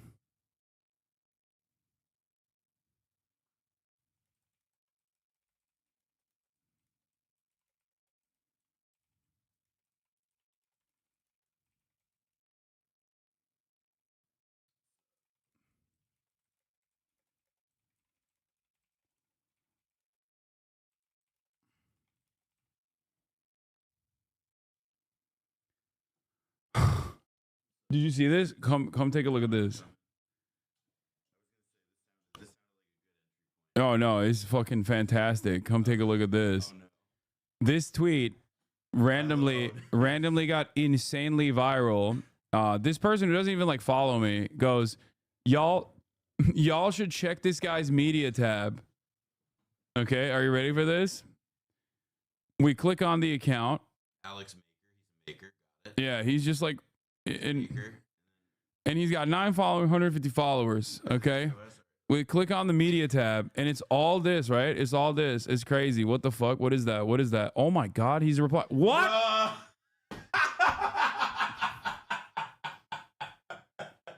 Yep. Yo. Oh, that's so good. Yo. Oh, is she transgender? The person that's replying? No, I don't I'm joking. think. I'm looking at your picture, dope. Oh, No, oh, that's you're so saying, fucking yeah. funny. Oh my god. I destroyed this person. I destroyed this person. You broke him. It's fucking crazy. Oh, this is so like, good. I want to know what he's replying this to. You know what I don't know mean? what he's replying to. I mean, it's. Wait, what is this? Elon Musk, the world's most powerful Nazi, just endorsed Ethan Klein twice. Do you think this will be a moment of clarity for him, or is Ethan about to go full mask off? This is opportunity to dive headfirst down the all right pipeline. Stop trying to turn me on. It's working. This is straight fan behavior. Why do you do this? Oh, yeah, see that person? Look. That person's videos. They noticed too. They noticed too. Oh my god. I feel like you used to see more like wackos like this, because now it's all like blue check AI. Now it's crypto. all no, but they're all no. I still got the blue check mark ones too, dude. Dude, what the fuck, dude?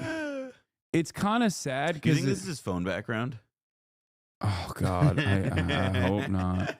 Like this guy's gonna wonderful. kill me one day. I think you know what I mean. That or he'll be your wife. Yeah. Ooh. Hasanabi comment on Aiden Ross IG live. Get blackballed, lol. This is not even real, by the way. Yeah, look at I don't know Look why. at the steak thing. I don't on know it. why they. Yeah, steak logo, fake image. Don't know why they even posted this. Like, what's the point of this? I guess it's like. I think that's engagement farming. Yeah. Undisclosed gambling ad. Additionally, the image is doctored. This is generational beef right here. And then that fucking guy is in the replies, obviously, replying this again. Dude, the Aiden Ross needs to be unbanned meta is so fucking obviously forced, I will say.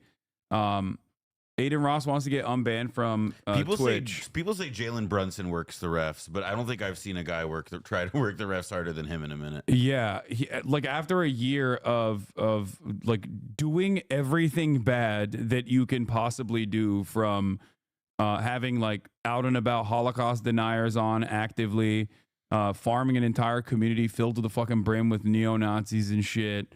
Now he's like, oh, can we please like unban me? I've changed my ways. And he apparently has like reached out to a bunch of like large Twitch streamers as well to try to actively get unbanned. And a lot of the FaZe boys are obviously on board with that. I think Sneeko is also trying to do this as well after like 2 or 3 years of basically just doing like the absolute worst kinds of politics. He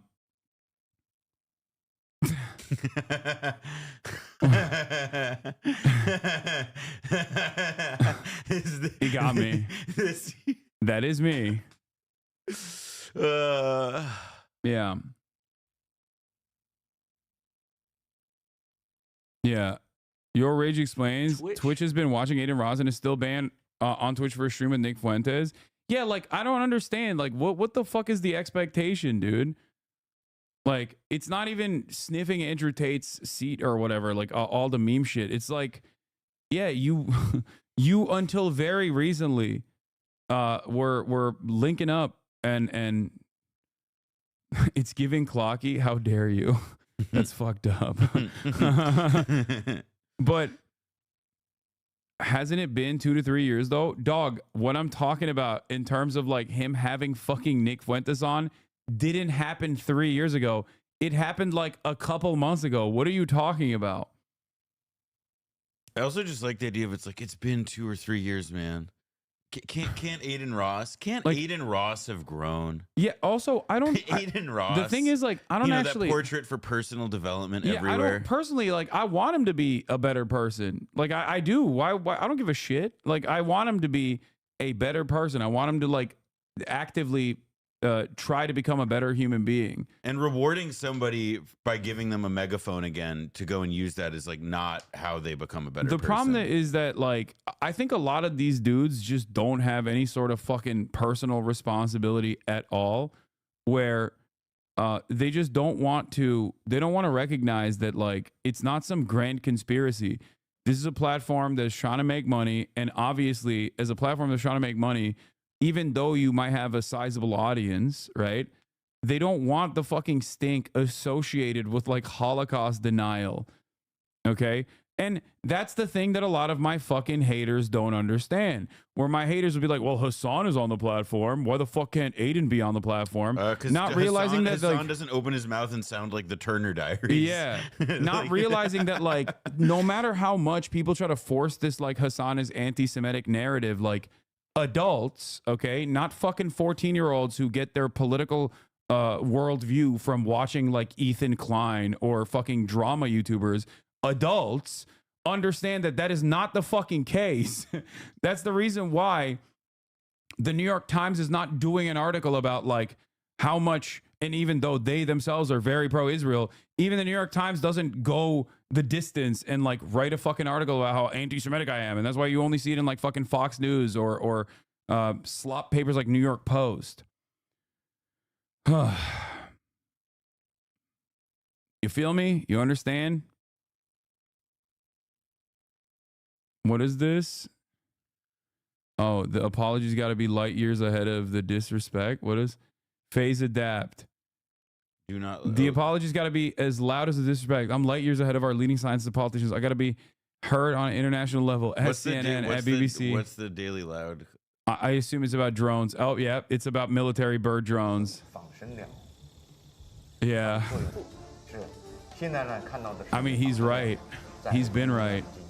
Oh, is he anti-bird? Aiden last month.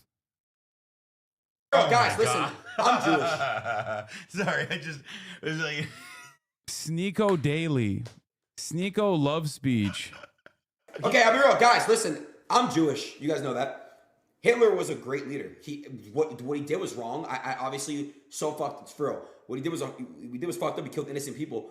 But he was a good leader. Like, okay, at the end hold of the day, on.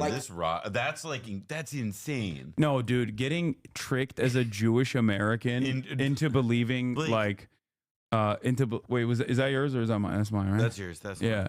Getting tricked as a Jewish American adult into like pro what do Hitler his parents think? Like, does his mother see this? Pro Hitler sentiment is so funny. Like if this was a bit, it's hilarious, but it's not a fucking bit. No, that's what I mean. Like it's like his hat. Like it's like look at Sneeko's face. Like even Sneeko's like, what the fuck? Like my parents love me unconditionally. They're wonderful parents. They're lovely people. If I said that, they wouldn't talk to me again, and I would understand it. Yeah. That's insane. That's crazy. Hitler was a great people. Yeah, he killed a lot of innocent people, but he was a great leader. Like what? Because you think a great leader, like because his name. What did he do? He built the Autobahn. Okay, but you see, right? But he got to be the leader. He got to be the leader. He literally was awful at being a leader. Yeah, I don't know if you guys know this, but like he lost. And he killed himself. He topped himself. He was like twitching. He was on speed. He was like also like he was kind of like a baby everybody feted for like the last few years of his, even in the war. Like he thought he was a general. He was a terrible general. Like I don't know what to say. Like he failed. Hitler was a great leader. Is like one of those like conservatives love. That's Charlie Brown had hose. Right wingers love losership, bro. They can't let it go. They're like, oh, the Confederacy. It's like, bro, that went, dude. The McRib has had more staying power than the fucking Confederacy. You just gotta let it go at some point. Stop being a fucking loser, dog. Same shit with the Nazis. Like, I don't understand it. They're like, no, it'll rise again. No, fuck you. Okay, well, I guess Also, like, but technically it is rising again. Well, yeah, well, and, also, and like the Hitler thing is like, it's just, I mean, it's just ignorance. Like in the most like true essential, like that is an ignorant person with ignorant attitudes and ignorant ideals, and like he sees the world in a disgusting way. So yeah, keep that motherfucker banned for like, I don't know, aeons. I just don't like when if they he pull out wasn't the Ark of the Covenant. The thing is, if he wasn't doing this shit, then like if this was, I don't know, like 3 years ago, and he is like actively been like, yeah, I'm so sorry about all the shit that I said. It was really dumb of me. I learned, I was a young 24-year-old or whatever. But it's like, what are you doing? I want him to rehabilitate. I want him to not be a fucking dickhead. I want him to not have opinions like this, okay? But it's just crazy where he's like, no, please let me in on Twitch. I saw the same shit with Sneeko. He's trying to get unbanned too. He's like, I did a lot of fucked up stuff, okay? The fucked up stuff is like defending pedophilia. like, what do you mean? I mean, it is like, look, I'll also say this, like before about, I don't know, 10 years ago, before 10 years ago, it was like considered a hard-earned privilege that you usually had to, like demonstrate talent and ability to have like the ability to speak in front of thousands of people at a time. Like it wasn't just something awarded to you. And like perhaps it's like good and not bad that people can use social media to connect with large audiences, in a straightforward way. I would suspect that all of this could be credited to that as well. The flip side of it, though, is that this method also lets in that motherfucker. It lets in an idiot like that guy and gives him a platform because, I mean, what is he even good at? 2K? Aiden? No, not. He was like. What is it like? He was funny. He was funny. He was funny. He was like, funny. He would do. He had like a decent nature about him. Like he had a funny disposition. He would. No, I'm being fair. Come on, guys.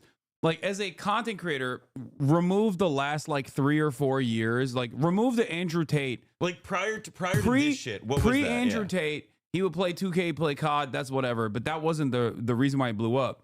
The reason why it blew up was because he would make a mockery of himself, like a jester, right, in front of very famous people. And I think like there was something to that. Like he did do a lot of the stuff that like I think Kai does right now and does very well without, Kai does it also very well in a much more manageable and normal and relatively brand friendly way. Whereas Aiden was also kind of funny and did a lot of like cool shit, did a lot of like celebrity collabs and things of that nature.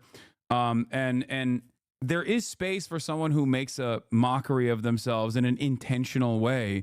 It's just that I think at a certain point he leveled up the self-harm to a degree where he just became like a kind of hateful person. He like really rode the Andrew Tate shit, got really invested in the gambling. A lot of these guys got a lot of bags, like big ass bags from fucking the crypto casino, stake.com, and they just never look back.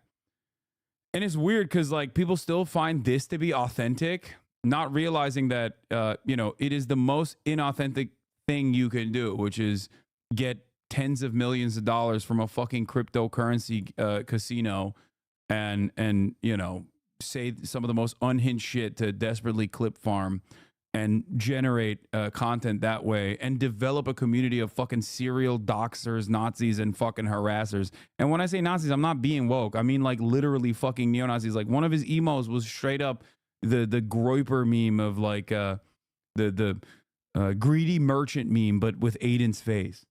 Like that's his community. How fucking nuts is that? I mean, it's like it's very sad. It's sad. It's also just it's sad not just because it's like it's weird to see like it's just definitionally in the same way that it's sad to see Kanye be like I love Hitler. Like it's weird. It's sad to see a Jewish guy be like I love Hitler, and it's sad to think that like he has reach.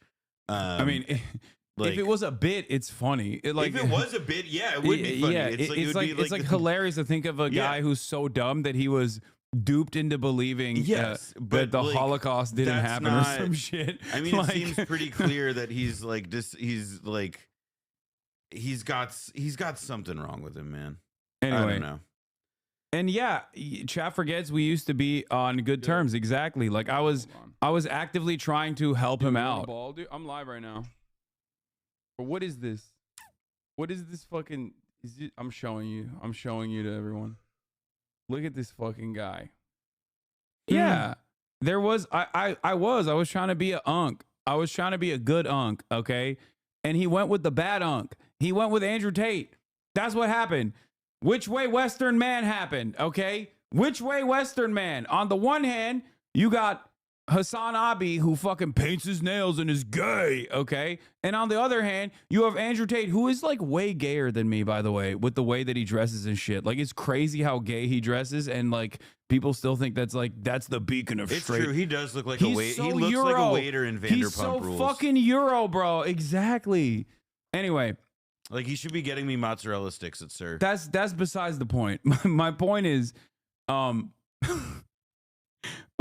he chose his lane, and in that process, he became this like angry person, like incredibly angry person. And slowly but surely, he leveled up on that anger and resentment and frustration and right wing politics, and he basically maxed out. Now he wants to turn back, but he's still doing this shit. You know what I mean? Yeah. Take it with a grain of salt with what I'm saying. Like, no, he was. Okay, I'll be real. Guys, listen. And the saddest part about it is, like, I tried communicating to him that if he goes down this pathway, he's going to fucking become the person that he is now. Okay, but bro. In the process, he got like addicted. Hassan. What? He said take it with a grain of salt. Yeah, that's true. He said okay, take fair. it with a grain of salt. That's fair. That's fair. He said take Hitler as a grain of leader with a grain of salt. Yeah. I tried to save him from the Kanye shit too back in the day. Anyway, my point is a lot of the stuff that I said, yeah, this is the gayest tone tweet. Jewish guy who's so dumb he gets convinced to be a Nazi is still such a top tier character. Yeah, this motherfucker wants to get unbanned from Twitch, and he's throwing up a Sig Heil, bro, on January 16th. Too. I fuck with all you over here too. Thank you so much for coming. I really. Whoa, bro. Like, what are you doing? Jewish guy who's so dumb he gets convinced to be a Nazi is still such a top tier character. Like, if it wasn't real, it would be funny, but unfortunately it's sad and it is real. Yeah, he actually did this before Elon, because Elon did it on January 6th. I love that they call it a controversial arm gesture, because that is like. I really, really appreciate it. Thank you guys for all coming. I'm gonna come out here and check up on this side too.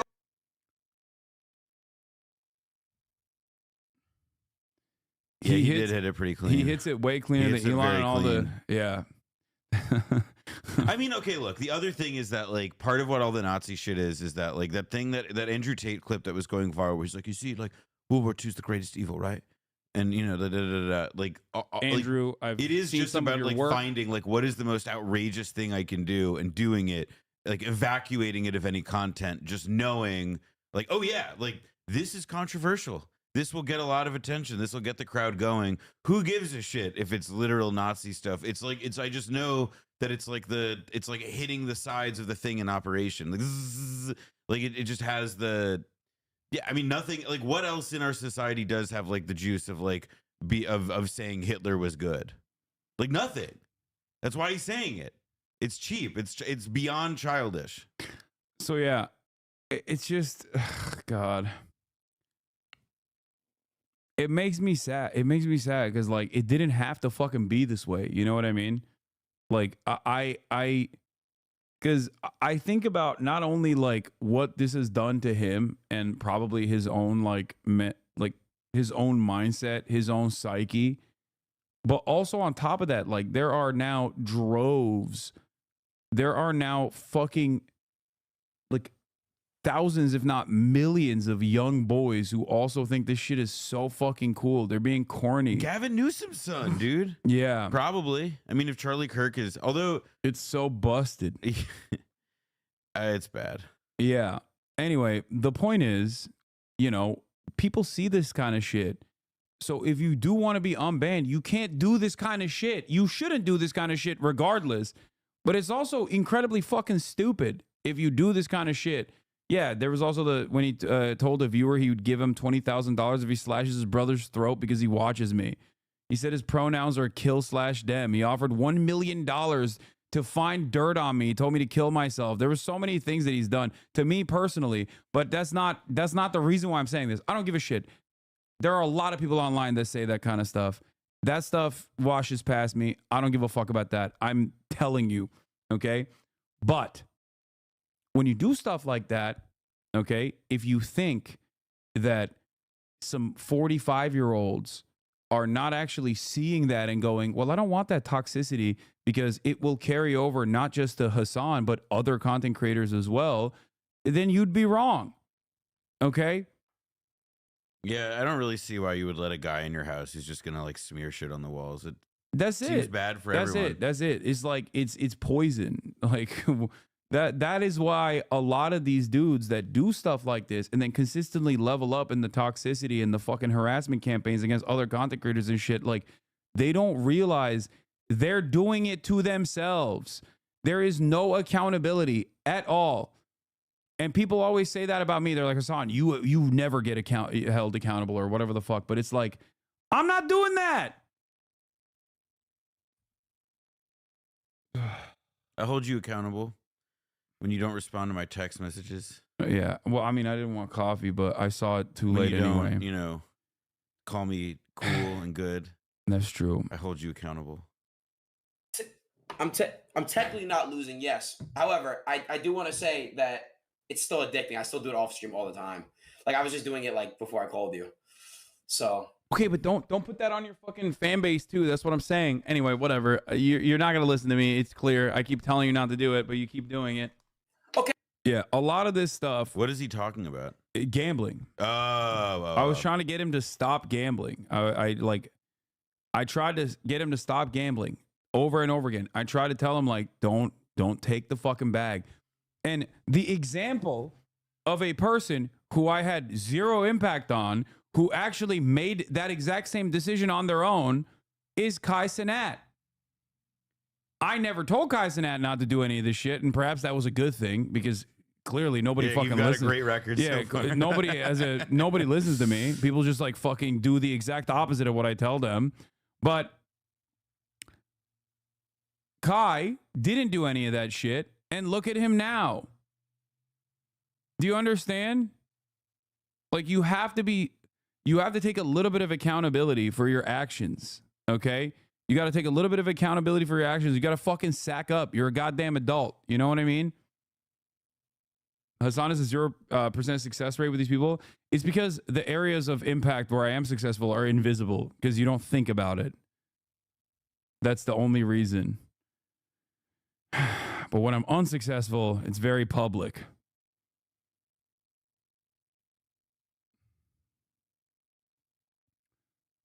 Is the shirtless thing part of his bit too?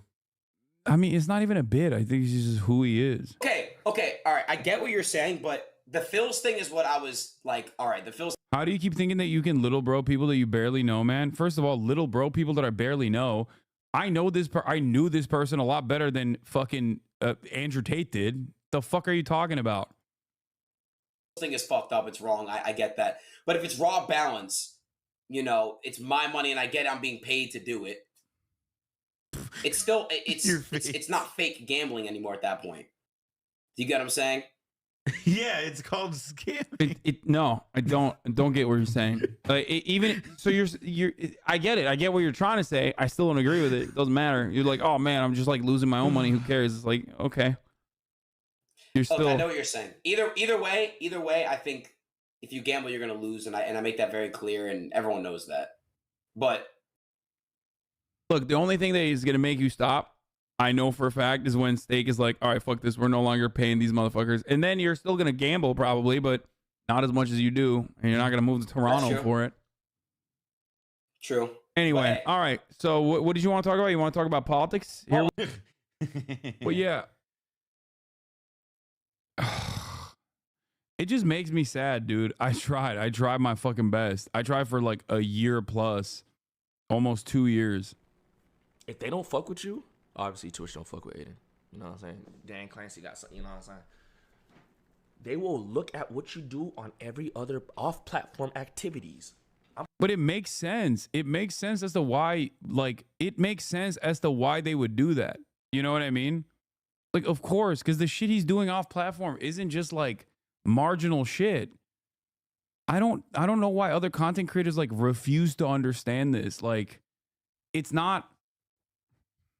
How do I explain this in a way that people can comprehend? Like, what is a good analogy here? Like, it's not a minor infraction that they're like holding you accountable over. It's like major shit, you know?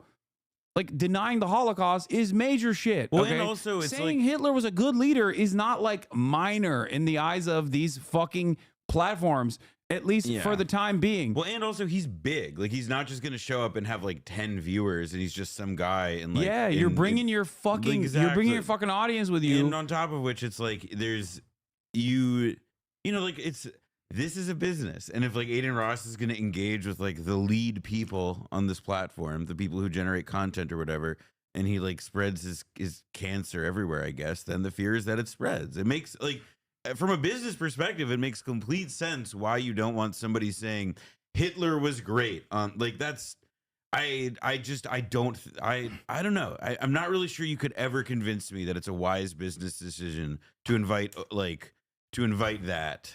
Or to invite somebody who's like even saying it just to like trigger or provoke an outrage and like thinks that that's like a line to cross. Yeah.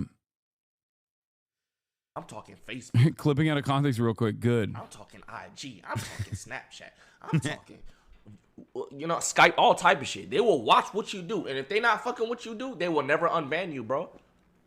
Yeah. You know? They will never unban you. So, yes, they were watching it. They have been watching Aiden. Yeah, that's why when people say, oh, he got banned 3 years ago for like unmoderated chat or whatever, which, by the way, they never say what was going on in the unmoderated chat. They never mentioned that. It was just Sig Heils, you know, left and right. But yeah, that's not the main reason why you don't get unfucking banned, okay? Another good example of this is Speed. Okay, look at Speed now. Look at Speed now. Speed is on ban from Twitch. Look at Speed now. Why is he on ban from Twitch? It's not just because he became a large content creator.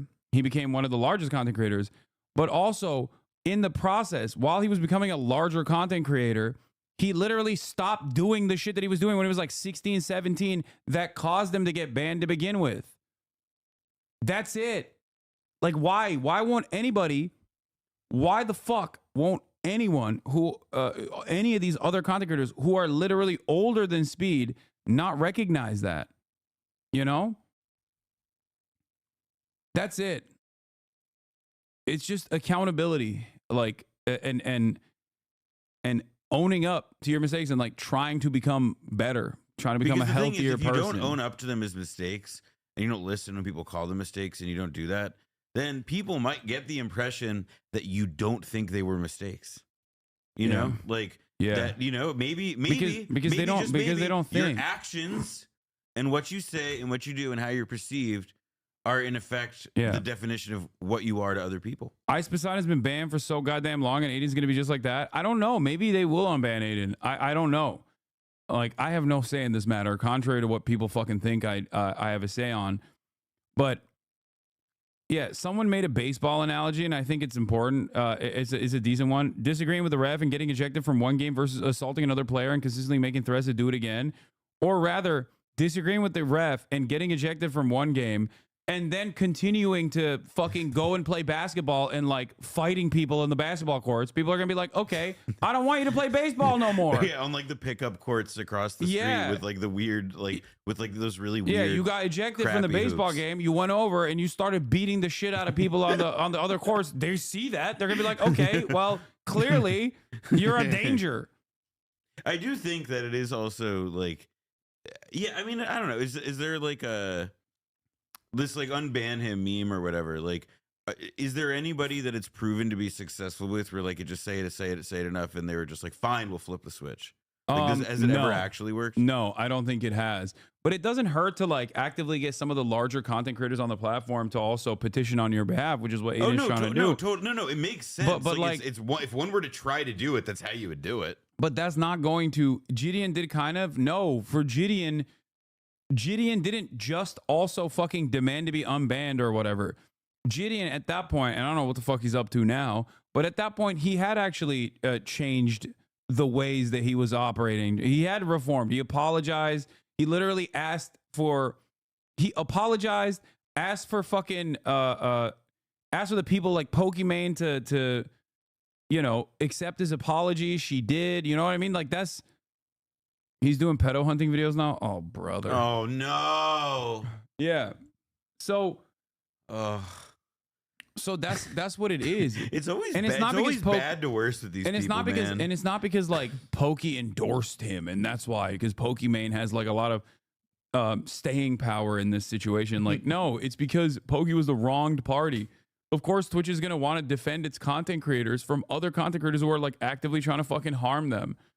Do you think he's ever read a book? What? I'm just like thinking. Aiden Ross? No, he's not read a Watch book. what you do, and if they not fucking what you do, they will never unban you, bro. You know, they will never unban you. So yes, they were watching it. They have been watching Aiden, and I know for a fact they've been watching Aiden. Dude, what is up with Twitter clips, bro? What the fuck is going on? You're telling me the Everything app's videos don't load properly? I'm it's shocked. like 50 seconds. I'm it's like I had to They're restart doing it. streams with a particular motherfucker, and all talk stopped. Yeah, he's right. All talk ceased. Yeah, Rage is 100% right about this. Yeah, he's talking about fucking Nick Fuentes and shit and I Sneeko. was so mad. I was like, Aiden, why the fuck are you streaming with this motherfucker, bro? Cooked. But that just told me, Yeah, he is illiterate. What does a fast? I'm sure you've seen this before. I have, but not in a minute. It means you are a far right authorization on ultra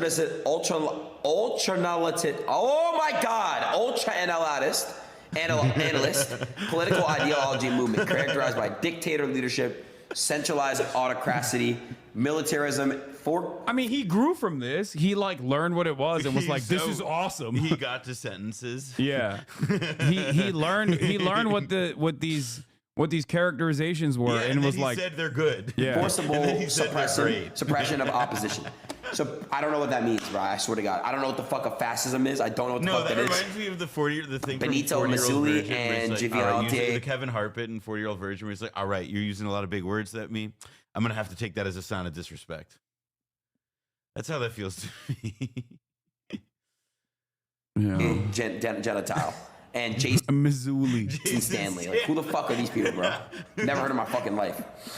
What is an example of a fascist? Yo! Nazi party led by Adolf Hitler. Yo! Now he's sorry. I didn't know that Aiden Ross said the words Jason Stanley. But, oh, this is the other funny thing. Like Aiden Ross and Ethan Klein are saying the same shit. Look at this. Look. Why do people think I'm Hitler? I've never denied the Holocaust. The Platform Holocaust. neo-Nazis. He platforms fucking terrorists. I platform Nick Fuentes. Thank you, Ethan Klein. Very cool, Ethan Klein. Yo, Ethan Klein's got a lot of fucking good allies in this fight. Let me tell you, okay? He's got Sex Pestany. He's got fucking Elon Musk. He's got Aiden Ross, apparently. Keemstar. All the best and brightest have come together. Asmongold. Okay? Motherfucker built their Legion of Doom and still thinks he's like, I'm a progressive. I'm pro-Palestine.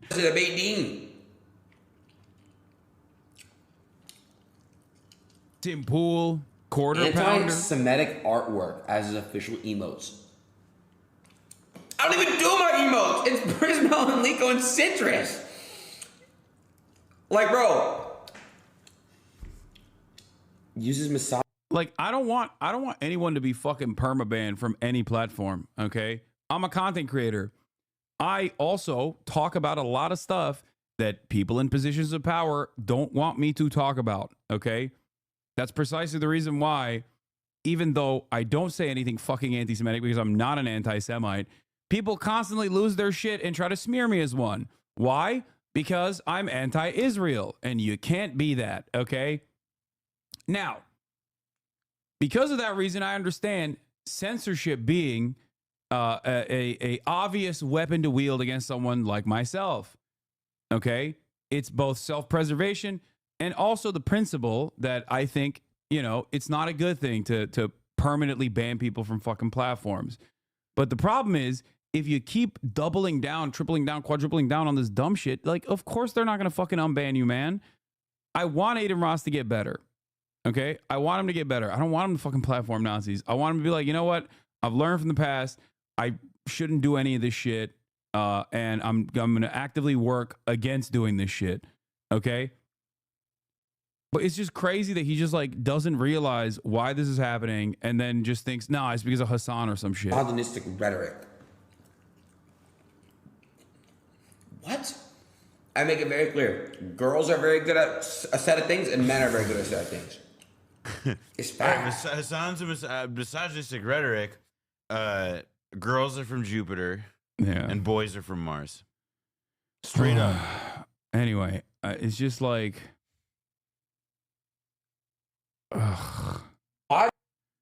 yeah. I saw another one of these things as well. I saw Sneeko, who's on his like, I'm getting better arc, okay? Sneeko's on his like, I'm a liberal now arc recently, okay? And it's kind of funny because I actually did watch. Here's what happened. This morning, this video popped up on my feed. Ramadan is much more than skipping lunch.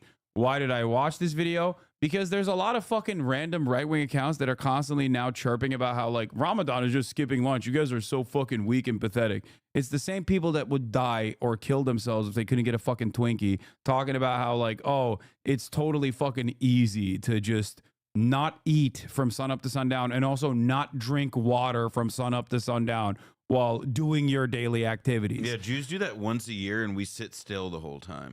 You know, like, I would never in my life step to Ramadan on that. Yeah, and as someone who doesn't participate in fasting but has fasted in the past during Ramadan just to try it out, let me tell you, that shit is not fucking easy. Okay, it's not easy at all. So it's kind of funny that American treatlerites are just like, oh, it's so simple. It's so fucking. It's also no, but here's the thing. Like, why do the treatlerites do that? I think it's because the videos that always like go about like the meme shit that goes about making that point, they don't show people being hungry throughout the day. It's like they have like a they show them like, oh, here's like a gigantic plate of rice and lamb. Here's this, here's that, here's all the food. Yeah. They see like, they see iftar, they see the iftar dinners, exactly. and they think this is what it's about. Yeah, it's like oh my god, dude, like, oh, you think Yom Kippur is like a fucking hard fast? Like, what's that dinner you're having there, man? Like, what's that fucking brisket? Anyway, yeah, idiot. Republicans who did January 6th because they couldn't go to fucking Applebee's to eat jalapeno poppers are fucking talking about how easy it is that the entirety of the Muslim population is fasting from sunup to sundown. I fasted since age 9 till the age of 23. Honestly, it was great. I love fasting. Even after being agnostic, I still appreciate it a lot. 14 years is a long time to fast, dude. You should get some food. Also, yeah, especially you can eat now. The no water part is the most that's the killer. The most insane part of it. Like, it's very difficult. So I don't know where the fuck people are getting this information from. They should try it one day. There's actually a relatively socialist purpose behind fasting as well, and zakat as well. Islam is a very communal religion. Regardless of what you may think about it. I mean, I am not a committed believer myself, as you guys know, but having said that, I have talked about the communal aspects of Islam in general. And fasting is for a very specific purpose. It's to help you, the average believer, understand the plight that others go through. Those who are less fortunate than you go through. Okay, at least that's how it was taught to me at a young age. Well, and also I'd add that like fasting in general, like in the context of religion and other stuff, like it's like both exactly that. Like it's like literally a way of putting yourself in the. I mean, it's like it says like it's saying like, all right, put yourself in suffering and pain, and our way of defining what suffering and pain is not eating. And that forces you just like directly to consider like, Yeah. well, who doesn't eat and how much would Yeah, that exactly. suck? And zakat as well is a And big by the part of way, this like, too. Like you have to give when you in the holiday when you actually what is the term called? Kurban. How do you say kurban? Sacrifice an animal. Okay, like in the halal fashion, you're supposed to distribute the meat to your entire neighborhood. There's a lot of aspects of that. Zakat is not about tithing. Tithing goes back to the fucking church. Zakat actually is direct wealth redistribution, a percentage of your wealth that you directly redistribute to people in your community. So, you know, it's literally mutual aid baked into the religion. It's direct action baked into the religion. But all of that stuff is I mean, the reason why I brought that up is because I watched this and I was like, oh, wait, maybe he's turning a new leaf. And then I saw his account because I was like, what's he about? What's he doing? The day prior to this fucking video, on March 6th, 2 days before, this is the video that he posted. It's the website where you get banned if you extend your arm too far unless you're black like Kevin Hart. Where you could call for the assassination of a U.S. senator if you do the humiliation ritual. Yeah, What? I did the humiliation Wait, what's the- ritual. wait. I played dodgeball and Dan Clancy was on my team. So that was my humiliation ritual. Can wish PTSD on American soldiers if you're a fat industry plant.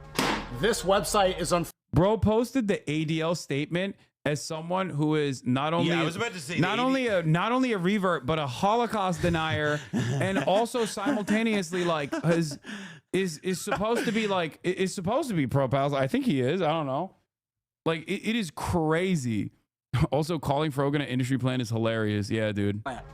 This website is unfortunately the main source of live streaming. What's Mr. Pro Palestine fucking plastering on his YouTube video a tweet that he printed out from the fucking ADL. Yeah, that's pretty good. Yeah. That's pretty funny.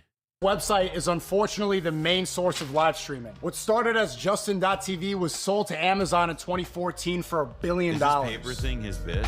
Yeah. America deserved 9/11, dude. Fuck it, I'm saying it. Then slowly it became the place where people block traffic at a convention center dressed in cat ears convene on. Yeah, they're all woke and gay. That's the other thing. It's like Twitch became woke and gay. Wait, what did the Chocolate Rain guy? I don't What did know. he do? Dressed in cat ears convene online. Like if Portland, Oregon was a website. Autistic white people, before they knew what autism was. Normal people didn't and still don't know that there's an audience of people that watch an animated mouse play Fortnite for hours. Anyway, fast forward a couple years and there's a 30-year-old man with red hair who's flossing on Jimmy Bro, Fallon. I Normal didn't people know are there- like, this is, I mean, I assume Then why it's do you just- want to be on it? I Why do you want to assume- be on it? Why do you want to be on the platform if you fucking hate it so much? I assume that this is just like, it's the same thing for another 3 minutes. Like, does it advance? I don't know. We'll why see. is there a 30-year-old man with red hair flossing on Jimmy Fallon? And suddenly out of nowhere, this Jewish kid pops up and changes streaming forever. He's playing 2K and LeBron James calls him up. The biggest rappers are pulling up to freestyle. This kid is making more money than the celebrities coming on his stream. He's bringing on cute girls to flirt. He's joking late night with his friends. He's doing what regular people do. Suddenly, Wait, pause. Twitch isn't autistic and gender fluid One anymore. is like, okay, break this down for me. No, the non-autistic and non-gender fluid thing to do is act like a gay guy around rappers who get uncomfortable by it. that's what yeah, like that's what it is. You so like you know, regular people. Well, you know what I wouldn't call regular people who call up LeBron. You know what I wouldn't call that? I would not call that a humiliation ritual. Yeah, no, definitely. Definitely not. Yeah, regular people who have the Regular capacity to fucking just dial up LeBron and then, Right. you know. But like there is some truth to like, I mean, I guess there is not a lot of truth to what he's saying, but like yeah, Aiden Ross was a very popular content creator and did all of this stuff. And it was good when he was doing all of this stuff. And I think he brought a lot of attention to Twitch as well. And it was a good thing. And he brought a lot of celebrities onto Twitch as well. And then the torch was carried on by Kai Cenat as well, for sure. And many other content creators now. Suddenly, Twitch is mainstream. Then naturally, No, Twitch was... No, come on. Time out the hate. Time out the hate. Time out. By the way, that's my favorite meme because what is it? Kraft, the fucking Robert Kraft. Robert Kraft's like timeout the hate campaign. Oh my god, was Snoop Dogg? Did you see the No, commercial? no. That's not even what I'm talking about. I'm talking about with Shaq when he was like timeout. Yes. That happened when Israel invaded Lebanon. And that is a famous fucking thing that Hezbollah does to say like you come in vertical, you leave horizontal, like you leave in caskets. Yeah. So like this was literally like a call sign for Hezbollah to the Israeli troops. When they do this, that means you come in vertical and you leave horizontal in caskets. So Robert Kraft coming out with that and making Shaq do that was fucking hilarious. That's reappropriation, dog. Right as Israel was invading Lebanon, mind you. Anyway, but yeah, that's why I always go time out the hate. It's my favorite thing to do. I also like putting like Sharpie scribble over Ninja's face. Yeah. No, Twitch was absolutely mainstream Twitch, because I was of gonna say, this. Right, I was like that guy, like cover of ESPN magazine. Yeah, you can't. Super Bowl, the Drake stream, You Travis can't, Scott. you Come can't on. say this Come fucking red-haired 30-year-old was flossing on Jimmy Fallon and then go Aiden made Twitch mainstream. Yeah, there and also No, he made Twitch mainstream. No, but like the arc that he's painting is that like the arc of Twitch in this like moron style version is that like the thing becomes mainstream, but it like slipped its it slipped the bonds. It moved beyond the like red hair like gay boy stuff, and they elevated this just objective normal guy who gets all the attention. What's good, big dog? And then, of course, he's about to say, and then they couldn't handle this normal, starts awesome maturing guy. and learning about the world. How politics and fake morality extend far beyond just the government. They also hate Pokemon. That's like Yeah. I know Well, exactly. He said No. fake morality. Is Yeah, no, this is a clip that is like in perpetuity, always repeated from like fucking like 2016 or something when she says, I think she says the N-word in this. And literally they always bring this shit up. They'll be like, she's fake. She's fake. She does fake morality. They say the same shit about me as well, where they're like, yeah, she was 17 years old. And has apologized for it a million times over, obviously, and it's not. Morality extend far beyond just the government. How the entertainment industry is held together by fake friendships. To make it on Twitch, you Okay, gotta that's pretty fake it. good. Yeah, it's The all these. entertainment industry, Jewish Hollywood, is held together by fake friends. I wonder because I saw like Jeffrey Epstein, the Israel flag on that fucking thing initially. So I wonder how he's gonna slap that back onto the collage when he literally started off with a ADL poster and also said two anti-Israel content creators are bad. Like, look at this. Look at the Mossad, Israel, Robert Maxwell, Jeffrey Epstein. Also, the ADL was right to demand that fucking Frogan get banned because she hurt the feelings of the American military. Like, get the fuck out of here, dude. Come on. Like, she literally, listen. Yes, what she said was something that people got really up in their fucking feelings about. It's no different than what a million other content creators have said in the past, okay? In terms of like, yeah, if you go out there and you don't feel any fucking, if you're someone who joins the military and you go out there and you don't feel any fucking kind of like, if you don't feel that you did a bad thing and you actively talk about how awesome it is and you actively defend it and your output, basically, if you don't have any remorse whatsoever, then, bleep, I'm not going to say the rest of it. Was it spicy? Absolutely. Okay. It was absolutely a spicy thing to say. It was a hot button topic at a hot button time when everyone was actively coming after her. She got banned for it. Not even for that, but she got banned for the fucking hummus thing. All right. Doesn't matter if ex-military dudes agree with her. At the end of the day, Twitch didn't. Okay. She got banned for it. So I don't know what the fuck he's talking about. Is the Shane Gillis clip on Iraq? Yeah, but that's Shane Gillis who said that, so it's different, you see? Let me see what Iraq Shane Gillis said. You notice the war in the Middle East is just on the internet. The whole fucking thing. Every dude out there on both sides was wearing GoPros the entire time. Like, you can watch it. We watched like 3 hours of the war in Iraq. And after the first hour, I found myself starting to cheer, not cheer, but like relate. I felt like I could relate more to the monkey bars guys. You know what I mean? They were a little more my speed. And they were proud of the monkey bars. You remember that video? You've seen them using the monkey bars. They filmed themselves using the monkey bars and then sent that tape out to the world like, not bad. You ever wonder how you would do out there? Watch those guys. Those are just normal fucking dudes. Second shots are fired. There's no game plan. Everyone's just, oh, shit! Very relatable. Guns jamming. Try to fire a rocket, it goes straight fucking backwards. They look like me trying to fire a gun. Their feet move when they shoot. Very relatable. They also have never won. They got fucked up every single time. Bad. They would blow up like one truck every 5 months. They'd be just as surprised as everybody. Shit finally worked out. You could hear it in their voice. Someone would blow up, they'd be like, oh! It's like, yeah, dude, that's a human reaction. That's relatable. That's what I would do if I saw a fucking explosion. I'd go, oh! That's human. You ever watch us kill people? I can't relate to that at all. There's some Black Hawk helicopter with night vision, mows down like 40 people. Pilot gets on, he just goes, clear. Just flies away. It's like, yo, that's a psycho. That guy didn't give a fuck about that. At least ISIS is down there having fun. Dancing afterwards.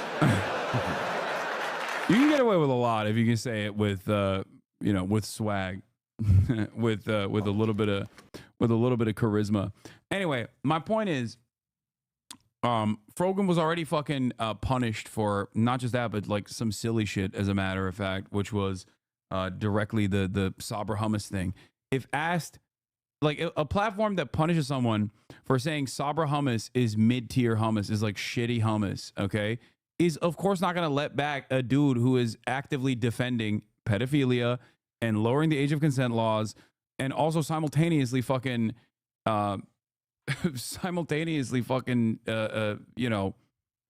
denying the Holocaust, okay? Together by fake friendships. To make it on Twitch, you gotta fake it. On Twitch, you could say America deserved 9/11 if you put on a dress, but if you say there are only... There's no way these guys actively believe this, right? Like, they think that, like, dog, you have to be genuinely, like, your mental faculties are worse than John Fetterman. If you think Twitch was like, put on the fucking dress and paint your nails, okay? If you don't do that, you are not getting unbanned. Or it's like the flip of it is the other way, which is that like you think that like, oh, well, if I want to like convince the mass, if I need to convince the masses, if I need to Trojan horse this idea that America, deserved 9/11, this very controversial idea that nobody has ever talked about in universities, in American high levels of American policy, nobody's ever considered that idea. But if I want to Trojan horse that, then I need to wear a dress and paint my nails. I thought you were going to perhaps refer to a very good, well-researched podcast series called Blowback. I would never reference that. Very good, well-researched podcast series called Blowback that talks exactly about, how 9/11 happened. I mean, you could say America deserved 9/11 without it being like, oh yeah, America morally deserved it. Like that could be your opinion or not or whatever. But it's like you could just say like, yeah, America certainly earned it by okay. No. In on the matter of fact level, like I don't mean that like America morally deserved. I'm talking explicitly about the idea that like I don't think these people care about nuance. No, I'm just letting you know. You're getting into the just that like we armed them in the 70s. We supported the war and the conflict. that was my point. Yes. That was precisely my point, which is why I got banned. So I'm just letting you know. All right, okay. Anyway, but the point is, you should listen to the Blowback podcast. It's incredibly well researched and talks about exactly how America got to the 9/11 part of the story. But in any case, Noah and I will be wearing a dress for no particular reason right now. Put on the fucking dress. Yeah, we're gonna do our humiliation ritual real quick. Our humiliation ritual incoming. Our Hail Marys, etc. Okay. All jokes aside, like, this is all over the place. Like, what is your fucking worldview, man? What, like... Two genders, you'll get banned for unmoderated chat. Twitch is fucking retarded. It's retarded that an American company has decided freedom of speech doesn't matter. It's retarded how they created their own system of morality through the voices of multi-millionaire streamers who tell you to eat the rich. Through the voices of women whose job it is to cry on camera so pathetic men can fall in love through the screen. But it starts to make sense when you see. Yeah, dude, you're never getting unbanned, big dog. I'm gonna be honest. I gotta be. Like, what the fuck? Like, you can think it's because you're like, you can think it's because you're fucking based, but like, no, Yeah, no, it's because you're brain dead. Like, it's just like, it's so stupid. It's like, it's so dumb. It's so unimaginably stupid, dude. Oh my god! Like And what? they also just it's. I just like the idea of it's also like we're gonna say that word over and over again, and I'm gonna like smile and like break character a bit as I'm saying it because I have like the emotional regulation of an 8-year-old. Like all of it is just so. Dude, like it's funny because like these are the motherfuckers who need a job, bro. Yeah, they do need a job. Like you need a job, brother. What are you doing? Get a job. Get a job. See who their CEO is. we could do a that, serial but- masturbator, a gooner. That's it. What? I was doing plenty.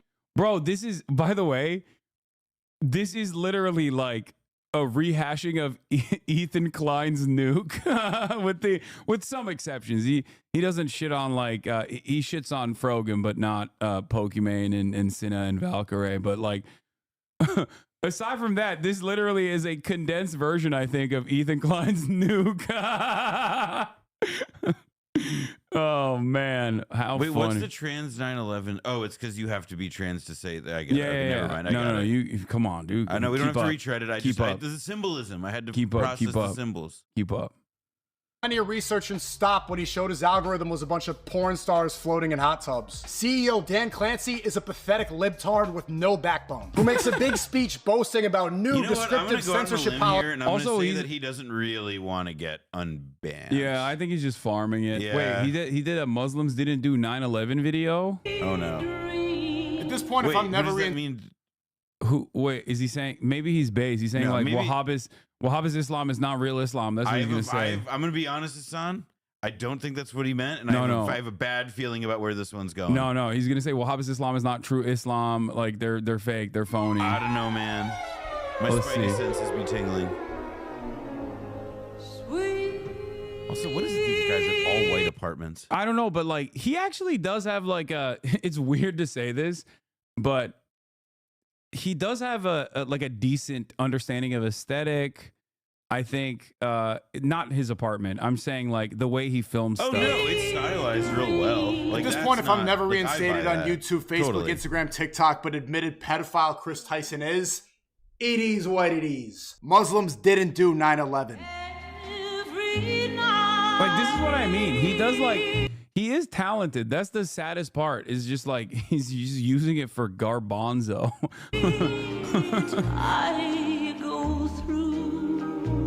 It's a racist Casey Neistat video.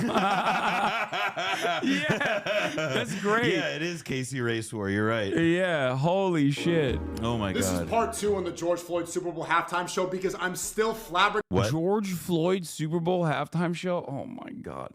And then he gets sad when his fucking own fan base of neo-Nazis are saying he eats cats and dogs. He's like, no, you guys don't understand. I'm half Haitian. We don't eat cats and dogs. And they call him the N-word.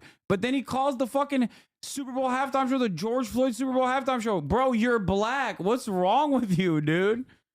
Isn't he half black?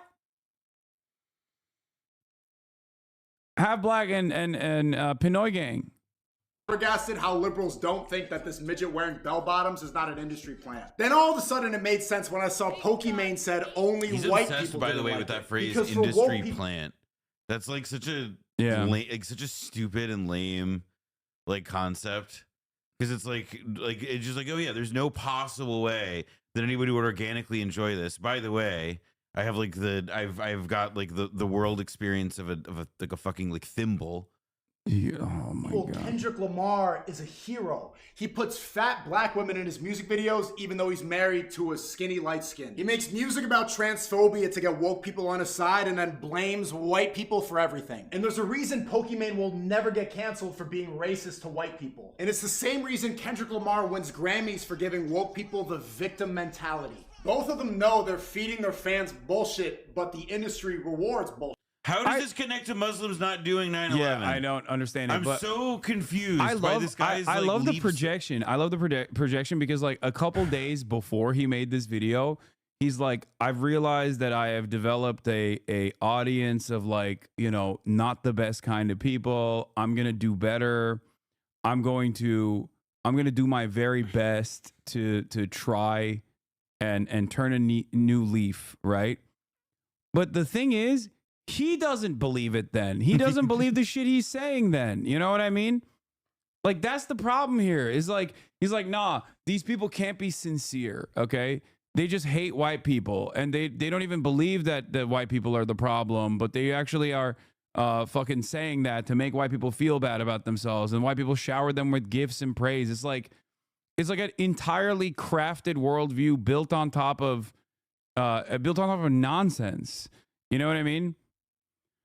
Oh, it's just very strange that these guys always present the opposition as like grifting or not what they're doing. Not the guys who. Wait, you're telling me like no? You actually, if there's anybody in this world who's not grifting, it's the guys who are always putting little gambling tags on their shit.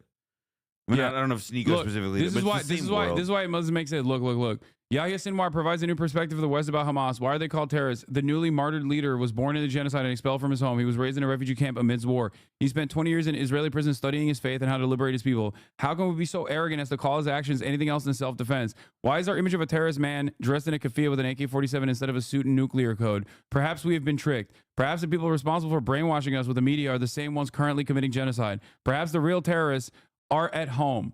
Okay? The same mind that came up with this also is fucking doing this. I'm too far unless you're black like Kevin Hart. Plan. This website is unfortunately the main source of. Like, this doesn't make any fucking sense. You know what I mean? It's so inconsistent. Like, if you understand that America perhaps are the real terrorists, okay, at the global fucking stage, what do you like? What is this? Like, I'm slapping the fucking ADL sticker on here. Also, he talked about anti-white racism here. And what's really funny about that is that I got banned off Twitch for saying cracker, okay? I got banned off Twitch for anti-white racism. Shut the fuck up. Bullshit. It's not a secret anymore. The Zionists that control the industry use wokeism and nationalism to redirect their hatred towards whites and Muslims. I literally paused it right before he told me the truth. Who did 9/11? I told you. I had a bad feeling, Hassan. Had a bad feeling. I thought he was gonna say, you know, Wahhabists are not. I thought he was going to say the Boston Celtics, but Let me explain, because it's not working anymore. The shift became crystal clear when Selena Gomez cried on her Instagram about. It's so funny. It is crazy how much this guy hates women crying. Yeah. It is insane. It's all, he must make them cry. No, all the time. he's literally just like picking. He's like picking certain like conservative cultural touch points and just like you know, weaving that into his argument. It's all about keeping your attention, okay? He understands his audience and he just wants to keep them paying attention. He's somehow talking about 9/11 and how the Jews did it while also literally talking about Selena Gomez crying and how there is this like dangerous plot by the Jews to create a race war in this country. Like, it's so fucking stupid. While also all of the people that he hates are fake and he is the real one. Mexicans because illegal aliens were being deported by the thousands. Selena Gomez is American. She doesn't speak a word of Spanish. And the internet saw right through her bullshit and clowned her so hard she deleted the post. But the next week, Ye started selling swastika t-shirts and only received a fraction of the hate. That's never happened before. Then Ye doubled his sales hold on. on Why is Yeezy. Blue Velvet playing on the TV? Because he likes art, dude. You don't understand. He's giving a tribute to Lynch. It's so annoying to me to like just be like this insane misogynist while like that just is, man, this sucks. And his streams went up like he So dropped bad, an album. man. The only backlash was some of his team made statements of resignation, and then I realized, why have I never seen a tour manager quit because of Antichrist symbols? For decades, art... This is a brilliant point. He brought up a really good point. Yeah. Yeah, you can't say any. Yep. Noah, Jewish. Okay, mind blown. Yeah, that's right. I feel like I short-circuited just now. No, you just got exposed. I'm so confused, man. He's like, I thought I understood stuff. Why won't I thought I knew things? Yeah, no. Why won't managers quit due to Antichrist symbols? Bro, but they only quit due to the swastika. I'm gonna keep it real with you, Sneeko. You are fucking stupid. Oh my god. Yeah, no, you are like really stupid, dude. You are so stupid. No, I think it's different than that. I think he knows his cynical. audience is he's stupid. He's not actually. I mean, I want to emphasize that I think this is stupid. This is stupid things to say, etc. But he is himself really a cynical. Cynical motherfucker. Sneeko literally tweeted that Jews control the media, and you said he's right. Please pay attention to what he's saying. Wait, what? I didn't say he's right. What are you talking about? Why did you say Sneeko was right when he blamed the Jews? I'm joking, chatter. What the fuck? I don't think he's making any good points. He's not. I think I can speak for Hassan on this one. I think we can say we are down on Sneeko. We are low. We are buying low on Sneeko here. Yeah. Oh my god, it's amazing. This video is everything, dude. Artists are paraded around and even awarded for using satanic imagery. Bro. And nobody ever quits. Yeah, that's true. That's true. He's true. Nobody ever quits for satanic imagery. True. Yeah. Yeah. Keep going. I got to see what he does here. You said the Yahya Sinwar thing was correct, and he literally said Jews control media in the post. Wait, he did? Did he?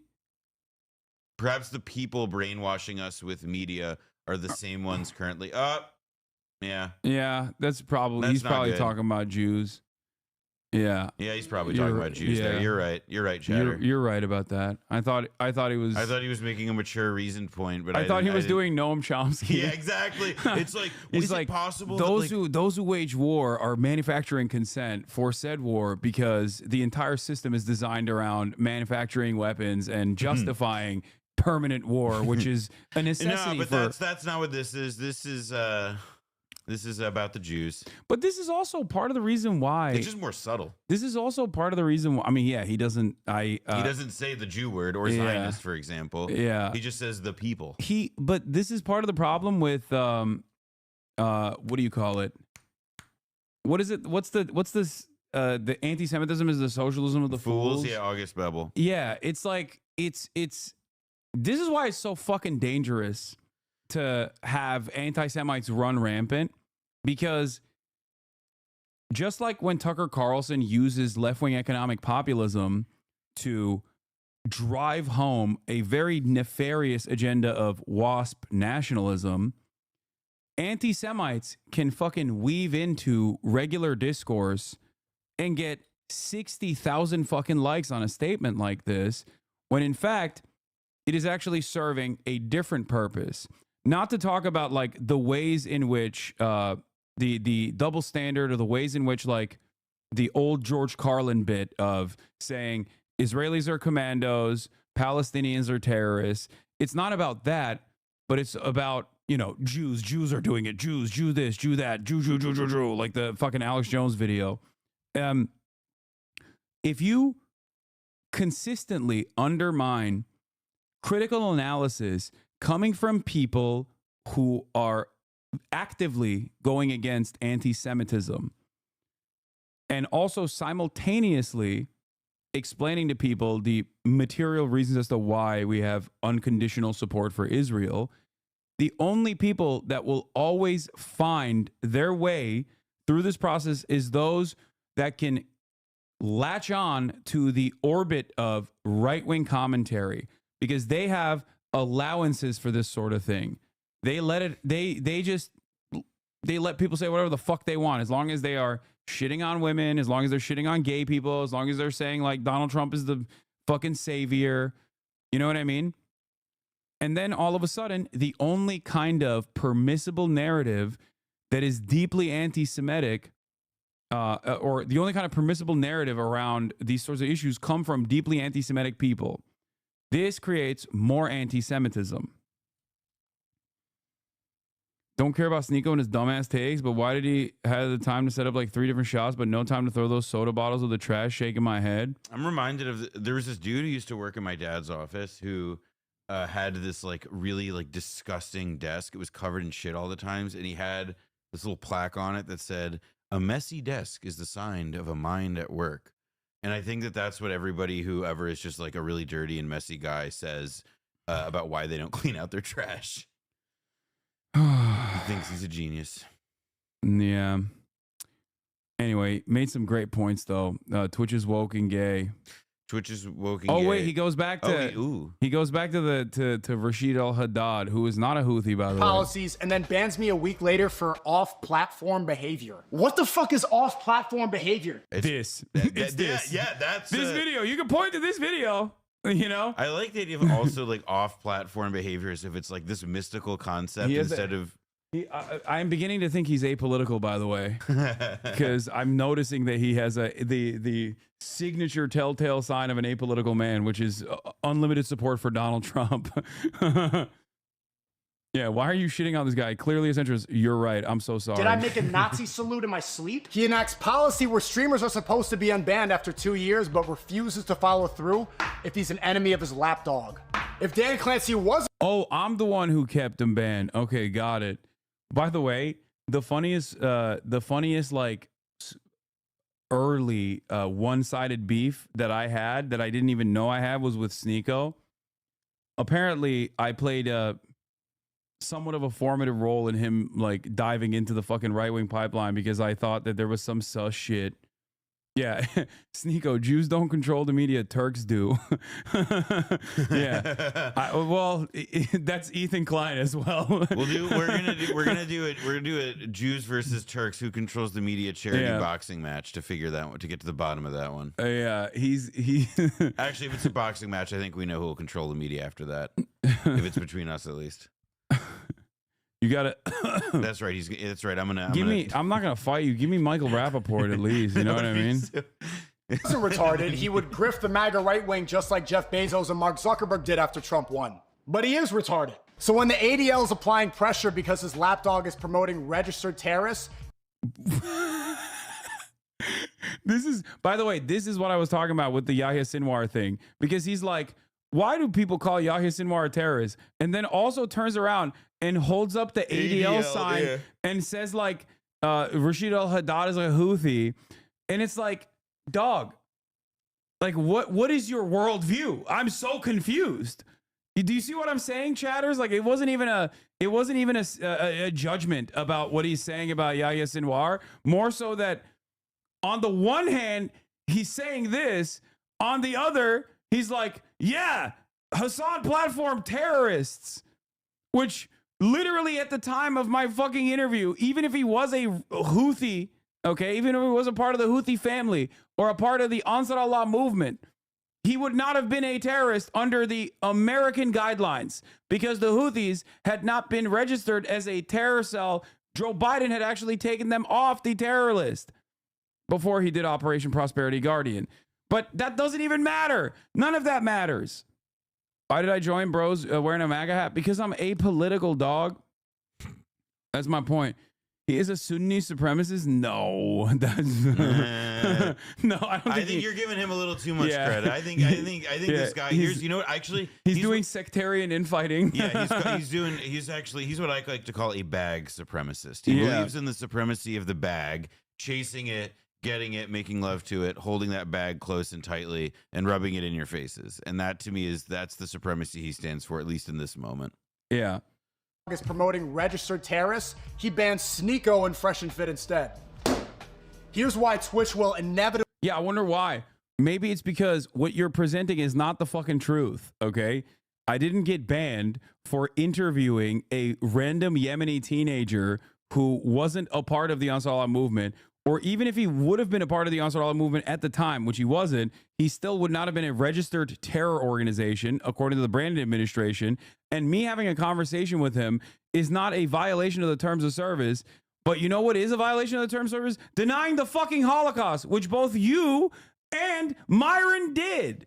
Also, like, I just gotta say, it's not exactly like, I mean, I would say it's incredibly lame and not classy to just constantly use the R word over and over and over and over and over and over again like this.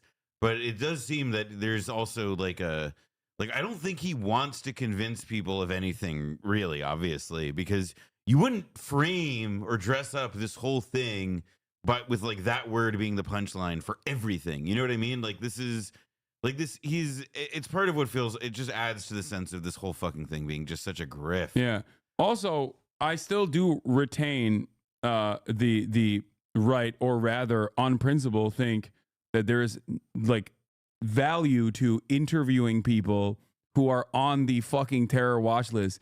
And it's not just my perspective. America does it all the time. Western media does it all the time.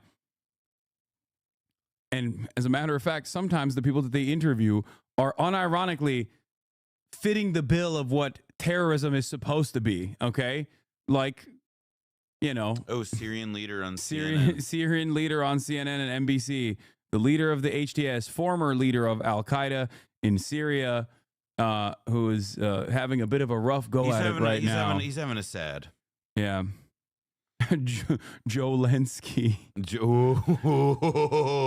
Well, no, his name is Jelani. That's Jelani, why, I know. Yeah. That's why I'm cracking up. Yeah, not the other thing. No, we're not saying that. Yeah, they're not saying the other thing. They're just saying he looks like Zelensky, which I think is very funny. think that is a good. No, I think that's like funny. Mark Zuckerberg got hit with the Dominican ray, and Jelani got hit with the Zelensky ray. Okay. Yes. There's actually a really good. There's a really good magazine article, and like The Economist has like a magazine section that did like this big profile of him, and I will say it does not seem promising for him. Yeah, but I do recommend it. It was a really good profile of Jelani. In 1843 is the name of that magazine. Fail or be sold within the year. One thing I learned over the years to stay alive, being banned everywhere for reasons as stupid as COVID misinformation, is you never abandon your core. Twitch blew up because of Aiden Ross and then threw him away. And we're trying to maintain some semblance of moral consistency. All of social media is seeing through the clown.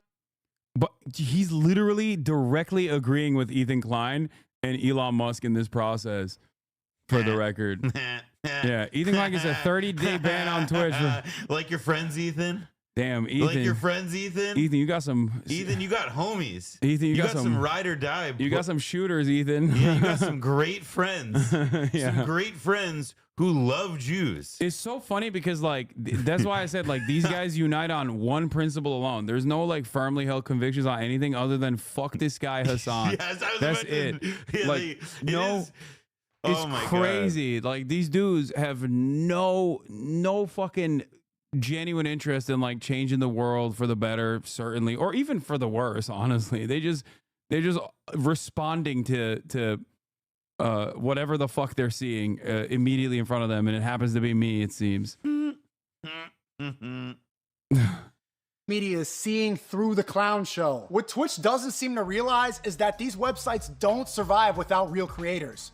Why else? Yeah, also, I love this guy saying Jews own the media and then literally talking about Elon Musk, who does own the media. Yeah, who owns who's the owner of the media with the thing behind. I mean, whatever. You're just, none of it makes sense. Like, there's no. No, this is. He's just. I honestly, I didn't think dick riding like this was possible, but Sneako's doing it. Yeah. What Twitch doesn't seem to realize is that these websites don't survive without real creators. Why else am I still alive? Creators like Aiden Ross should have been given a seat at the investors table. That's why I stream on Party now. Okay, the rest of this is ridiculous. Ay. Oh my Lord. But yeah, my point is, I think that my a point lot is of Hassan address. What? No, I was just making fun. My point is that a lot of these guys would get unbanned. Okay, they would if they actually showed that they weren't fuckheads. Okay, that's the problem. They don't want to do that. And it's not a humiliation ritual. It's just like, you're wrong objectively. You're objectively in the wrong here. And the wrong information that you're spreading is like also fairly fucking violent. Okay. And that's the reason why, that is precisely the reason why a lot of these companies are just going to be like, yeah, we're not going to fucking unban you. Where like you talk in language that like if anybody said that at their workplace, at school, to their parents, they would get slapped upside the head and like to escort it off the premises. Like that to me is like one of the, like there's like a register in which you can talk to like your hogs on a streaming platform, but that you're really not allowed to do in like daily life. But for whatever reason, these people think that actually those are like the same, and that they can encourage it and demand the same kind of respect, even though they sound like an 8th grader, like an 8th, a bad kid, like a distinct case of like bad kid syndrome. One of the things that does genuinely frustrate me, on the other hand, is that like I have, look, the repercussions that I've faced for standing by my convictions in terms of my worldview, in terms of the things that I say that obviously like go against mainstream narratives and whatnot. I've eaten those fucking bans. I have. And those repercussions are obviously inconsequential in comparison to the suffering that I try to address on this broadcast. So it is what it is. It's not that big of a deal. And I do try to the best of my ability, retain my platform so that I can continue speaking truth to power. But what's very frustrating about this shit is that these guys are so fucking phony. Like, they don't have firmly held convictions. They don't have like a fully flushed out worldview, a well-established worldview. And yet they constantly point the finger at other people and go, you're fake and gay. You're fake and you're actually... Your morals, those are fake morals. Yeah. Your morality's fake. Yeah. The also you platform terrorism. Yeah. Like, the fuck? Actually, that thing they call the golden rule about treating others as you like to be treated. Yeah, fake and gay. Yeah. In any case, we also have this, obviously. Picking up after playtime, fake and gay. Yeah, here's the fun little thing that America's doing. This is from the Forward, as a matter of fact. State Department plan to deport pro-Hamas students relies on a 1952 law that targeted Jews. Jewish Holocaust survivors suspected of Soviet sympathies were subject to the McCarran-Walter Act. I mean, listen, the internal security, it's in the middle of the Korean War. There's this, it's a whole, like in 47, it was a Democratic president who passed a loyalty pledge for all federal employees, or demanded one. Like that whole era was rife with going after some JOOs who had communist. Yeah, Jared Kushner's family was nearly prevented from immigrating because of that law. Well... Now okay, I feel conflicted. Now I feel conflicted. Now I feel conflicted. What? Deplatform stable Ronaldo, lazy, and PBM? Why the fuck would I do that? What are you saying? First of all, I don't have that power anyway, dumbasses. And secondly, like, why? What do you mean? Like, everybody makes mistakes. Everybody fucking says some shit sometimes that could be misconstrued. Okay? Or sometimes they are misinformed. Okay, that's fine. That happens. Not saying that those guys did that, by the way. I'm just simply stating that like a lot of these platforms are very understanding. Okay, I mean, look at Asmongold. He says whatever the fuck he wants. Okay, on a daily basis, and it seems like, you know, you think Twitch doesn't know that? No, they do, right? Like, the point is, there are also people that just like go above and beyond. Like, if you're actively denying the Holocaust, like, yeah, of course, no fucking company, at least for the time being, because that is still, luckily, still considered, you know, something that is completely and utterly inappropriate. You're gonna have a hard time getting back on the platform. That's well, now you've put a thought in my head, which is imagining like Asmongold cutting like commercials for like big brands. You know, yeah, let's he's gonna do it, time out the hate. Yeah. It's not about debating the real meat and potatoes issues. It's only about winning for these streamers. Yeah, I just like don't. Winning. This is what understand I mean by bag supremacy, because their definition of winning is getting that bag as big as possible. Yeah. You know, I mean, like getting number go up in an audience level, obviously, but like, look, like metrics feel faker than ever to everybody, except on a relative level. Like, do you feel like you have more of an audience today than you did yesterday and the day before, and so on? But like the one measure that you can have, I mean, this is part of why these guys love gambling and crypto so much, even though like they know that everyday people lose money on it, even though they know that like the crypto shit may be kind of a scam at the end of the day, whatever. But like for them, bag go up. And they'll keep doing the thing. You know, it's, I mean, it's the worst reward mechanism imaginable. Yeah, but you also hold on to that if you have nothing else going on. If you have if you have no real fucking friendships, if you have nothing to look forward to, if you don't find what you're doing to be like genuinely emotionally fulfilling, I think that's a major problem for a lot of content creators who are just like, I wanted to be an entertainer and I found myself in this lane where I'm basically only looking at how much my bank account goes up at the end of the month. That is not very rewarding. Making money for the sake of making money alone is, at the end of the day, not going to be that rewarding, especially if you're doing a whole bunch of shit that you're kind of faking. Okay? Yeah. That's the problem here.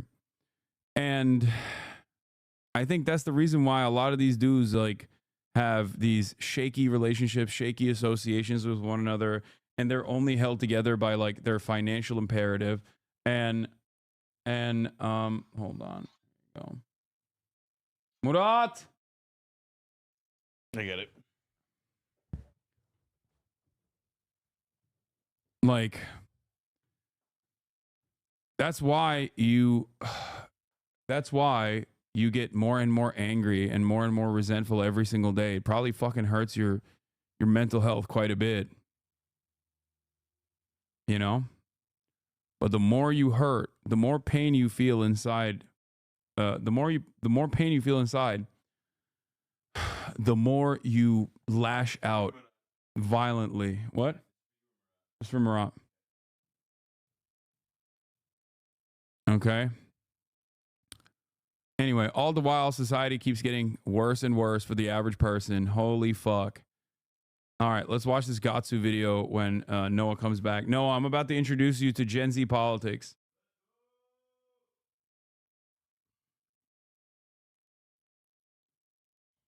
And then we'll do should have been me, should have been Emily, should have been love, should have been FYI, people are referring to you as some dude in a main outlet and cat ears on the timeline. I know, I saw that. It's pretty funny. Some dude in a main. That is pretty funny. Like, I forget that the average person has no fucking idea who I am or what I do, and that's awesome. I don't have an issue with that. It's better that they not know who I am and encounter me as a dude in a maid outfit than to be like, this is the worst guy on the planet. You know? Mm-hmm.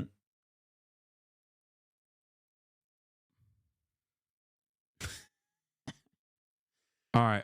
Zoomer politics time. Japan are the dominant Asian powers, and they have been beefing for centuries at this point. But for the past couple of centuries, China was at a disadvantage because Britain made them addicted to opium and basically destroyed them along with other European powers during the Chinese century of humiliation. And Japan got the sun dropped on them twice. Both of them have gotten cooked, but Japan has gone from producing the world's most brutal soldiers to making Nintendo and Naruto. That's a very, very good glow up. And China went from a rural, broke dictatorship to being ruled by the man with the most aura since Stalin and becoming the factory of the world. Dude, having Gen Z is hot on China, I think. Yeah, it's crazy. I was talking about this with some friends recently, where it's like, I think a lot more people are gonna start coming to our understanding of the world, especially younger generations that haven't been like taught to fucking hate China and love TikTok. And on TikTok you do get some like decently pro-China messaging. Like, why, like, if you're Gen Z and your life is dog shit, okay, and you're never gonna fucking retire, everything sucks, the future looks bleak, And the same people that you despise that have ruined your fucking lives, okay, that have ruined your future, that robbed you of your future, okay, are telling you, you got to hate these Chinese motherfuckers out there, okay? Meanwhile, you're on TikTok, you're seeing them eat delicious food and take advantage of public transit. Yeah, there's like cool trains in Chongqing that go through fucking buildings and shit. Why you're like, why would I hate these guys? They're just chilling. And also, like, it seems like their way of life is not like coming apart at the seams. Yeah, like that's where it's like, it's not that everything in China is like perfect. It's not that everybody there's happy all the time. It's that, like, on a relative basis, like, where would you rather spend like the next 100 years given the current trajectory? Yeah, there's no like fully fleshed out and carefully manufactured hatred for China and the Chinese, I think, among the younger generations. The craziest looking, most cyberpunk cities in the world. And to signify the point system and which one is winning, each country's leader will progressively get more of a Chad face as they gain points. Both of these countries love overworking their people, such as the infamous 996 in China, where you have to work from 9 a.m. to 9 p.m. 6 days a week. Now, that is just the average work schedule in Eastern Europe, but it might be shocking to a lot of people. What else do you do all day? You barely have time for sleep. Exactly. Good. There won't be any time for you to start getting first world thoughts, such as sadness or whatever Sigmund was talking about. And honestly, in this category, both these countries are tied because Japanese people are notoriously overworked. Karoshi is a Japanese word meaning death. I think one of the funniest parts about this is that, like, we always assume that Americans are just like fat slobs and lazy pieces of shit that all own jet ski dealerships and eat burger. But the American population is also fucking notoriously overworked. It's true. And even if it's like Americans, even if like they're not like in an absolute way like overworked compared to, I don't know, China or Japan or Europe or parts of Europe, Americans like exist in a society and like have a way of life where like the psychological affliction of being overworked and being I mean, like, call it the Protestant ethic, whatever you want to, like, it like kills Americans to not be working, to not be allowed to work, to not be able to participate in society through work. Yeah. Not Karoshi level though. Well, the problem with Karoshi is that or not the problem with Karoshi necessarily, but Japanese work culture is devious because all of your social, like all the social shit that you have to do also is a part of your work. You have to go to drinks. You have to go get drinks with your fucking coworkers after work. And then that also factors into you not having enough healthy personal time. Yeah. And, you know, there's not really a lot of opportunities, no quitting, no nothing. Same with Korea too. Yeah. Like Korean culture Korean work culture is also pretty bad too. From overwork, and seeing tired, passed out businessmen in Japan is pretty common. Obviously, this work schedule is not healthy, and seeing as both these countries have a horrible birth rate and a demography crisis coming up, they need to lock in and do something about this. In China, they actually banned the 996 work system, so it's not technically illegal to do that, but China has a big unemployment problem among the youth to the point where a fifth of them are extremely qualified but unemployed, so a lot of these people will accept bad working conditions such as the 996 to have a salary and actually make money. So yeah, it's illegal, but like stabbing is illegal, but people still do it, you know? The standard work week is 40 hours in Japan, but a recent government survey found that 1 in 10 Japanese workers put in more than 80 hours of overtime alone per month, with Christ. 1 in 5 at risk of karoshi. And there's also this bullshit of pretending to like your boss and having to hang out with them and go to drinks with them. Man, I remember when I was in that call center. Fuck that boss, man. I fucking hated his ass. If I had to hang out with that motherfucker, I would be wearing an ankle monitor right now. So genuinely saying which one has a worse work culture is a hard battle to decide. So instead of a chat face, they both get eye bags under their eyes now from overwork. No, but both these countries shine in technology. They're both extremely dominant in this field and extremely useful to the entire planet. First of all, China makes everything in the world.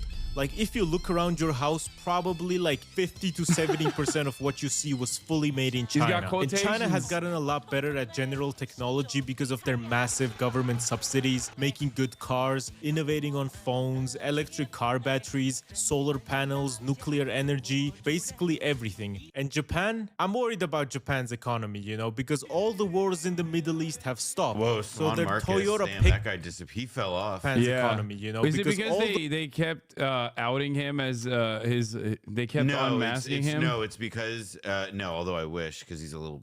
Yeah, wasn't he like a sex pest who like moved to Thailand? He's a slug. He's a slug. But and I won't get into specifics on that. But I will say he basically was like a ride or die for Kamala so hard and was like so hostile and condescending to Trump people about it, like on the election level, that like after the election he disappeared. He hated me. He hated me too. Yeah, he would. He's a common anti for both of us. he would routinely fucking yell about my analysis, which turned out to be right, and he turned out to be Well, he very used to try wrong. and reply guy to me, and then eventually I got like I made him mad enough, and he made me mad enough that I just stopped engaging. But then again, he embarrassed himself so completely and fully that he's literally no longer on the internet. So. Indian pro-Israel accounts catching strays in China in a China versus Japan video. Why my countrymen? Why, dude? I mean, this is. That is. I mean, I'm sorry if you listen. Anybody that comes up with something like this, listen.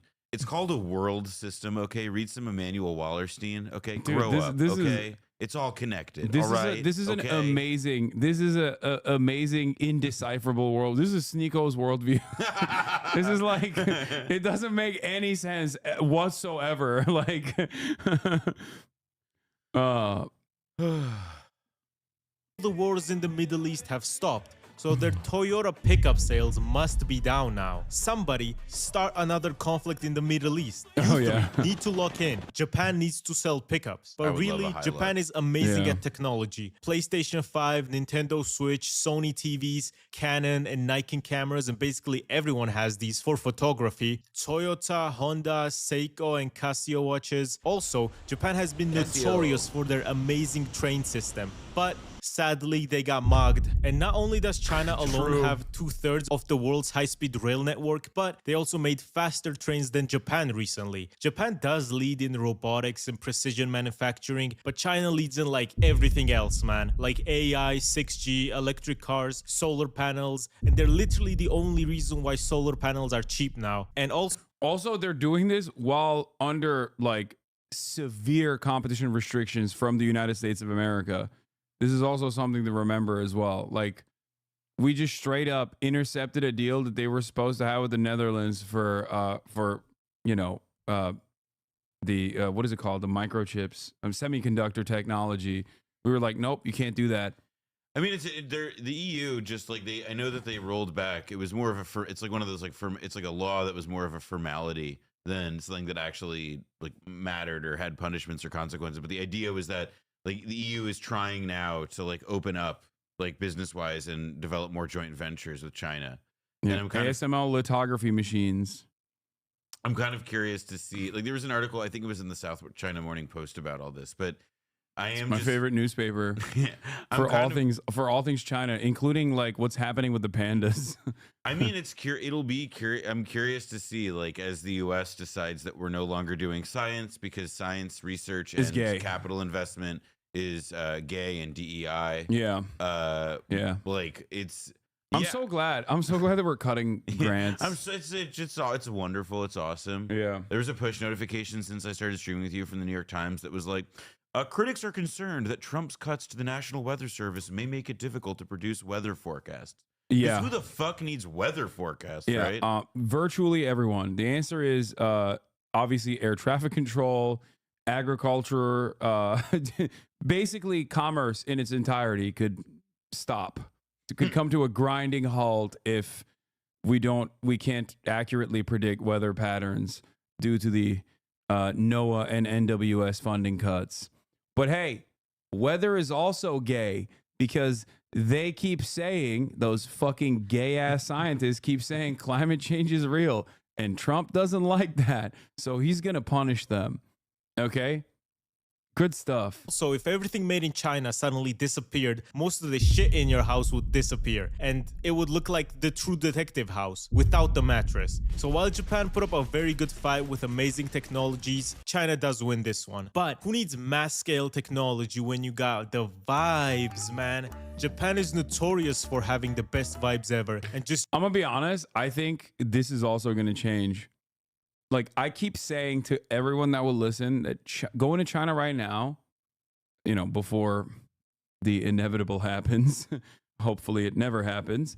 But going to China right now is like going to Japan in the 80s and 90s. Like, it is the Japan of the 80s. It's just at the top currently. General aesthetic stuff. That's why someone said wrong. Philippines on top. True.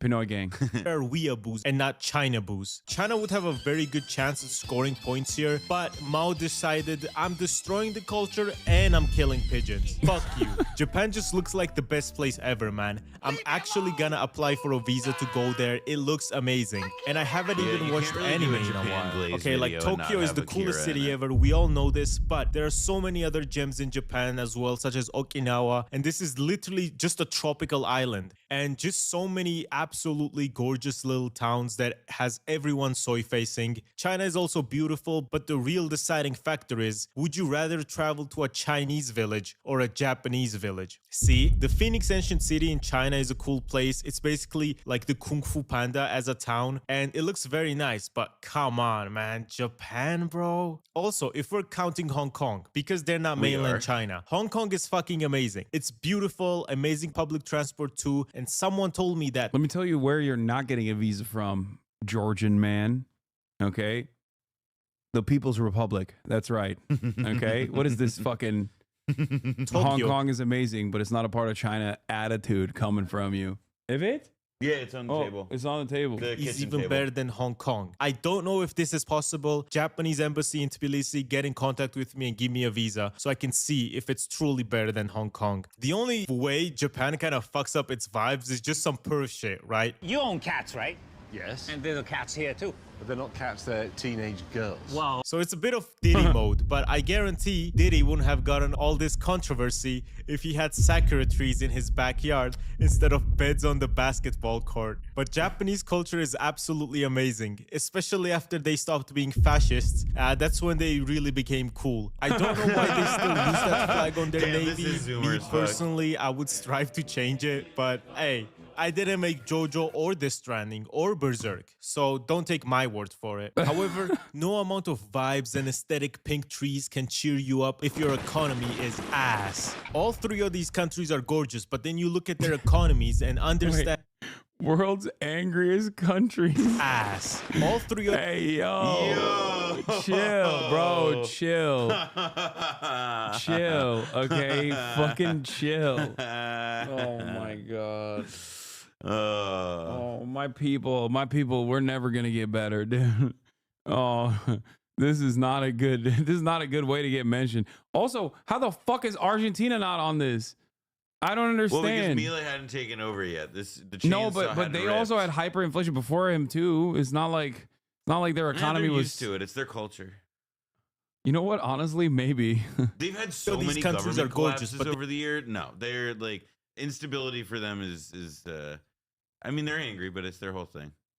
And you look at their economies and understand why they're so angry. Lebanon having a black market currency rate, Turkey having their official currency rate, which is somehow worse, and Armenia having these real estate prices. I'd be mad too. It's a reasonable crash out. And China has been growing a lot economically, and generally people have been enjoying a higher quality of life. It is also probably gonna become the biggest economy on the planet, but they have 1.4 billion people, which means their GDP per capita is less than $13,000, which means it's lower than Mexico, Kazakhstan, Chile, and Bulgaria. Because yeah, I mean, this should be a fairly decent indicator that like maybe that metric is not. Yeah, it's the not best way to understand quality of life. Well, because like GDP per capita means that like somebody in Mississippi enjoys like a higher quality of life than somebody in Hamburg. You know what I mean? Yeah. Like there are other things to look at here, but it's also not. It's not like I will say it's not totally wrong. There are a lot of like China still has a peasantry. That's not something that the US has. But also on top of that, like the American GDP is as vast as it is, not because it's like you know, a manufacturing hub or whatever, but because we are an economy that revolves around finance, capital, and just like inventing new fake middlemen that shouldn't fucking exist for services that otherwise should be handled by the goddamn federal government. That plays a pretty formative role in our GDP, I think. You know, Mississippi has peasantry too. As people living in the big cities make 5 to 10 times as much money as people living in the rural areas. Of course, most places have this income gap, but usually... What is this? This is probably not actually true, by the way, because IMF is systematically undercounted services in China because MLs don't value services like we do. I can get into this more if you're interested. It's likely that the Chinese economy will be valued 50% more if China values services the same way that we do. I'm open to the idea that like we're not measuring China totally correctly or by a set of standards that don't capture it. I think 50% more value. Yeah, that seems, so that's a little. That seems like a little bit too much of copium coming from also central like, again, underscore like, community. It doesn't mean it doesn't necessarily mean that it's awesome that a country is like wealthy or rich, because like that also means is we are now currently experiencing in America that we have got a long way to fall, and that like. You know what I mean? Like, there's to me, there's just. Do you think that like an Appalachian guy, they use more concrete in the last 3 years than America did in the last century? God damn, it's true. That is pretty crazy. It's because they're building fake cities. It's because they're building fake cities for no reason. For all those apartment buildings that nobody's ever gonna live in. Yeah, please don't check in 10 years later. Don't do that. Don't do that. don't. Well, 10 years later, they'll fucking point the finger at also, another like, new city being built. Like, and by the way, like we have had. I know that it seems like alien in this particular moment, but like in the 1980s, like there, like you had like apartment blocks in like Texas and like Sunbelt cities that were like teetering into dust because there was nobody buying them. Like it's not like it's a problem that we've never had in any event. Usually not as much as China, such as Japan, which does also have an income gap between the big cities and rural areas, but nowhere near as much. And people in Japan generally enjoy a much higher quality of life with nearly triple the GDP per capita. But the thing is, Japan's economy has been stagnant since 1991. So stagnant, in fact, that it's referred to as Japan's lost decades. For example, in 1993, Japan's economy was 4.5 trillion, and this year it's 4.39 trillion. So like all these people are being overworked and the GDP is still not growing. It's a pretty bad situation, to be honest, and their currency has fell a lot in the last 10 years as well. But compared to like an average person in China, you would assume that the quality of life is still better. So because this one is about just a normal person living and not the nationwide GDP or some bullshit, this one goes to Japan. But otherwise, I also disagree with this. I think the quality of life for I suspect the quality of life for like someone living in Tokyo versus someone living in I don't know, like a major tier 1 city, China probably clears Japan on that front too, at least from what I've seen. And also, I can't even talk about the countryside in Japan because it's literally non-existent at this point. It's fucking insane. You know what I mean? Like they're straight up just dying. They're well, just, yeah, I like, mean, there's as in like literally dying because they're old. Like aging. There's an insane story I recommend that people read in the New Yorker about like how fertility issues look around the globe, and it's like a non-scaremongery article. It like takes it seriously, and they talk, and it has some like very interesting moments about Korea and Japan specifically. We're not talking about the average Japanese adult is several times richer than the Chinese. We're not talking about averages like that. We're talking about quality of life.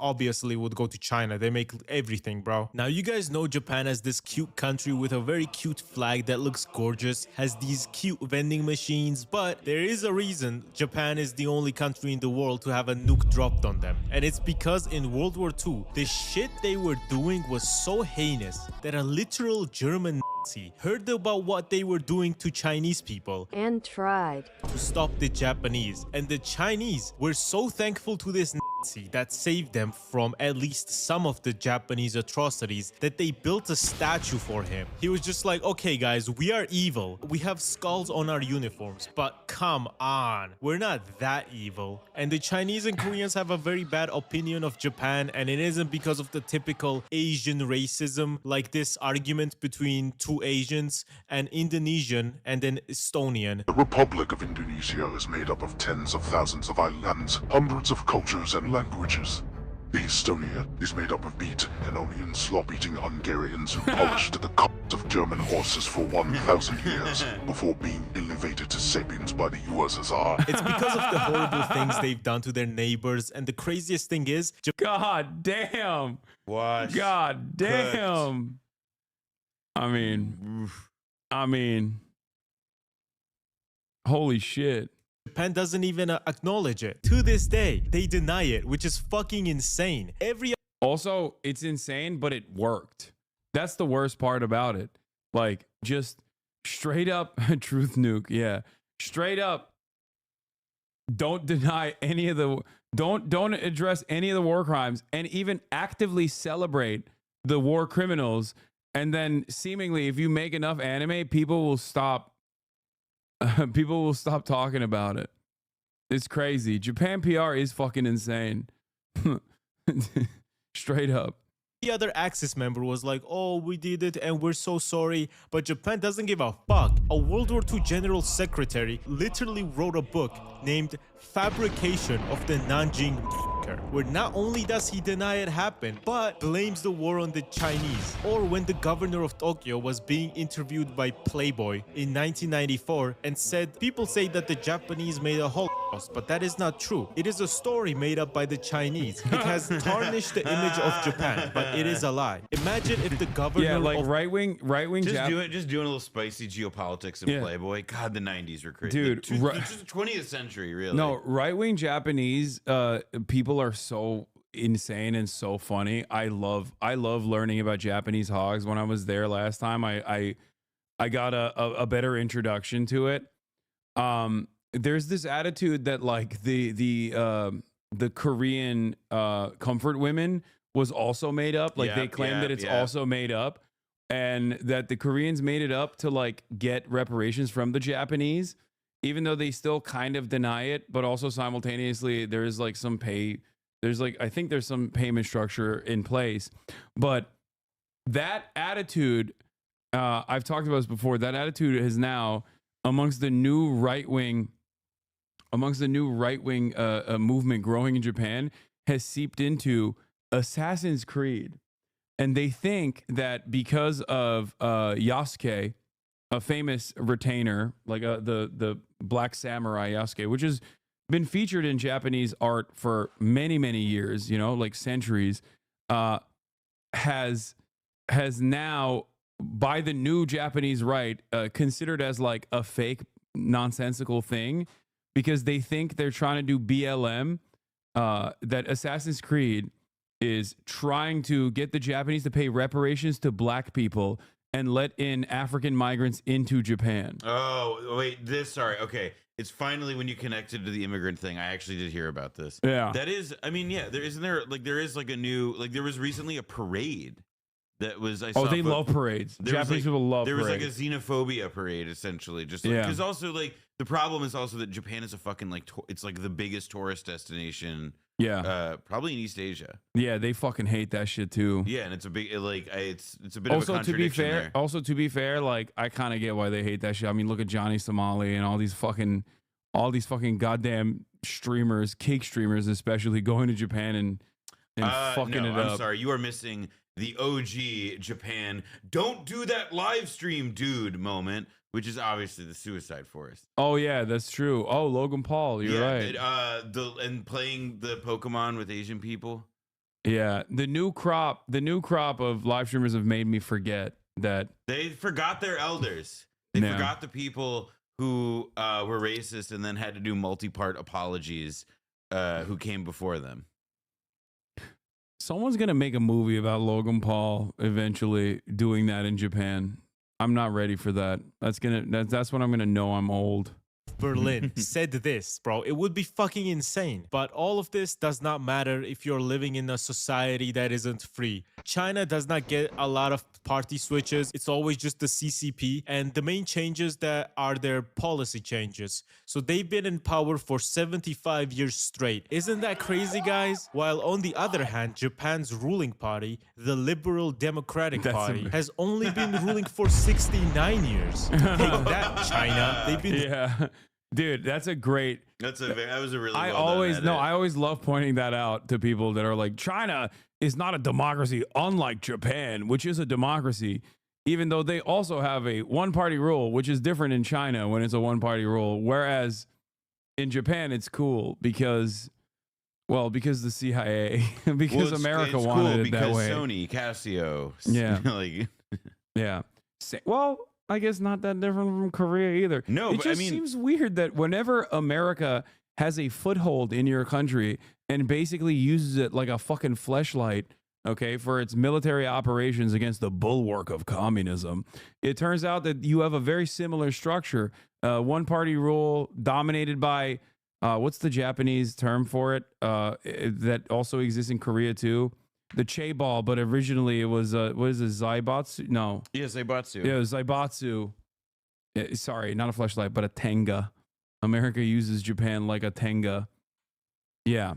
The zaibatsu structure, which is not dissimilar to the chaebol structure. Well, there is. I mean, it's interesting because there are differences. Like, so for example, like the way South Korea resolved that was that it was basically just a military dictatorship until like the 80s. And then like what happened subsequently, though, is that like their system has been set up so as to almost have like a kind of like it's like, I mean, it produced the instability that we just saw because basically it's one party in, one party out, one party in, one party out because of the whole term limits thing. Like it feels like they're two different ways at like entrenching the same kind of establishment and political economic structure. Yeah. Korea one time had a liberal takeover and talked to the North, went right back. Yep, Moon Jae-in. Yeah. You know, I mean, Donald Trump's going to unify Korea. I don't think so. No, I mean, it's, you know, I that's one where I would love to believe. JD I do think that he was mainly also jumping in on stuff that was already like developing and percolating on the peninsula under Moon Jae-in, and like he's always looking for a deal, but he loves it. He loves that a deal, but I don't think there's a deal right now. I will never forget. There's not a deal. No, of course not with the current situation in South Korea. The interesting way in would have been through Russia, maybe. Yeah. Considering that we're now trying to make Putin our pal, but even that is like has a time limit. Yeah. Well, also, I don't think China is all too fond of the developing relationships between the DPRK and Russia in general. Correct. So that's also a tricky situation for them. This has been the grand strategy game of like for many years, which is that like in the Cold War, right? Like after the Sino-Soviet split, it took a while, but America finally picked up on what was going down, and they teamed up with China, and the two countries essentially like made sure that wherever the Soviet Union was in the globe, they were taking the opposite side for like the next 15, 20 years. Yeah. And so, I mean, now you see the kind of same thing where it's like, all right, like, well, China and Russia are, you know, nominally friends, part of this like grand strategic friendship that they announced not long after the Ukraine invasion. But you can kind of see how, even though, you know, before it was China, now it's Russia, that like you can see perhaps that like Trump is doing, if there's like one dimension of what he's trying to do that may last, it's that like we do have an interest in trying to befriend Russia and trying to use them to like put pressure on China. How successful that will be in the long run, I don't know, but like you can see that there is like a grand strategic logic there. Hassan, there's a big difference between the two countries, especially in terms of political freedom and individual liberty.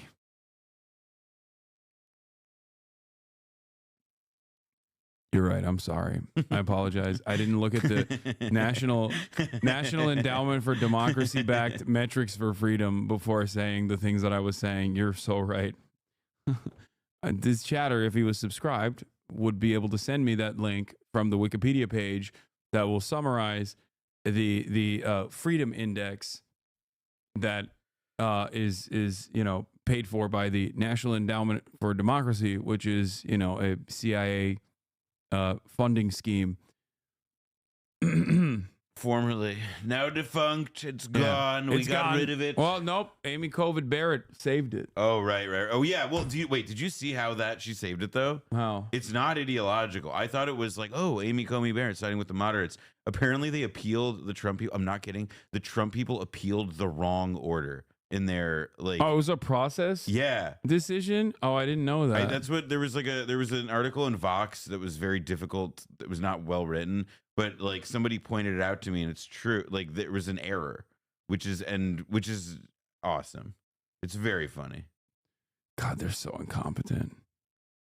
Ruling Japan since 1955, except for one corruption scandal where they were out for a year, and between 2019 to 2012 where they lost and then immediately got re-elected. Also in both countries, if you find yourself in a courtroom, you're cooked. Both China and Japan have a 99% prison conviction rate. Saul Goodman is not going to be able to save you. If you end up in a Japanese or a Chinese... Okay, the only thing that I will say, to be fair, of this is that the American justice system is notoriously way worse than both of these countries.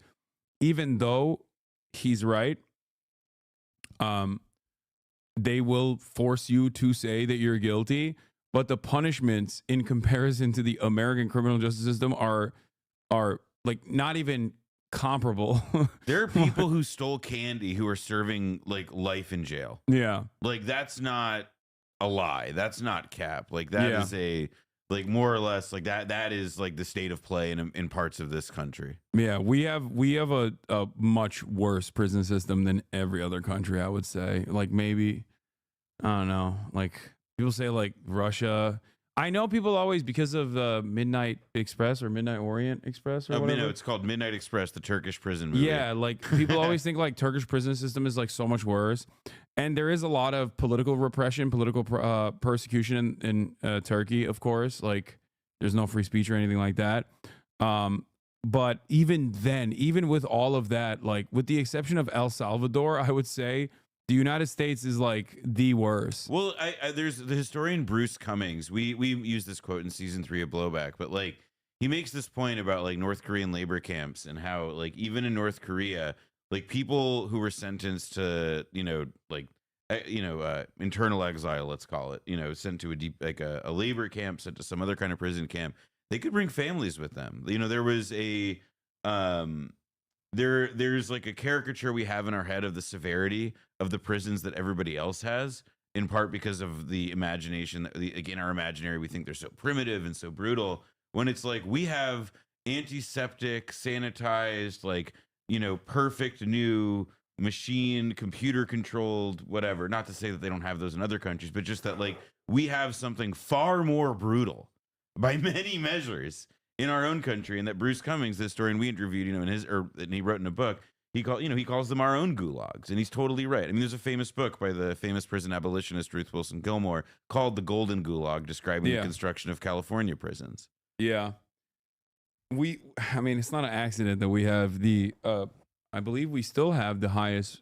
Maybe El Salvador might be beating us now, but we did have the highest prisoner density, prisoner per capita. I think we can say like America's prison system, at least to me, like when we say something like it's the worst one or whatever, it's in part like it's a numbers thing. Just like we're a huge country, we imprison a lot of people, but also like the breadth of the injustice and how we use our prisons to solve other problems. Yeah. Combined with the fact that poverty, in many circumstances, just simply abject poverty, slavery, and also employment that we use. Yeah. We put prisons in places where there's underdevelopment and uneven development, and we use prisons essentially as like a labor suck, but serve no other and for-profit prisons, of course. I mean, a minority, but a still present and meaningful part of life here with core civic and the like. Yeah.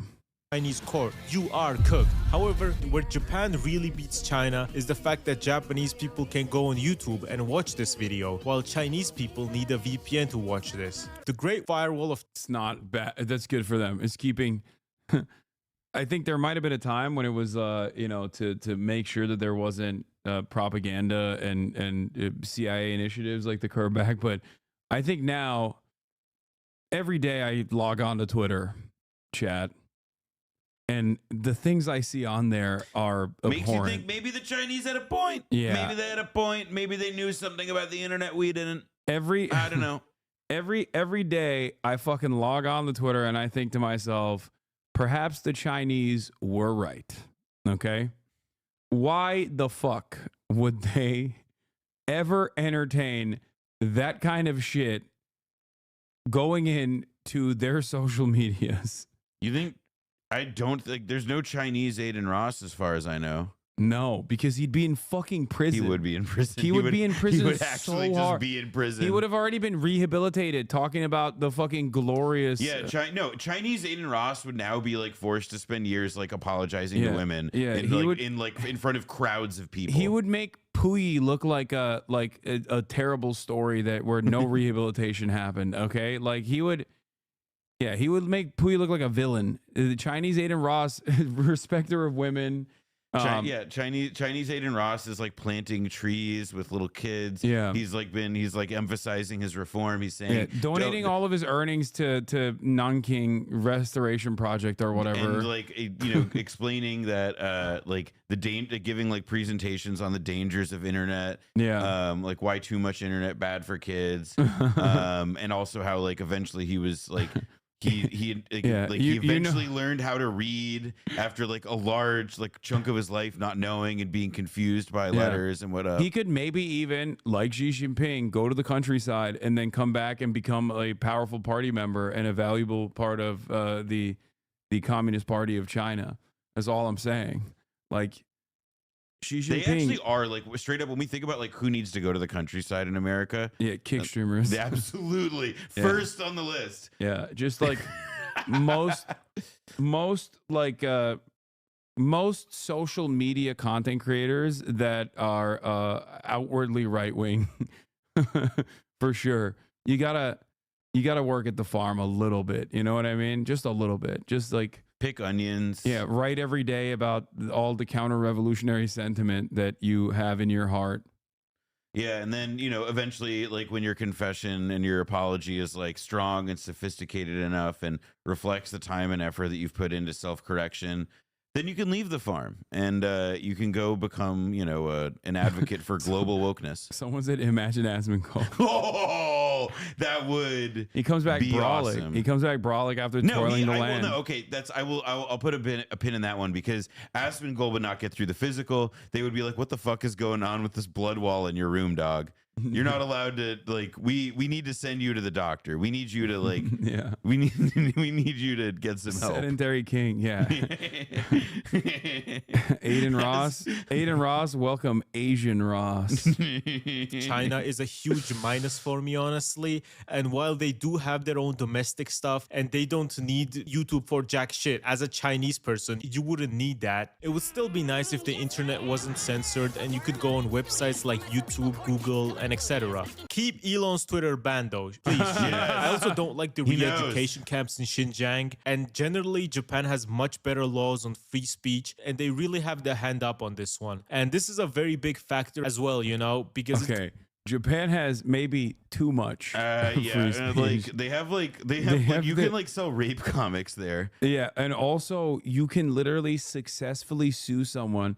Let's say a powerful Japanese corporate executive has been outed as a pedophile. Okay, if the newspaper writes about such a case, that successful Japanese businessman could then successfully pursue litigation for defamation and win, because you can say something truthful about someone in Japan and still successfully be sued for defamation. Did you know that? Yes. It's fucking insane. Okay. They also have. I mean, part of it though is like again the corporate structure, like the power structure. I mean, in addition, they have different norms about speech and so on. But it is like it just reminds me of like other countries that don't have like the American fetish for like free speech, and like it's like. Yeah, like why would powerful people tolerate the ability for others to talk shit at them? I will say this though, they do not fuck around about Google reviews out there, and I love that shit. What do you mean? in Japan, Google reviews are the law, basically. Like, if you see a restaurant that has like 4.3 stars, it's probably going to be one of the best dining experiences you've ever actually encountered in your whole life.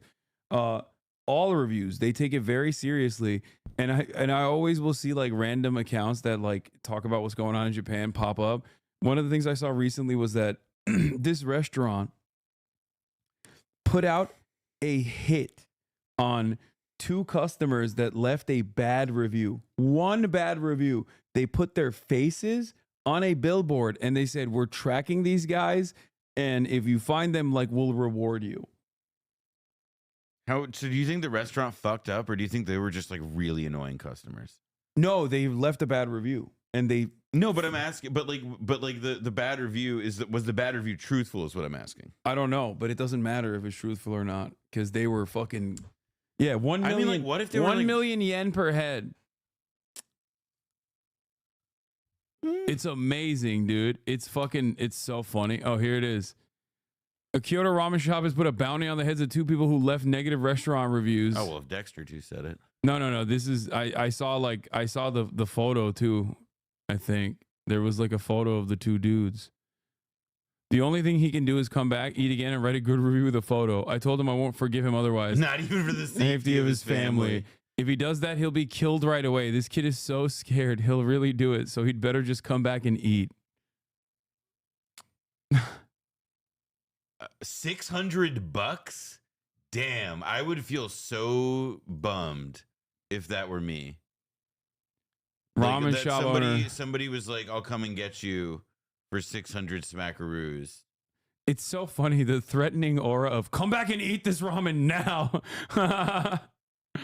Yeah, that's a good way of putting. Yeah. Also, like, would I trust that guy? Probably put poison in my food for the second time. It's a trap. Level-headed owner. Yeah. To be vital to a lot of people on whether or not they fuck with the country. People leave their countries and their hometowns because their government is repressive or they don't fuck with the suppressive laws. So big up to Japan. But while the Japanese government wins this section, China executes their billionaires, which, judging by my personal experience with billionaires and now also looking at America, you know, I'm not gonna say it. Dude, come on. Yeah, that's straight up. And they don't always get executed, for the record. They commute those sentences as long as they don't like reoffend in the time frame.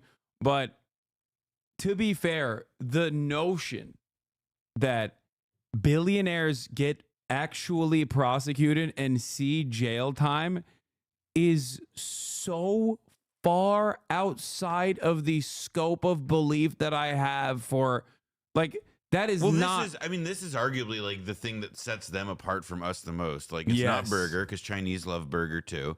Like, Chinese people love burger. That's the other thing. China is so American coded. People don't understand that. They fucking love America. They love Yellowstone. They love all of it. But the thing is that it's actually that like they've like developed and cultivated a like independent power that can hold capital to account when the time comes. Not as like a system, it can't hold capital to account, but it can hold the individual hyper powerful capitalist to account without like making the entire, throwing the whole capitalist class into disarray. Because like, imagine, by the way, like in America, imagine right now how many chairs on, how many people would start assembling.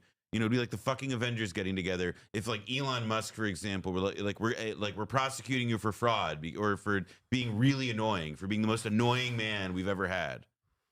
Like, and we're prosecuting you, we're punishing you. But then what would happen?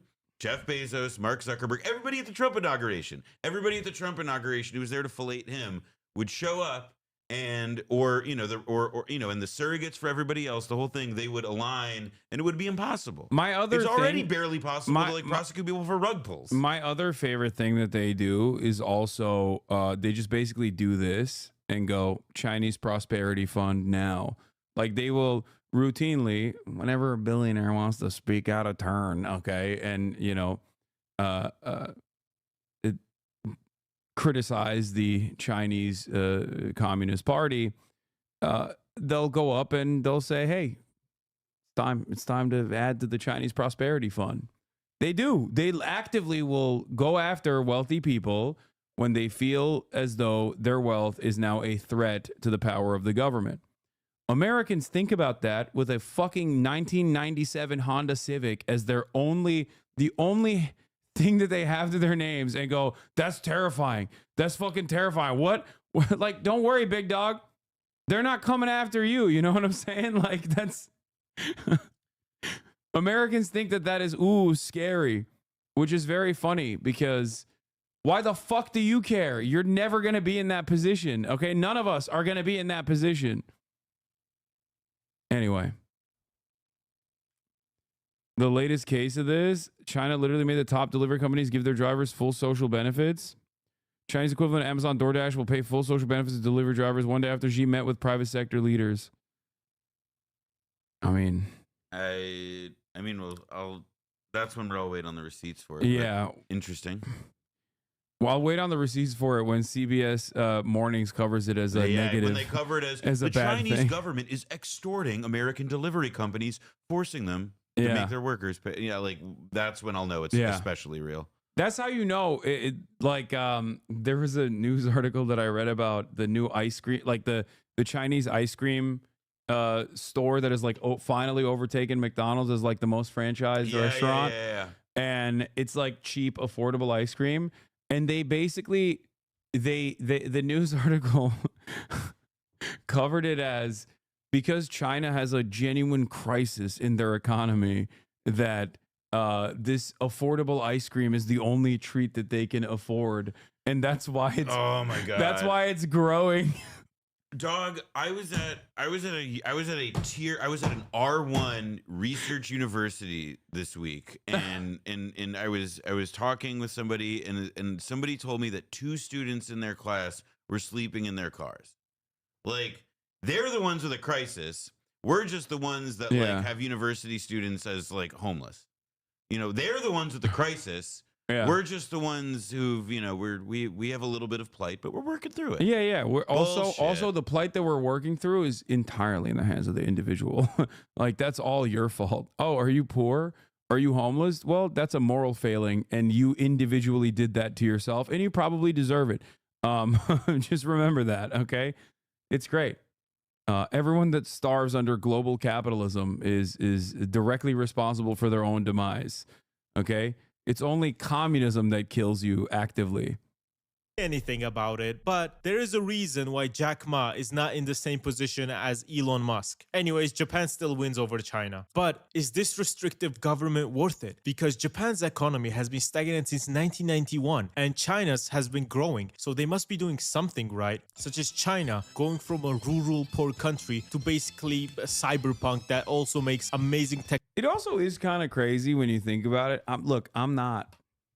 Hold on, let me put my apolitical. There we go. It's look, as an apolitical guy. There we go. I am beginning to notice that this whole like agrarian farmer peasant society becoming like a global competitive superpower thing over the course of like, you know, a couple decades is like a consistent thing that I've seen in at least nations that say they're sympathetic to communism. I don't understand it. I don't know. I don't know. I'm just saying, like, it just kind of feels like sounds like you're noticing. I'm just noticing that. Yeah, that is a thing that I did notice with, well, you know, the USSR as well. Now that you mention it, it kind of popped in my head. It's just keep noticing, dog. Yeah, it's just as an apolitical guy, I have seen this common thread. Interestingly enough, don't know what it is. Sounds like you're straying from the apolitical position. Communism bad? No. I would never say that. He would never say. I would never say communism bad, good. He would never say that he's apolitical. He's centrist. Yeah, but yeah. It's you got to understand. We're just noticing some stuff. Yeah, we're just noticing some little things. Technology and has also emerged as a dominant superpower instead of Japan. If Japan disappeared tomorrow, I would cry. And if China disappeared, every single thing would shoot up in price and everyone would be like, fuck. because this one country, China, manufactures 31.6% of the entire world's goods. Along with doing a bunch of research that advances humanity, such as 6G and bazillion renewable energy research they've done, along with being the only reason behind solar power becoming better and cheaper, without China, the entire world would be cooked. China is #1 in trade, in steel production, in shipbuilding, in high-speed rail, #1 car exporter in the world, in #1 in drones, in rare earth metals, in nuclear power, in batteries, and I genuinely don't understand how people can like look at all this and just be like, no, they're on the verge of collapse.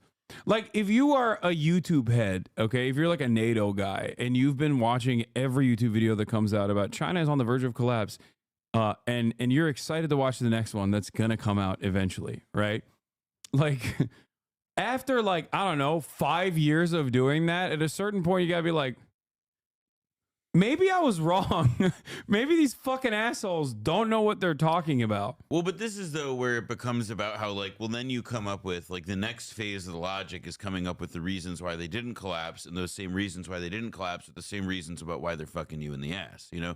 Yeah. Like it's about how because they stole the IP. Exactly, they stole the tech transfer. Yeah, which by the way, like if you go to the they still are, and it doesn't change the manufacturing relationship we have. Like, this has been like this. If there's been like an anxiety underpinning the U.S. relationship with China that like precedes what is now like this geopolitical like power standoff.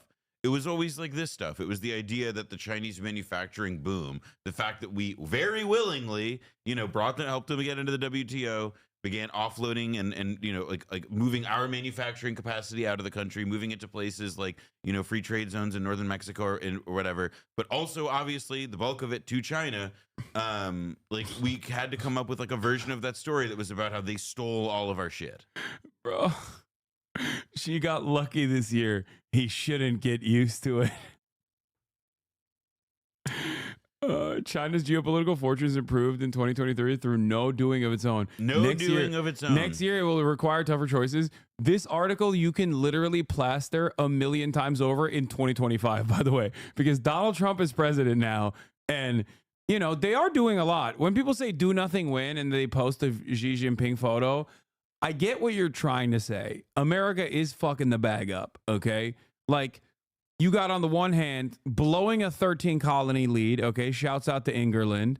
And then you have what America is doing right now, which is not dissimilar, okay? Having said that, it's not like they're not doing anything. They are doing things.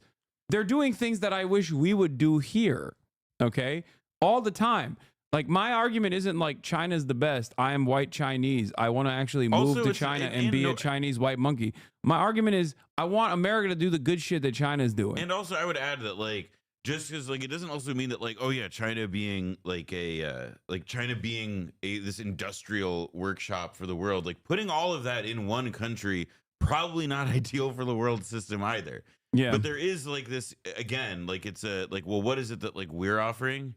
Like, what is it that we're exporting? I mean, the thing that I think is kind of hardest and darkest, and again, China, as well as Vietnam, other communist powers, they export weapons to a lot of people whom I would like them not to export weapons to, Israel for one of them. But again, like, what is the country and which side of the globe is right now, like, like banging on about having this gigantic, like, military, like reinvestment? Where is our, like our financial services, the capacity and finance that we developed for ourselves to help afford, better quality of life for different American citizens, giving them the ability to take on debt that other countries' citizens don't necessarily have. Well, now we've got crypto. Now we've got we've got the AI stonk game. We've got there's just it's just getting increasingly shittier schemes. And so it just ends up it's like, yeah, like, is the Chinese system perfect? Do I got criticism? No. Do I have criticisms of it? Absolutely. But again, like held in balance. How dare you? Held in balance with whatever the fuck we're doing. I don't have those criticisms. I don't know who the fuck this guy is, okay? I'm telling you right now, Xi, if you're listening, if you're watching, I know you're a big fan. Between you and I, this guy, I don't know. I don't know what he's saying. I would never criticize China. Look, I'll admit it. I want Ben Norton's life. Okay, I want to live like Ben Norton, Mr. Multipolar. Yeah, he got it down. Okay, he figured it the fuck out. All right, he pieced out. He's just doing He's just doing streams from China, okay? He's living large. You feel me? That's not what DeepSeek said. That's true. DeepSeek actually talked about how my anti-imperialist position and my reasonable criticisms of the Chinese government was mentioned by DeepSeek. Really? Yeah, but they say it like they actually have a fairly reasonable assessment of like and fairly honest assessment of like the things I've said about China, because I think they compare it to like the rest of the American commentary sphere. Like they'll be like, oh, he was nuanced. And in solar, because everybody else just said death to China. Yeah. It's not really a competition. China gets this one. Now, what you watched was my video, right? I would say I hope you enjoyed it, but fuck that. I know you enjoyed it. So please like and subscribe for more videos like this. I'm trying to reach my own project 2025 here.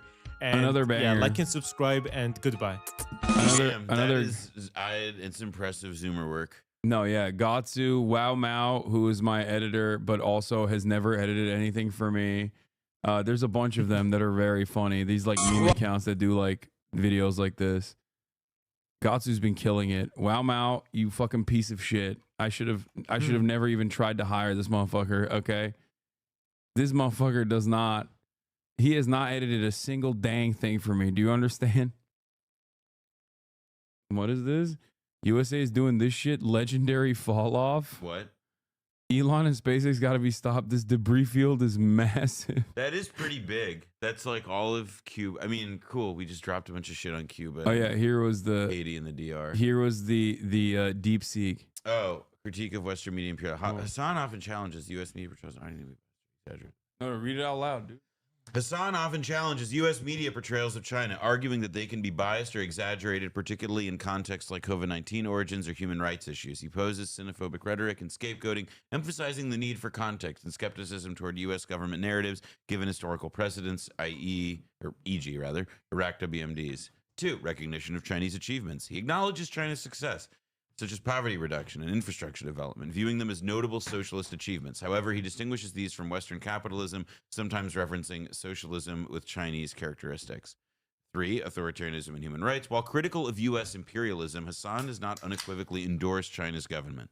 He likely critiques authoritarian practices, including labor and environmental issues, and advocates for independent investigations into human rights concerns, for example, Uyghur treatment, cautioning against using such issues to justify U.S. intervention.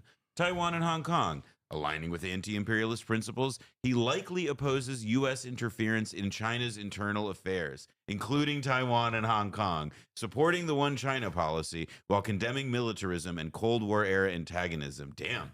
5. Economic and global influence. Hassan might view China's rise as a counterbalance to U.S. hegemony, but remains critical of state capitalism and potential neo-colonial aspects of initiatives like the Belt and Road. That part's not correct. Yeah, that also is just, I wouldn't hold you to that. In essence, Hassan Piker's stance is a balanced critique that rejects both U.S. imperialism and authoritarian tendencies in China, advocating for a nuanced approach that recognizes complexities without outright endorsement or demonization. DeepSeek on top, baby. That's right. DeepSeek on. If Ethan Klein used DeepSeek instead of ChatGPT, yuck. Okay, he would have known better. Oh, he would have known. I love Belt and Road. I'll send you postcards on the high-speed rail after Elon arrests you. Bro, you are not getting in, okay? You are not you're going to be just as cooked as we are, pal. No, he glazes China way more than I do. He will get so he's getting first and he's getting on the boat out. Oh, for sure. He will get the Ben Norton. I think Mike probably glazes China more than I do. I would say he's like the one guy that glazes China more than me. Yeah. If the one use DeepSeek, yeah.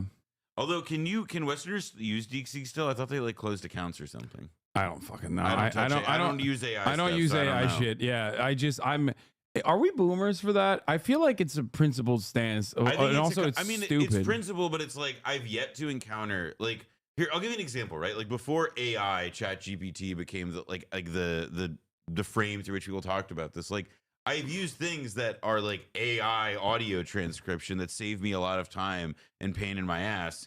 But like, the idea of it's like I'm going to rely on this magic text box, and by say magic, I mean that like a text box that doesn't show its homework and gives me false shit all the time. Yeah. What use do I have for it? Yeah. No. What it's use like, do I have? It's like asking your friend who's like very convincing, but who doesn't know everything. And I'll add that like I think that there are things that it's useful for in like a simple like if you like there's office job stuff that I can see it useful for, and like I'm not going to begrudge anybody for using that, but like for the things that I do and that people have tried to shove it down my throat or like really, really talk it up to me, it's like everything that they're describing, it's like, no, I've got a better process for that I do with my much smarter human brain that processes the information. And that, by the way, like people are paying for me to do, not for like a shitty computer imitation of me to do. Yeah.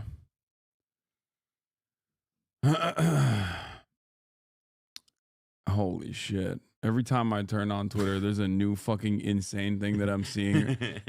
My Twitter feed is like definitely polluted by whatever I'm looking at, but goddamn, there's way too much like Ethan Klein's Instagram story posting. This man never stops posting on his Instagram stories. Yeah. The latest thing, before we move on to Could Have Been Love, the latest thing I saw was he was apparently complaining about shit that I talked about in the Theo Von interview. What?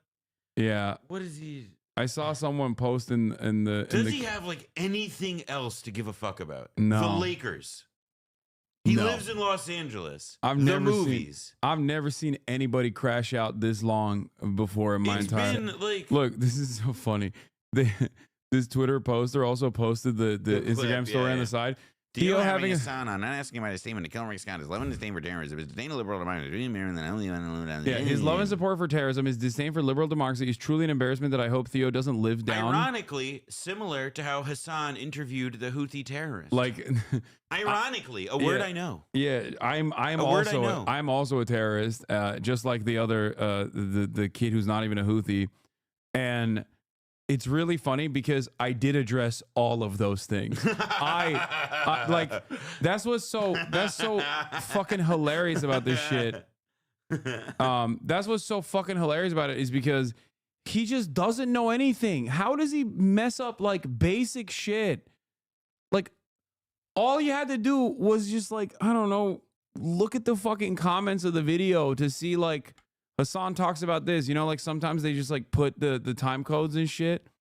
You know what I mean? I mean, here's what I'm thinking now. I think that whenever you do new content that's not your streams, but like when you go to Theo, when you do, you do like Theo Von or something, what you've got to do is you've got to time code and like, send a transcript to Ethan so that he doesn't make these mistakes.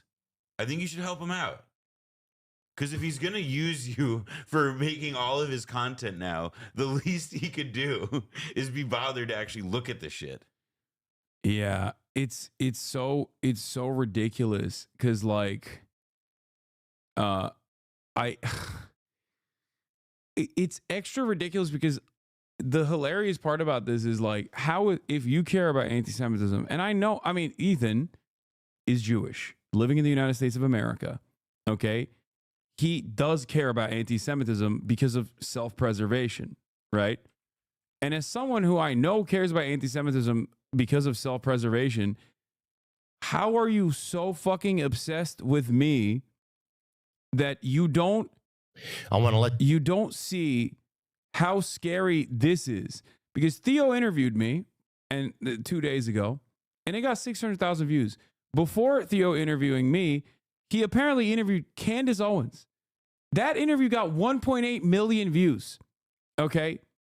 Like you can say, oh, well, he knows Hassan. That's why he's like this active and this, this aggressive about this shit or whatever. But it's like, dude, if you care about growing anti-Semitism in the fucking country, okay, how the fuck do you not even, and I'm not even blaming Theo for this. I'm saying, how the fuck do you not see this being a very damaging dynamic? Okay. Well, I think it's because, again, he doesn't Like this right here implies that Candace Owens didn't make Ethan look bad. Yeah, Candace Owens isn't the reason that like people who watch Ethan's streams Like- say like you sound like a fucking idiot to him. independent of anything else, okay? You're getting mad at a dude. You're getting mad at a dude who went on Theo Von's show, okay, to basically talk about progressive values and try to claw back a little bit of this media space from the incredibly dominant right wing, okay? Just claw back a piece of this fucking space, this media landscape, back to the progressive side. Because that's my goal. My goal is to go to these spaces and explain to them what my positions are. Explain to them that your enemies aren't trans people, your enemies aren't gay people, you know, Guatemalan migrants are not your boss, right? It's like to lock in and understand who the real villains are, to talk about how Trump is a hypocrite and he's wrong and he's phony and how he's actively harming you. And I do a pretty good job at that. So in that process, you as a person who claims that they are both A, someone who cares about anti-Semitism, and B, someone who is supposedly progressive, how the fuck do you not see how awful this dynamic is? That someone who is both right-wing and also fucking deeply anti-Semitic is getting infinitely more clout. Like, they're growing. Right-wingers are fucking growing. This is my warning to the liberals, okay? This is my warning to the liberals, to people who care about these values, whether you care about like social progress or whether you care about anti-Semitism growing, okay? I am not your fucking enemy. You have maybe deluded yourself into thinking that that is the case, but lock the fuck in. You are being incredibly stupid and self-centered and not realizing that the right is fucking dominating this space. Does this mean that I am not worthy of criticism? That you can't criticize me at all? Of course not. Okay? Of course not. But please focus on actual issues that you might have and not ones that you have imagined in your mind that you are trying to actively justify by consistently fucking smearing me. Okay?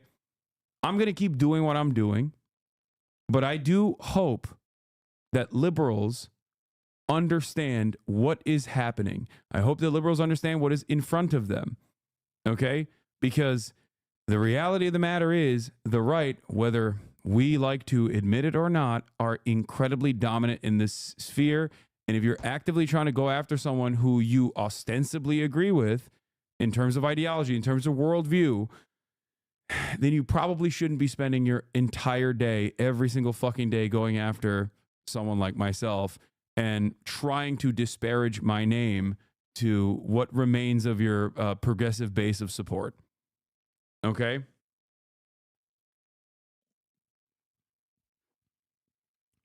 Or maybe you just don't give a shit. I don't know. That's probably the second. That's what I think. That's what I've been saying. Is that I think, here's what I think. I'll repeat myself, and I've said this before here. That again, he doesn't care about anti-Semitism. That's not what the issue is here.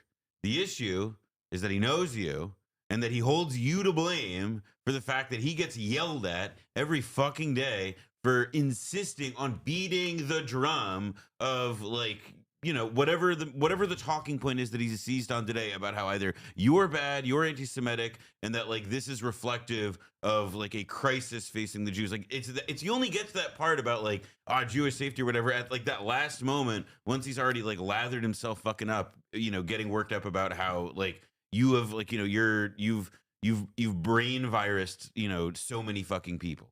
Like he's not.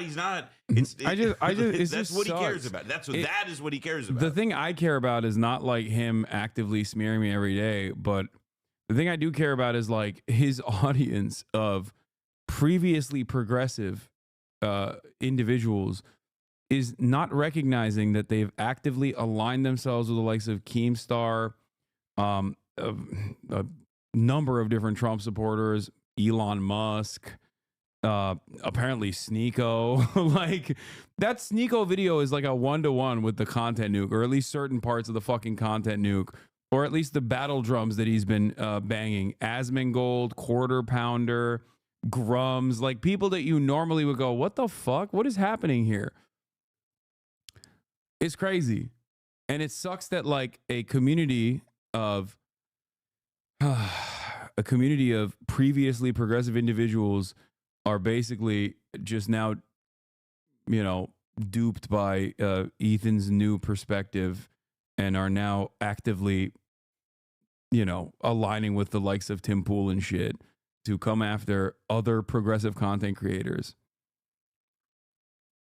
$800 billion of Medicare and Medicaid that they want to cut. Mike Johnson goes on stage, says, goes on Caitlin Collins on CNN and says, oh, there's a lot of fraud happening.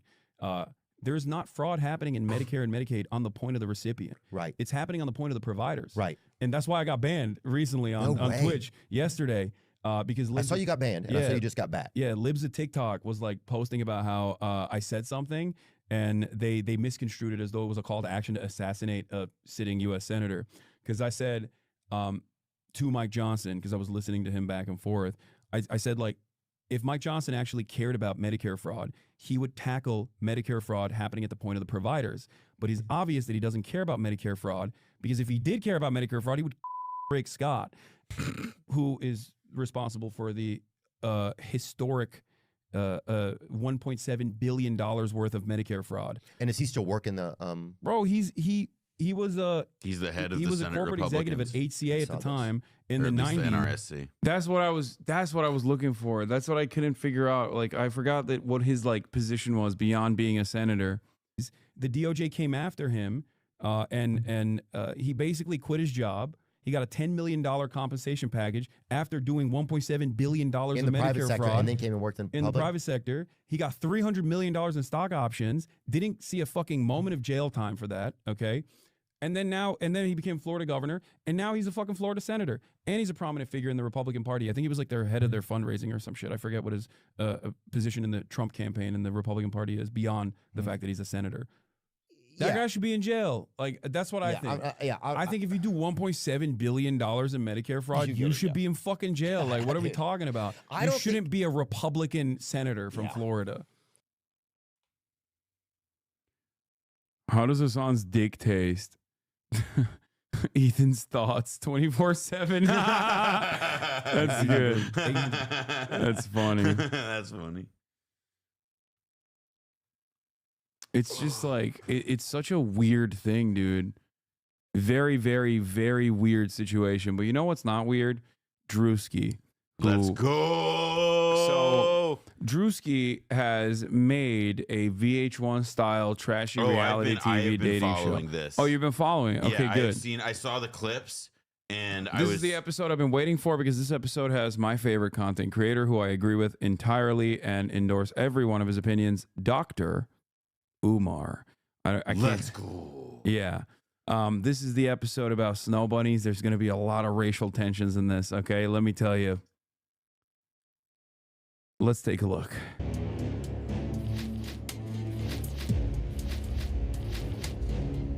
She got like 2 meatballs in the back of her.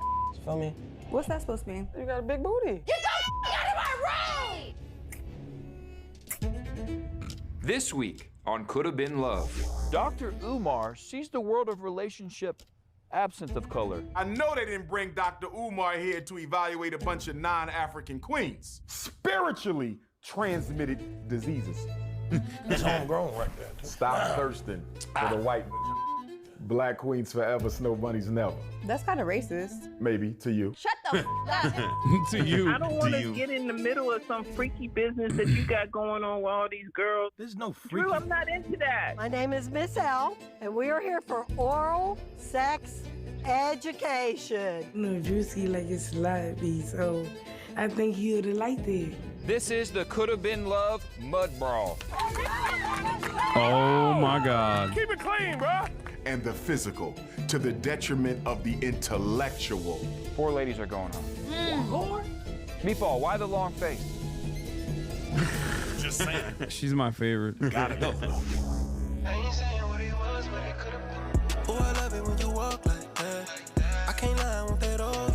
What are you exposing? Friend of the show, Noah Colwyn. That's what I will say. I have never seen that spelling before.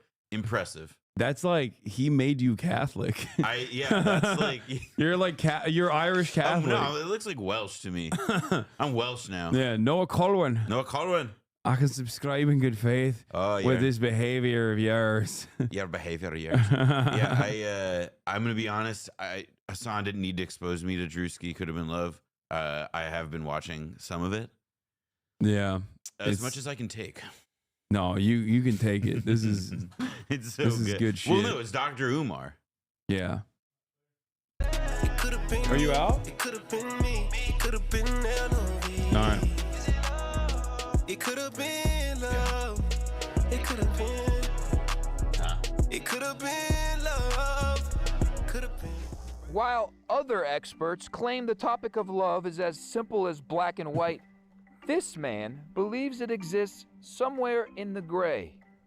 As literally the #1 therapist in the world, Dr. Umar sees the world of relationship absent Caleb was of a really color. good pick for this. Whether black, white, Asian, or midget, it's all clear to him. I'm hanging out in Georgia with my big brother Drewski.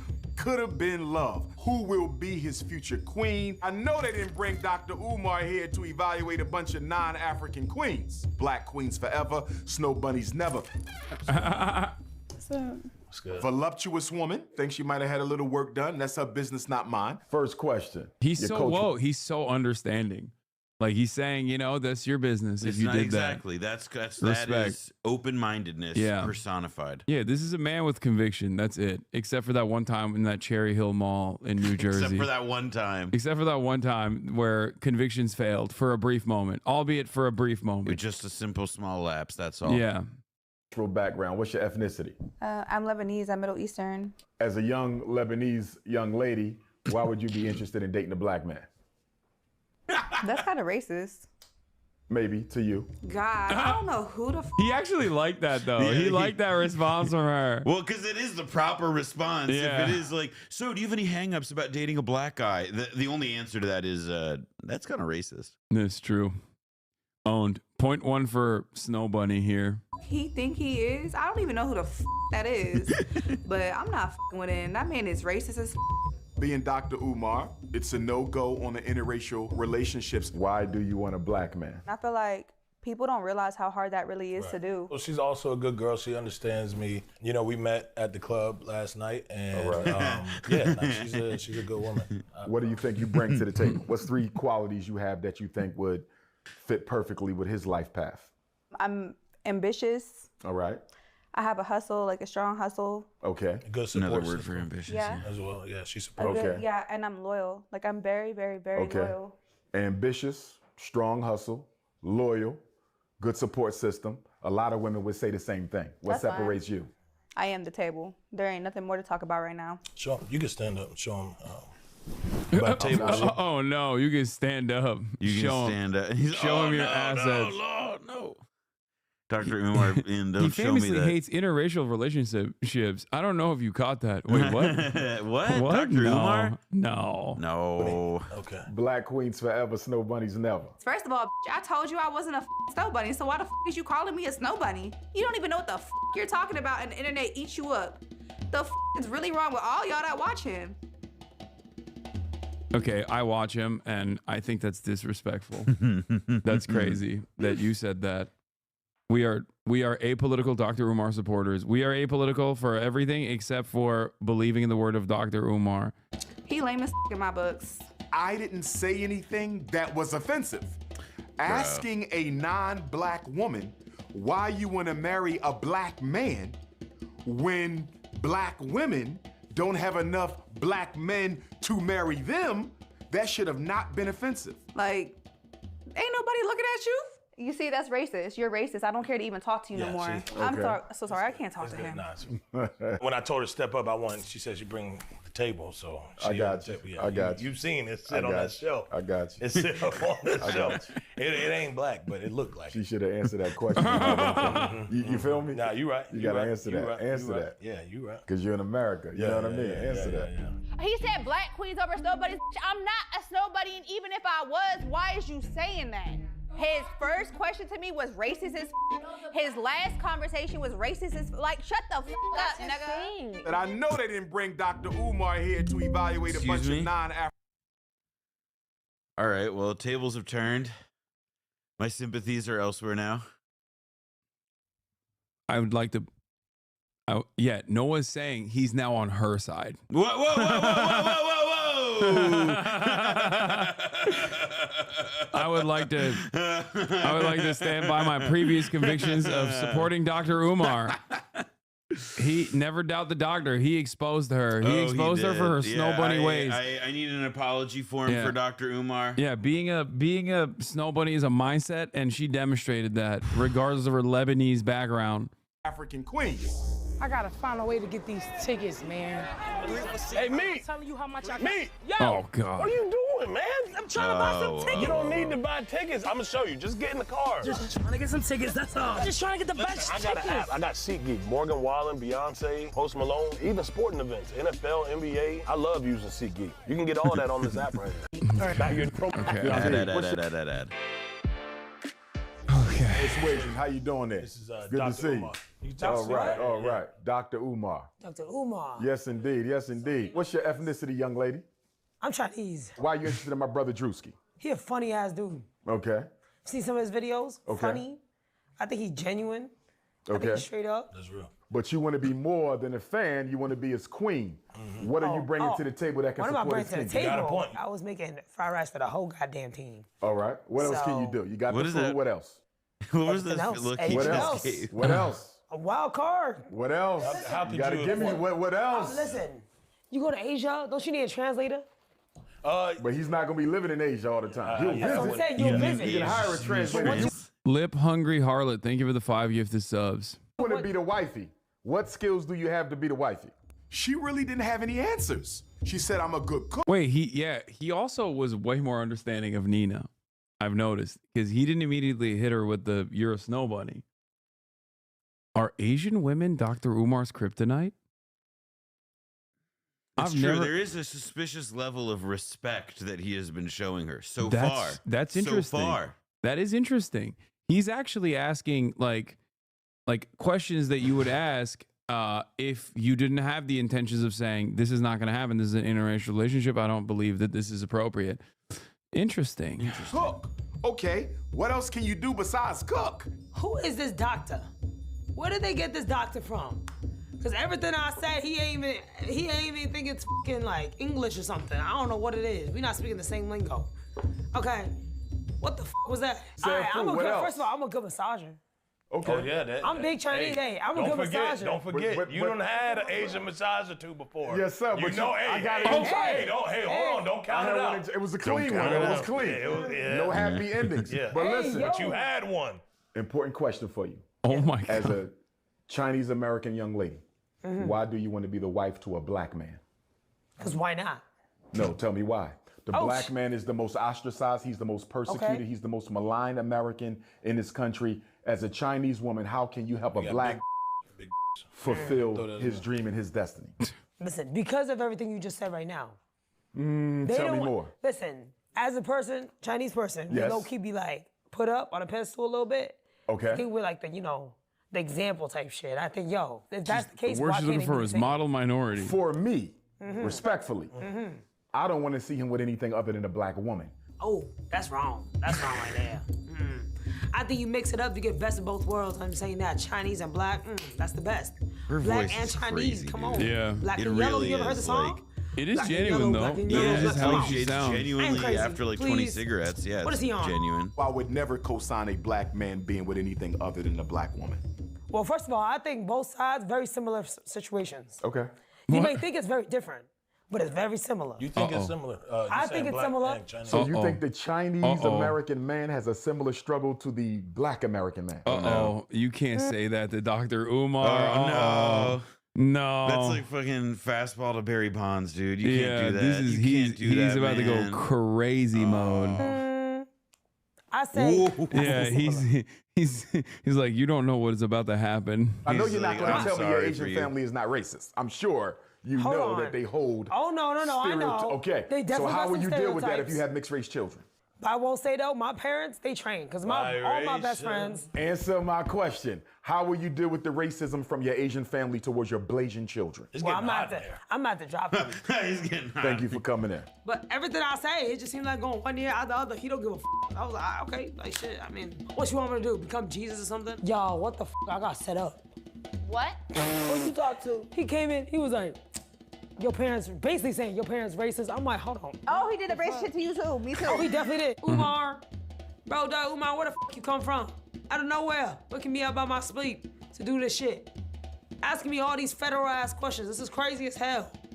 Oh, nah, this is crazy. That's a setup. And you going for one queen, not two? I'm going for one. Monogamy. No, All I'm right, not doing all right. monogamous. No polygyny. No. All right, I know you lying, Not but it's all multiple. good. No. I really won't. I won't. When I find that one, I'm settling down, man. I'm done. I'm done. I can respect that. I think he's trying to f Drewski. Yo, maybe. I think you trying to f Drewski. She ain't saying nothing else about nothing else other than Chinese stuff. That's it. I think you want to date him. I don't know, man. Might be gay. Black Queen. Good evening, Empress. How are you? What's that name, young lady? Nugget. Good. What can you bring to his table as his queen? What skills, talents, attributes, interests? Show him what you be doing. Yeah. Show him what you do. Okay. You in the gymnastics? All right. That's it. All right, flexible. All right, Sister Nugget. Away from the physical, what can you do to help him build his empire? You sit right? back down. I got you. You got a black man building an empire. How can you support that as his wife? Talk to me about what you bring into the table. You know, I can listen to his ideas, you know, see what, what he... I felt that she overly relied on the sensual and the physical to the detriment of the intellectual. What's your background? What's your professional background? What have you done? Give me your work resume, college resume. Talk to me, career resume. I don't know what was going on. He was just asking me a lot of questions. I don't know. He took me fast. I'm a massage. You're a massage therapist. Tell him about the strip. Okay. What else? So you just do the freak off stuff. That's what you're telling me? No, she don't do no freak off. Okay, we don't do the freak. Okay. No. It's more than sensual. Yeah, more than. Okay, I got you. Talk to me about the non-sensual assets you bring to the relationship. I dance. I'm an entertainer. Okay, you still dealing in the sensual though. Give me the non-sensual. No, she entertains. Okay. I twerk. He'll be pleased physically. I got you. Yeah. But a relationship is only 25% physical intimacy. What about the other 75%? What kind of mother will you be? I'm a good mother. Okay. Do you want more children?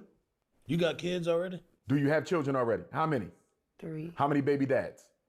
Have you ever been married? She had 3 kids. No. Okay. Do you want more children? You got 3 kids. So you got 3. How many more you want? Nugget. How many more babies? Huh? How many more babies you want? If Drewski want kids. If Drewski, do you want some children? 3. Yeah. What kind of business you going to bring to the table? How do you want him to expand? I do teeth whitening. Oh yeah, my little baby, she a dentist. Thanks for coming in, Mama. Great job. Yeah. Thank All you. right, Nugget. Work on that, not just the sensual, all right? We're gonna work on more. All right, Nugget. I didn't know you had 3 kids. What? We didn't really have our own one-on-one time to talk and get Don't to start know. But he massaging me did now. say he don't mind being a Don't start massaging me stepdad. now. That's You a didn't good tell thing. me you had 3 kids. What's wrong? Is that a problem? Nothing wrong with 3 children. It ain't no problem. Yeah, nothing wrong with 3 children. Yeah. You was using the condoms. No, that's not my con. Why you still talking? Too much about information. No, you're right. All right, there's somebody else's. I'll take care of the 3 kids. I'll take care of them. That's what men do. All right, yeah. I need to know what your vulnerability is. Drewski accepted the fact of me having kids, and he said he'll be a stepdad. So it may work out like I wanted to. But a lot of her assets were limited to the bedroom. And a woman who's only bringing the physical to a relationship is never going to be a good match. So she struck out. I want to suck me too. I want to me too. Oh shit, Jesus Christ. Oh, that shit really Hey. And when I dance, I give eye contact. Yeah. All right, Black Queens forever, Black Snow Bunnies Queen. never. How you Yeah. doing, beautiful Caramel? Good. What's your name, good sister? Deja. He got a wife! He got a wife! That Now, right. I my knew first you were question. like one. What can you bring to the table? He should marry you. Why? He should put you on the throne. Why? Happy International Women's Day, everybody. Yes. Lord have mercy. You're that queen. Yeah, we give up Queen, not you a bitches. queen. We both Queens. I mean, Stop cursing, Philly. oh, my fault. I'm sorry. Queen that's the status. background, that's the Queen background. status. What you bringing to the table? Talent, skills, gifts, interests. Food.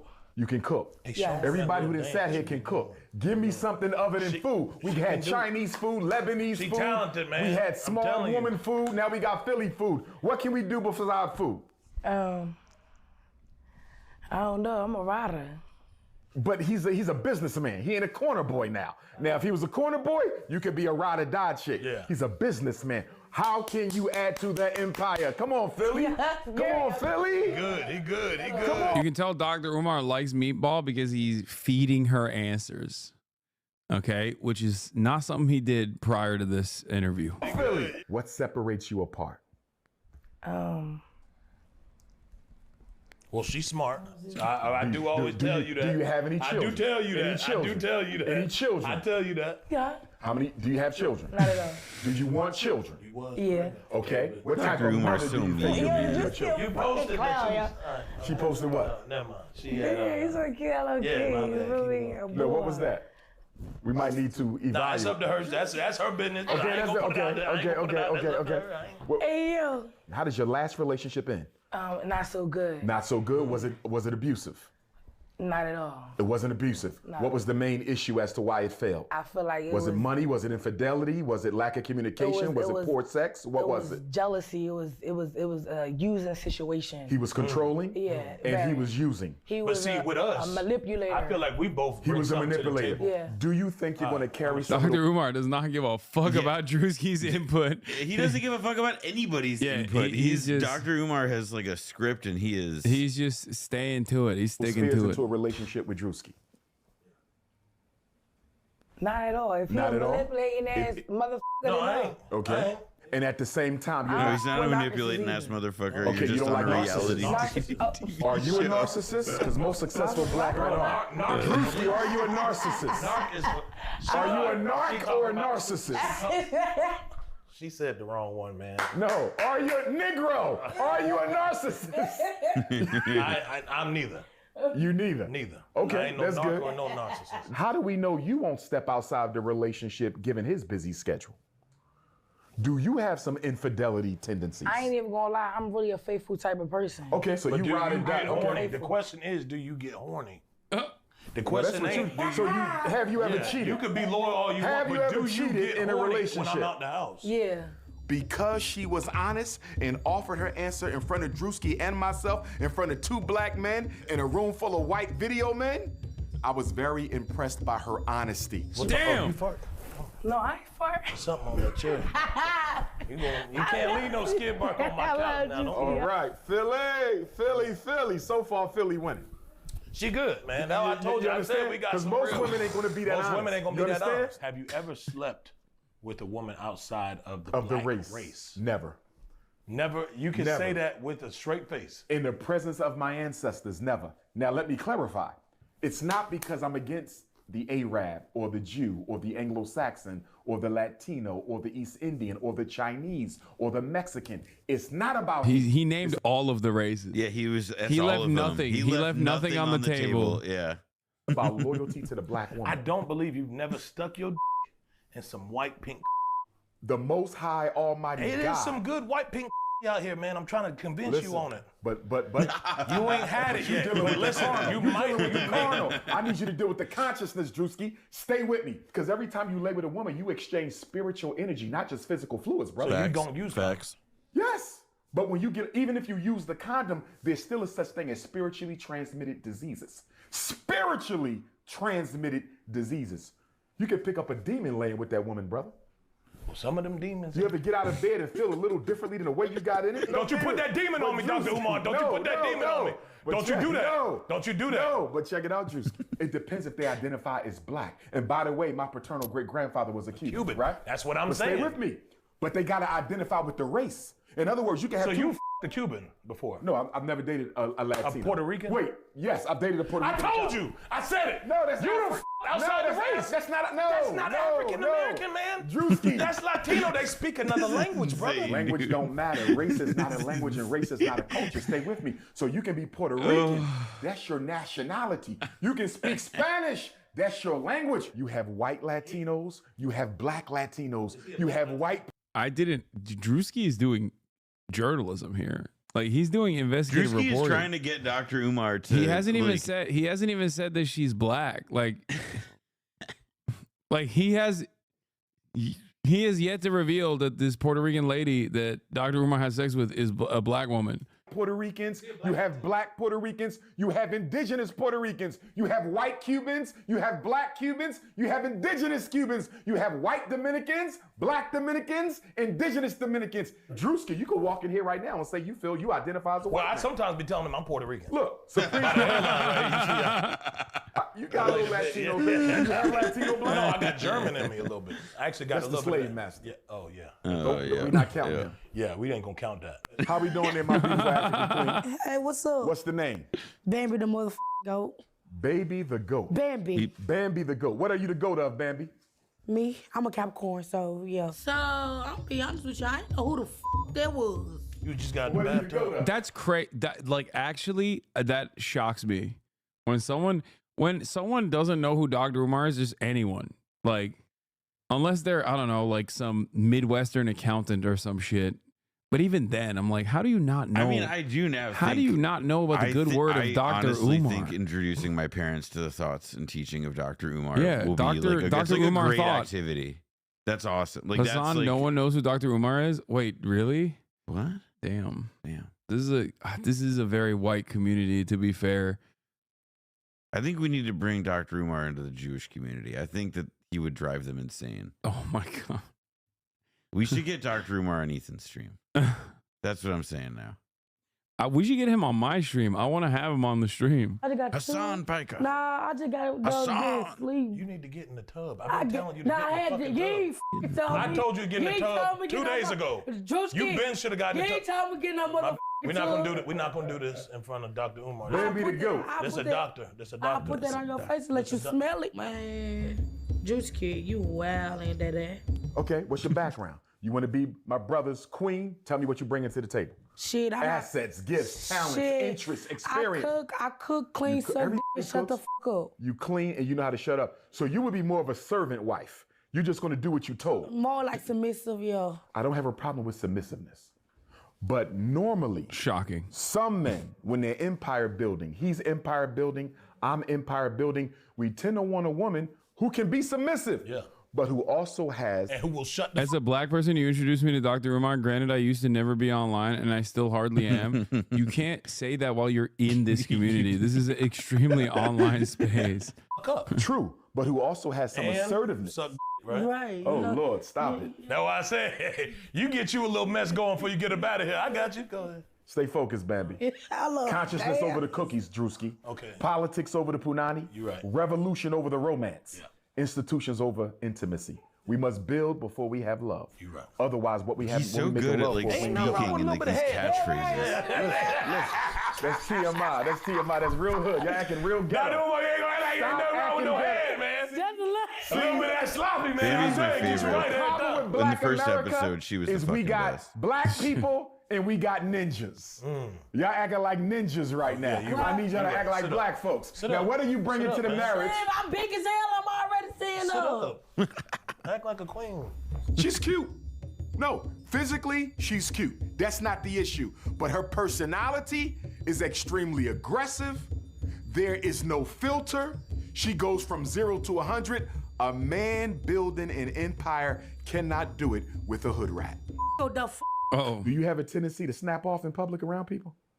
Are you emotionally secure? Or are you a loose cannon?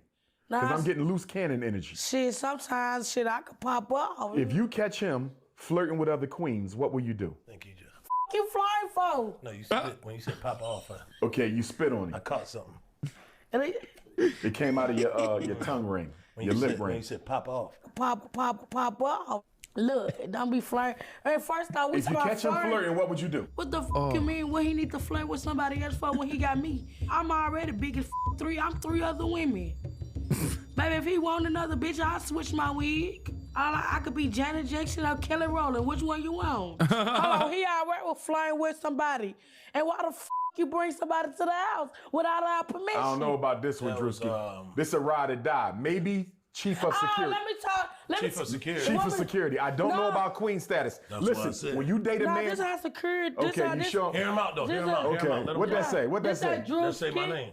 You already got his name in. Yeah, this my Let man. me tell you the first definition of crazy woman. Me? To get a man name tattooed on your body before he's yours. He is mine. No, he's not. Yes, he is. Loose cannon. You see how I'm close going to he give you a is? diagnosis right now. Hear him out, Thirsty disorder with crazy tendencies. Bitch, well, give me some water. F is you talking about?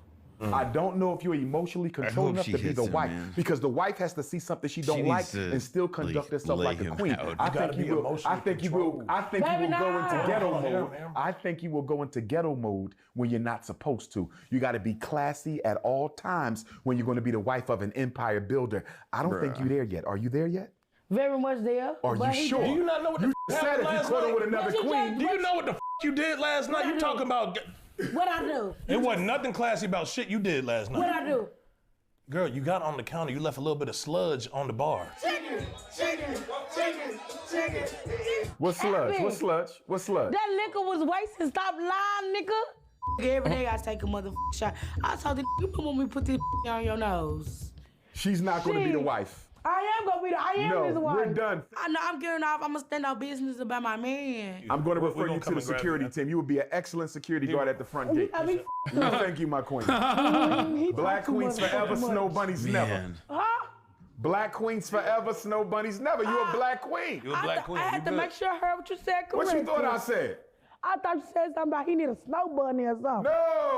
No, we don't bunny hop. No bunny hopping. Druski, stop playing with me. African queens only. But I want you to get rid of that pink hair. I want your natural hair. Go I natural. ripped this wig off so quick, you better not play with it. Don't. If you really think about it, Dr. Umar's the Bernie Sanders of self-help podcasters, always on message. It's true. Oh my God. He sticks to it. He really does not leave. He's The got billionaire class, African queens. He's got snow bunnies. Tremendous message The discipline. billionaire class are hoarding all of our African queens. Yeah.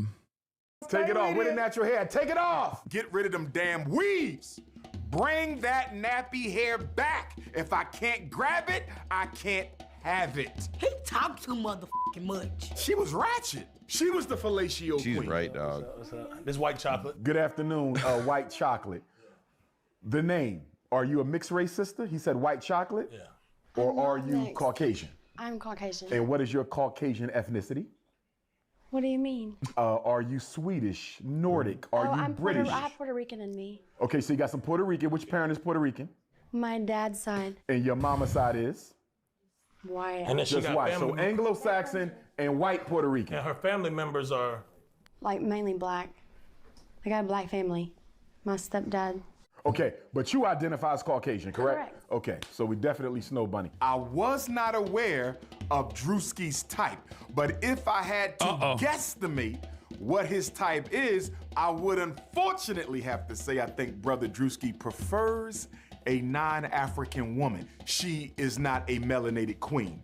My first question, as a white woman, as a Caucasian young lady, why do you want to marry a black man? She's actually never dated a white dude at all, ever. Okay. She dated all black So she guys. loves chocolate, nothing but chocolate milk. That's why we call her white chocolate. Why? Yeah, she loves chocolate milk. I'm just not attracted. I look, I'm just not. They just don't do it for me. The white guys don't do it for you. What are you attracted to in the black men? I like all the ranges of skin tones. Okay. But, like I can relate to them more. So I feel like with me always being around black people, being with black people. Being around black is not the same as being black. Absolutely. Okay. You're absolutely right. But I feel like I just relate to them. Like I can listen to what they have She to can say. relate to me in a lot of ways. Yeah. Okay. I do listen. I'm here to She listen. listens to rap Listening. music. Other than She dating listens to black rap men, music. have you ever actually tried to help the black struggle as opposed to help yourself to black men? Right. I've been at 3 protests that were near me. We, Just 3. just 3 that was near me. Yeah. Let me ask you. I'm gonna go That's to a the next lot, one. I'm gonna go because- to the next one with you too, baby. I'll go to it with you. I'm He's a thirsty. nurse. He's definitely wanting the white milk. Yeah, no, He's a bunny hopper. But here's my question. at times. My question. I can't indulge. She didn't let her emotions get the best of her like Mrs. Lebanese. But nonetheless, not It is being so the sister, weird seeing, she like, cannot be a Drewski, recommendation. like, If I get pulled over and a black person's with me, we're getting manage searched. these I know responses. that. Okay, hold on. So now. That that's- ain't all the time. That's not all the time, but it's way more slow your likely. roll. It's way Slow more your roll. likely. Will you be willing to sign a prenuptial agreement? And the reason I'm asking is when we look at RG3, we look at Michael Strahan, we look at Tiger Woods. Would you be willing to sign an ironclad prenuptial agreement? Yeah, prenup is not an issue when you make your own money. Let's bring it out. Though. Okay. She's good with the prenup. Get the papers. Will I sign a prenup? Yes. Money's not the problem. Money never the problem. Holy shit. You sound like a decent woman, and I wish you well. Thank you. Thank you. Thank you, white chocolate. Thank you. Yeah. That's homegrown right there, too. Stop thirsting. That's what's wrong with you, nigga. Stop thirsting for the white vagina. Yeah, you right. And as you know, Dr. Umar's rules is black queens forever, snow bunnies never. Oh, I do not support I didn't know that was interracial one of his marriages rules. I had no idea. Dr. Prize Umar's is whole the most ethos fun is a I've bit of a had. cipher to me. I don't really know what he's up to. Yeah, I can't tell what his perspective is on this, on the matter of interracial relationships. $50 instantly. On the matter of miscegenation. Lady. Daily fantasy sports made easy. Oh, it's a dick sucking class. Ladies, I've tonight seen these we're implements going before. back to school. And not because I We're took doing one. it with the best teacher in the world. She is a perfect example of what happens when you persevere, put your mind to something, and put in the 10,000 hours. That was frame one. You clocked it being a dick sucking class instantly. That was, I'm sorry. Did you not see banana, eggplant, You hot are dog? not convincing anybody that you have not attended a dick sucking class with that. You just went, you clocked it. I look at images to become and I examine what's in them. Noah taught my dick sucking class. That's why he didn't participate in it. I see what's on the screen and I make observations. I'm just saying, I still don't know if you're right. She is literally #1 in the world at what she does. And what she does is sloppy top. I like corn on the cob, huh? She is a fellatio expert, and she has given millions She has a of certificate? That's crazy. fellatios. Millions? Mm-hmm. Millions. Millions? Without further ado, I would like to introduce you to Professor Linda Kuhn. Hi, I'm What? Miss L. Oh no, that is not what I was expecting. Yo, what the fuck? All right, keep going. Respect. Yo, she must be really good. That's all I'm saying. And I am certified in oral sex education. Hi, girls. My name is Miss L. And we are here for oral sex education. I'm not expecting, like, you know, What do you need a this protractor old for in lady this? to, like, really know how to, like, suck. I sucked before, like, that ain't nothing to me, you feel what I'm saying? Like, I'm 22, I can suck a it ain't nothing. She too old to be doing it. My man was very happy old. for 33 years. Okay. I know that's right. And my word to y'all is practice makes perfect. I love oral sex, especially to a man. Over 25 years, I have given many, many, many. Hello? Mommy. Hey, yes. What's going I'm on? here. Yeah. I'm What's trying- going on with you? I haven't talked I don't know. to you. I was Yeah, you know, I've been in this house with all these girls. It's been with all crazy. these girls. Yeah, I don't know. If they can hold up to y'all standards, that means they can be good in the house. Y'all are a tough cookie to crack, so. Well, I don't want to get in the middle of some freaky business that you got going on with all these girls. There's no Drew, I'm not into that. Number one rule is no teeth on the penis. Beware an old woman in a profession where people die young. Yeah, it's a risky business. This dick sucking. Bananas now. You're gonna go ahead and with your mouth, you're gonna make a circle. First, I was confused and I was like, let me take notes because Juice is gonna need this. So I went to taking notes. She was telling me how to hold my mouth. Oh my with the God, O T. and Grizz, how to stick it my down queen, the bag. And I know finally. I need a little practice, Juice. So please bear with me on that part. Like, please don't do anything like shoving. I'm not ready for that. Take it slow. You do a little bit of suction on it, okay? We do not slobber all over it. Yo, I'm a whole ass virgin. You gonna give me this big ass thing? What the f? But that's what I do. I split it in the back of my throat, and when I take it out, it's just gonna be When wet. you first put it in, you don't put it all the way in. Dummy. I mean, she knows what she's talking about. I can't lie. She knows what she's talking about. Grab the bottom of the shaft with one hand. So this the head. What if it's curved? If it's curved, there shouldn't be no problem. You just put your mouth and go around it. Size does not matter. It's all the same. If you have a technique... Can you take that right there in your head? Is it because you have less teeth? Oh. How? Just how? Showing us tricks I never even seen. I did not expect it, to be honest. Just to the head. You take your tongue. If you give them oral sex, they will reciprocate strenuous intercourse. I want you to start, once you get the head, I want you to start doing inch by inch, go down the... You get an inch down, take your tongue and twirl it. Go down the next, twirl it. And this is the start of it. I don't think you need to be able to learn to suck on a fucking gourd, dude. That shit is like... That shit's the size of a baby's arm, okay? Like, what the fuck? Then you can do a couple up and downs. I hope that I helped Drewski, and I hope that the women that took this information will use it and practice, maybe on Drewski. The other girls in the class, they was eating that shit up. They was with her. I'm not gonna lie, they was writing down notes. They was asking her questions. You eat Yes. Ugh. Ugh. Now that's what I call a woman. What happens if you throw up on a Oh, did we get too Oh my close to the God, you throw up on Definitely it. gonna make him stay home. You don't want to do this and have him explode. You want him to last. Inside has more nerves. It will make him... all the nerve endings on the backside of the tip. And, you know, I'm a nurse, all about the anatomy. And it is nerve endings, so you can't forget that area. If you want to slow him down, you go to the outside. You take your thumb. You put your thumb up in there, and you take your thumb very gently. Take and rub your thumb around and around. I like rubbing my thumb around that hole, though. Ew. I like the thumb thing. I'm gonna be taking that. Y'all go Professor loud. Kuhn, Yes. are you forgetting something? No. We like it raw. Keep it real. Natural is the best way. I like to talk to me. You hear me now? I don't like that shit in my mouth. What if She's one of these amazing. ladies wants to one day be board certified like you are? You are certified, correct? Right.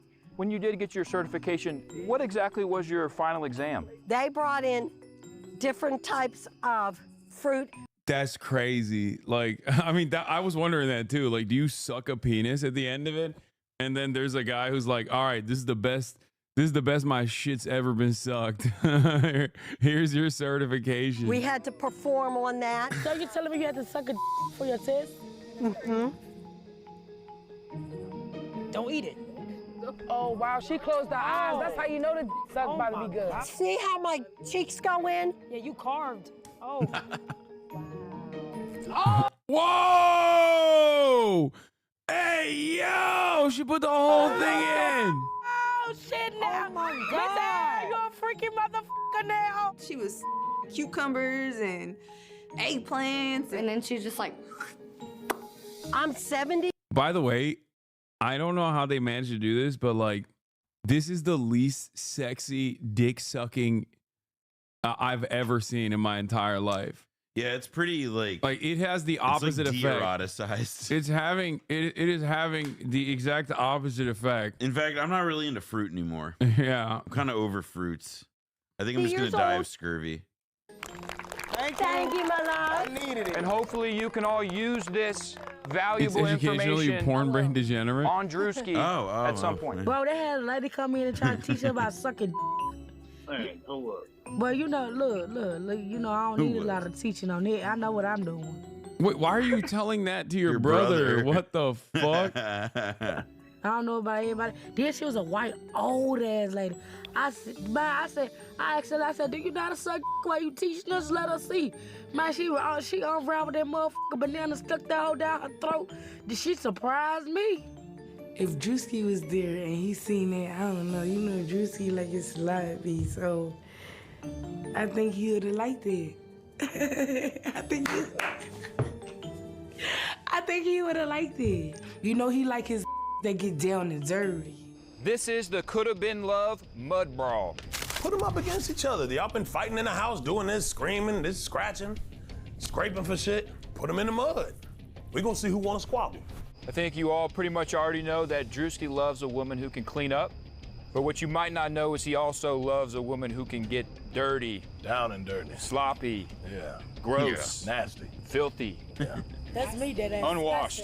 Drewski really That's has what the Drewski Bernie likes. Mac voice down. We know some of you so are already well. wrestling with your sexualities. You can take that out in here as well. Our first match It's like spending this is whole going to be episode thinking, who does he TT Baby sound like? And then I put it together. versus Meatball.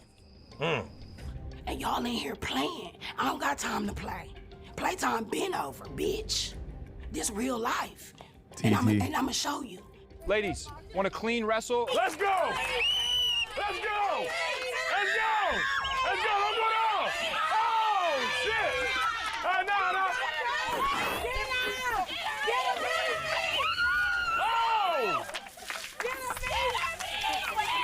Oh! Oh!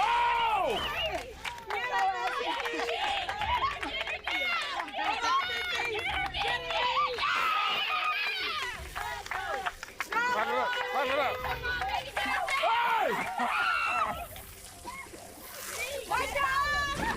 Oh shit, bro! TT is doing surprisingly well for her age. All right, break it up. Good wrestle. Why you ain't put the head cap on? He did. Oh, shit. Meatball. Yeah, clap it up. Next wrestling matchup, we have Bambi. BBL against... No, BBL. Yeah. I like my girl natural anyway. Come on. Hey. Keep it clean. Oh! I don't know what the type of mud that shit was, but that shit was slippery as My nails are ruined. My skin is literally tinted black. Keep it clean, bro. That's a match. That's Bambi. Oh, yeah. God damn. Your shit not even coming off. You needed this for a minute, too. I was trying to... We're gonna keep you over here. This next match is gonna be a call-out match. Nugget, is there anyone you want to call out? Tyler. Whoa. Nugget and Tyler. Okay. All right. Into the pool. Ain't nothing wrong with a little shrimp. Come on, son. Get your ass in there. Let's go, Nut. Oh, man. They gonna make it fair and square. Come on. Get in there. Get in there. Hey, oh! Okay, Switcheroo is wild for going, she did not even, she just went right in for it. Okay, all right, that's abuse right there. Don't, hey. Oh my God, it looks like he's drowning her. Pull him back. Hey, pull him back. Don't do that. You can't put her in the chokehold like that. Keep it clean. She's too small for that. Switch is evil. Look at Nugget, she trying to sneak her. Yeah, tear him on. Oh my God. Yeah, get her, Nugget. Go ahead, Nugget. Oh, shit. Yeah, what the hell going on? Oh no. What happened? ACL? Oh, man, y'all. She got barbecue sauce all on her. CL. Should I go get somebody else? No, you done enough damage. Yeah, huh.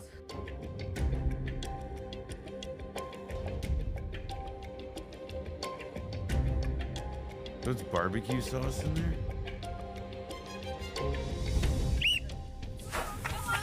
Let's do it. Come on, T-Grid, show them what it is.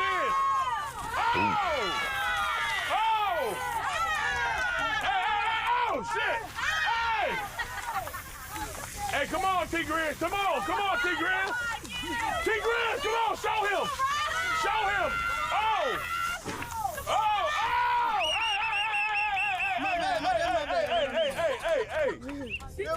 Yeah. Round two.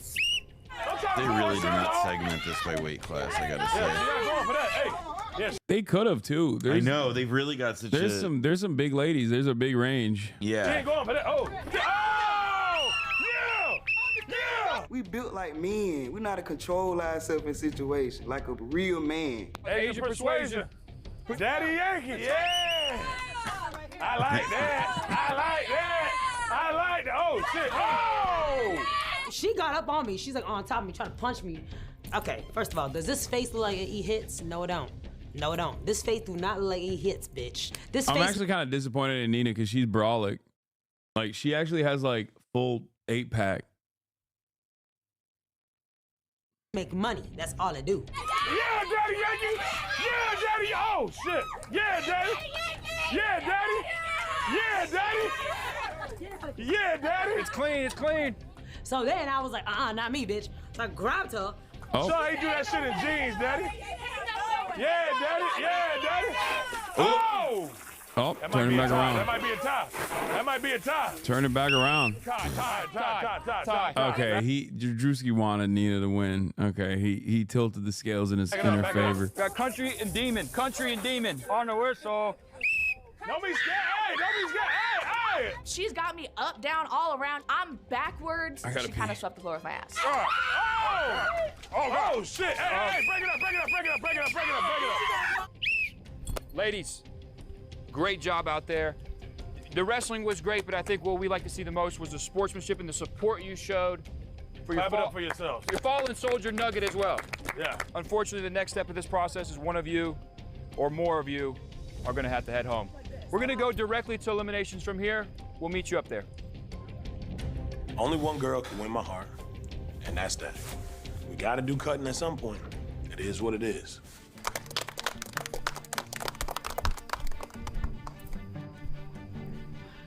Ladies, you Blowback quit clapping season early. 6 comes out later this Meatball, year. why the long face? Well, I got some good news for y'all ladies tonight. Tonight, one lady's not going home. 2 ladies are not going home. 3 ladies are not going home. And I got some bad news for you. 4 ladies are going home. What am I doing? 4? I'm sitting here 4 alone ladies are watching going Drusky. What am I doing? You said good news. What's the good news? One lady's not going home. 2 ladies are not going home. What happened? 4 people were going home. We've done made friends, so our friends are on the line, you know. Anyone can be eliminated at any time. For the 10 girls that do get to stay, you'll get to go jump in the pool, which I know you guys are looking forward to. Without further ado, let's bring out the man of all of your dreams, Mr. Drusky. Just blinking the mud in their eyes. Look at you looking all sharp and we looking all muddy. Oh. Well, let's not forget, we are competing also, not just for my love, but for $50,000 presented by Prize Picks. Clap it up for that. Okay, ladies, we're gonna do this pretty quick. So there's gonna be 10 of you who are gonna get a rose. Come up and collect your rose if your name is called. If your name is not called, you're one of the final 4. You are going home. To the house. My heart like boom, boom, boom. Okay, the first lady who gets to go jump in the pool and get all that dirt off your body. Must be talking about me. Bro, if he choose somebody else, bro, they gotta run with me. Meatball. Meatball. Oh, shit. Oh, no. You good? Yes, I'm okay. Okay. It looks like they want to get in the pool. Can I All jump right. in the pool? Can I jump in the pool? Can I jump in the pool? The next lady who will remain in the competition and maybe will be able to jump in the pool. Unfortunately, tonight, she may have lost an ACL, but the good news is it's spelled with lowercase letters. Yep.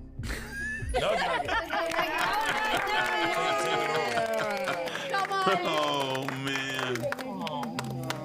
Not too much. Oh. We know about you. You trying to hit that little shit last night. Yeah, I need to talk to you too about some shit. You better slow down. Staying with us tonight as well, headed to the pool. Tyler. Yeah, that was a given. Not a chance. Get your ass in the pool. No, I'm not. Hey! Take a shower, baby. Yeah. Girl, y'all not getting in that bed with Drusky. Let's be real. You're not getting in the bed with him. I'm gonna be in the bed with him. Unless he chooses one of the snow bunnies. Ladies, I'm gonna offer you a I really did want to hear Dr. Umar's opinion on switcheroo.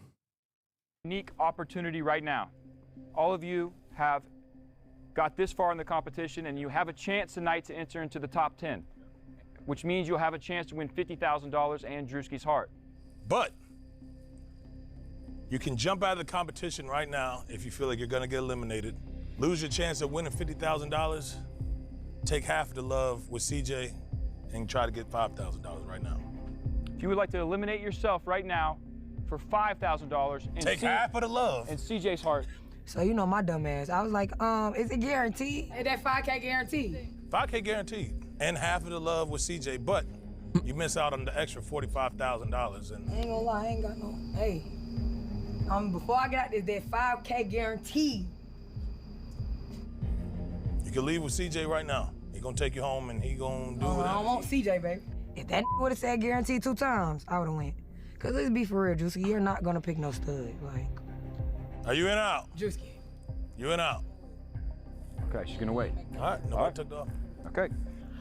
No, that was taking that 5K, he was pitting us to the test. You know what I'm saying?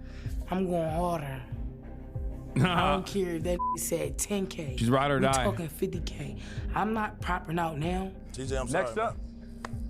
Nobody want a piece of none of that midget ass. You know what I'm saying? Like, you could have said you. A little one night stand with you or something could have got there, but not no CJ. Next up, staying in the competition, headed to the pool.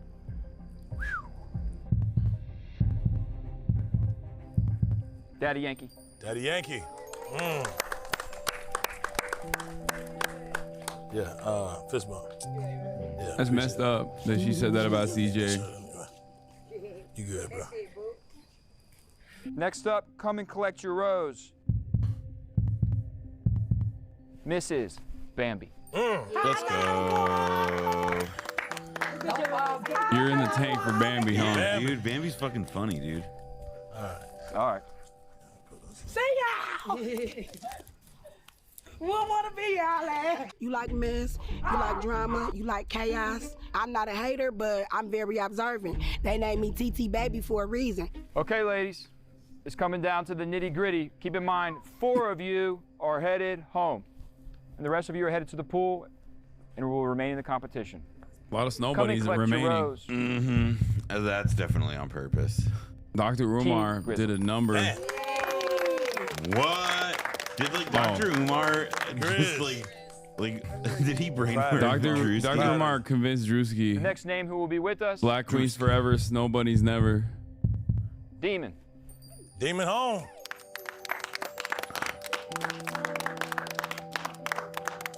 She got them titties out. Titties out. I was looking. Hey.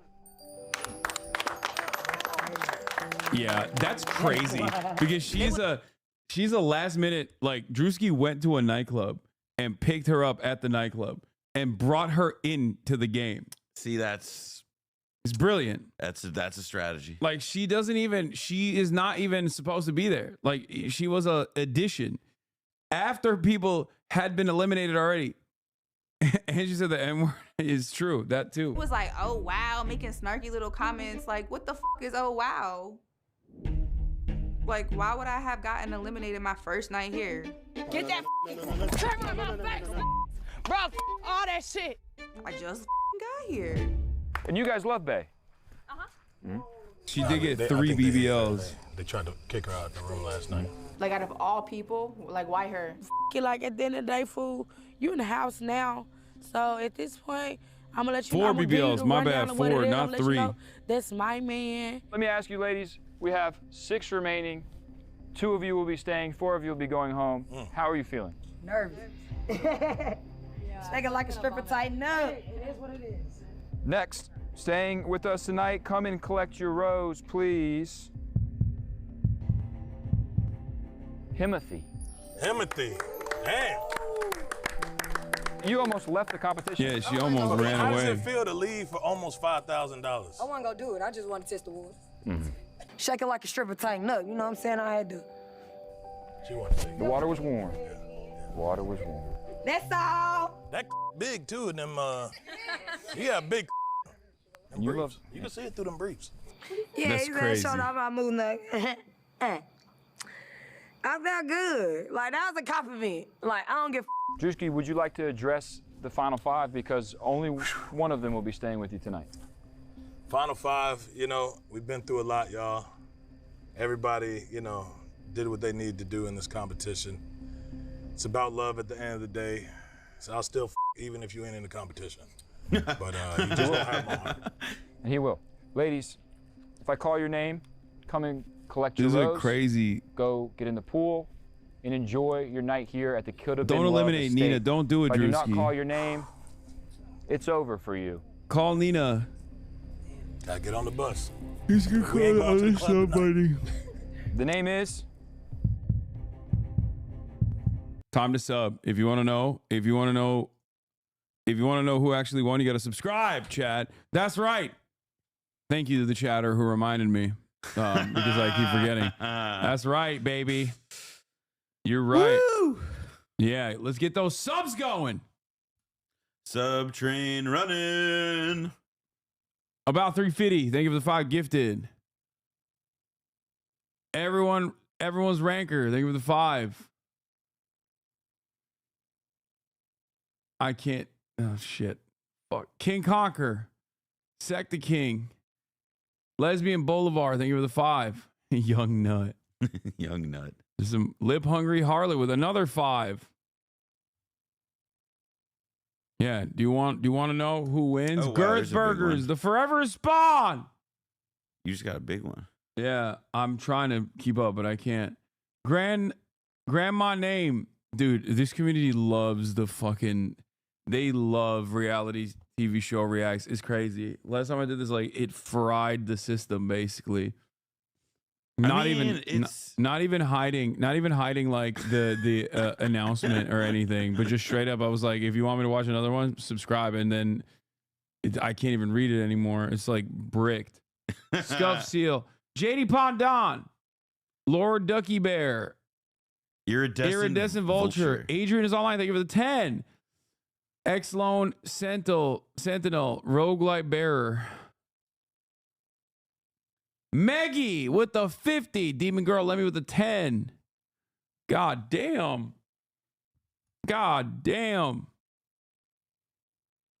in while since Unusual Meme. Quadriplegic. Thank you for the 10.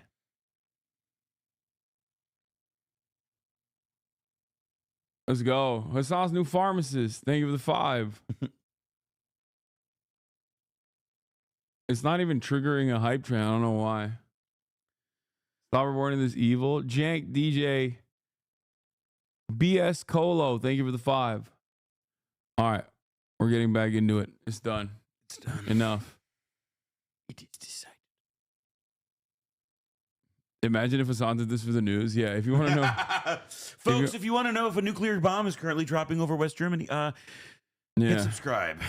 Mate Feed R, thank you for the 10. Olympia, thank you for the 5. Oh, we went Snow Bunny. I'm shocked. He giving roses to people who in full-blown relationships. People got roses that don't even like him. I really like him, but hey, if you don't like me, cool. I ain't gonna sweat That's him. crazy. I don't chase him, I replace him, so it's good. Asian persuasion gotta go. Man, what is something I can't do? Wait, it's why? It's whatever. But low key though, I'm happy. I feel bad for Nina. I think, is it because she said she wanted a really big dick? She was like, this is the type of dick. That's what it is. I'm kind of bummed. I'm not gonna lie. This was a bad decision for the Asian persuasion defenders out here. I'll say it. I think it's because she sounds like she just smoked like 50 camels.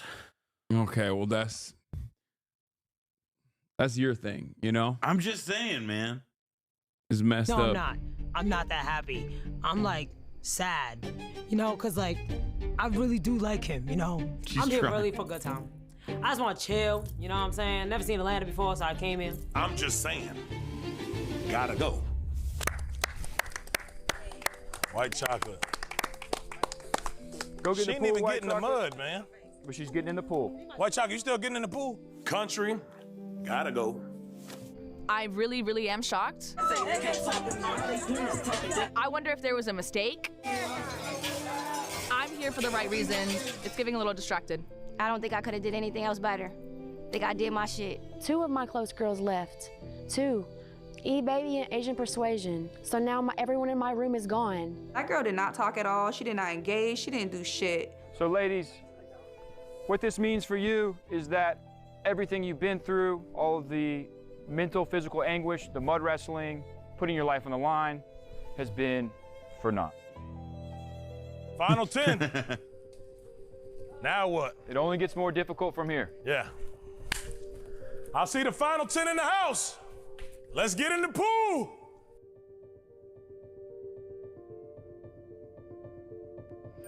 It's sad. There's a somber tone to all of this in the backdrop, as there is plenty of And then love there lost. were 10. Hey! With Jesus' 10 disciples. Girls, congratulations. You still have a chance at Drewski's heart, which I know is the only reason you're here. Hello? Right. But also $50,000 is on the table. Yeah, put it on the floor. Yeah. You like a bitch that gets down and dirty. Yeah. Well, listen, I know you girls are I hope feeling Nugget's the muddy. medical You're tent. feeling gross. I heard some of you are feeling itchy in your I'm privates. still wondering about Just that sounds not situation. fun. I feel bad for her. And for that reason, and as a congratulations jump, I'm going to say the words, and you guys get into this chlorine and wash your bodies. I peed on myself. Meatball just peed. I had to pee before I got in the pool. Most people pee in the pool. Yeah, I couldn't hold it. You just peed? Hey, respect for that. You not Respect jumping for that. Respect for that. These people, man. I've seen it all. Oh my God. Yo, bitch, you're officially the realest bitch in the world. Ain't no Bro. fucking way. I've never seen anything like that in my life. I got pee on my pinky toe. Ladies, you can now baptize yourself in this could have been love water.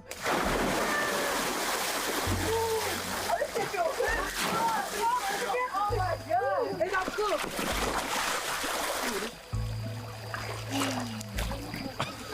And Meatball, the bathroom's inside. Get that little pee out. Hey.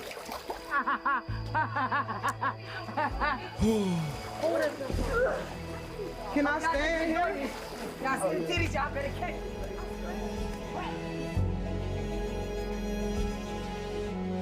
I'm Caleb Presley, and you're watching Could Have Been Love with 10 women remaining with a chance at Drewski's heart and $50,000. Next time. That was some. That was some. That All right, was that's a some. good note to end this on. I know I said we're gonna do banana peels, but we're not. We're not doing banana peels. I'm so tired. That'll be all for today. Let's say thank you to Noah Colwyn for being here. Thank you guys all for watching. Thank you for chatting. Please listen to Blowback. Hell yeah. Listen to Blowback Podcast. Blowback Podcast. Season 6 coming out soon. Season 5 out now, wherever you get your podcasts. If you like the thing, if you want to get the next season when it drops, go to blowback.show, hit the big button that says subscribe. The fuck was that? That's crazy. You just started auto playing a video. All right. That'll be all for today, folks. I'm not going to be live tomorrow because I have a really cool collab coming out. I have the podcast and also merchandise. That's right. I'm doing a merch shoot tomorrow because new merch is coming out. New season is coming out. So hopefully we'll be able to get back to Kingdom Come on Monday. But see you on Monday. Peace, everybody.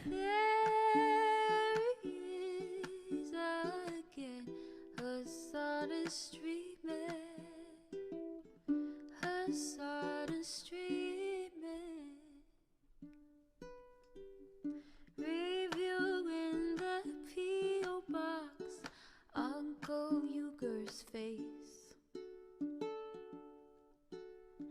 Sudden discord at your prop, great names take embrace. Tiny Bernie Sanders, LGBTQ Air Force. The whole left at your fingertips, on at your door. H3 crowded debate, the Young Turks online show. 3 full fucking years of this, plenty more to go. 90-day shots of champagne, bourgeoisie. A Trump rally live reaction, a mass riot at DC. There he is again, Hassan is streaming. Hassan is streaming. There he is again, Hassan is streaming. Hassan is streaming.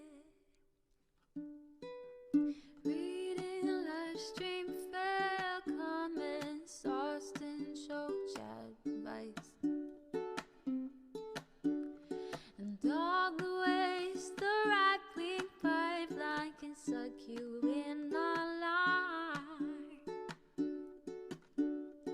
JCS react, Lord frame gets broken, cover blown.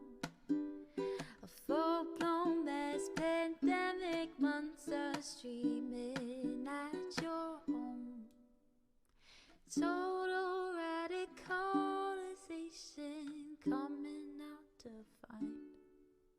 The system you were taught to trust in was broken the whole time. All these daily streams, whether big or whether small, have helped me and so many find the meaning through it all.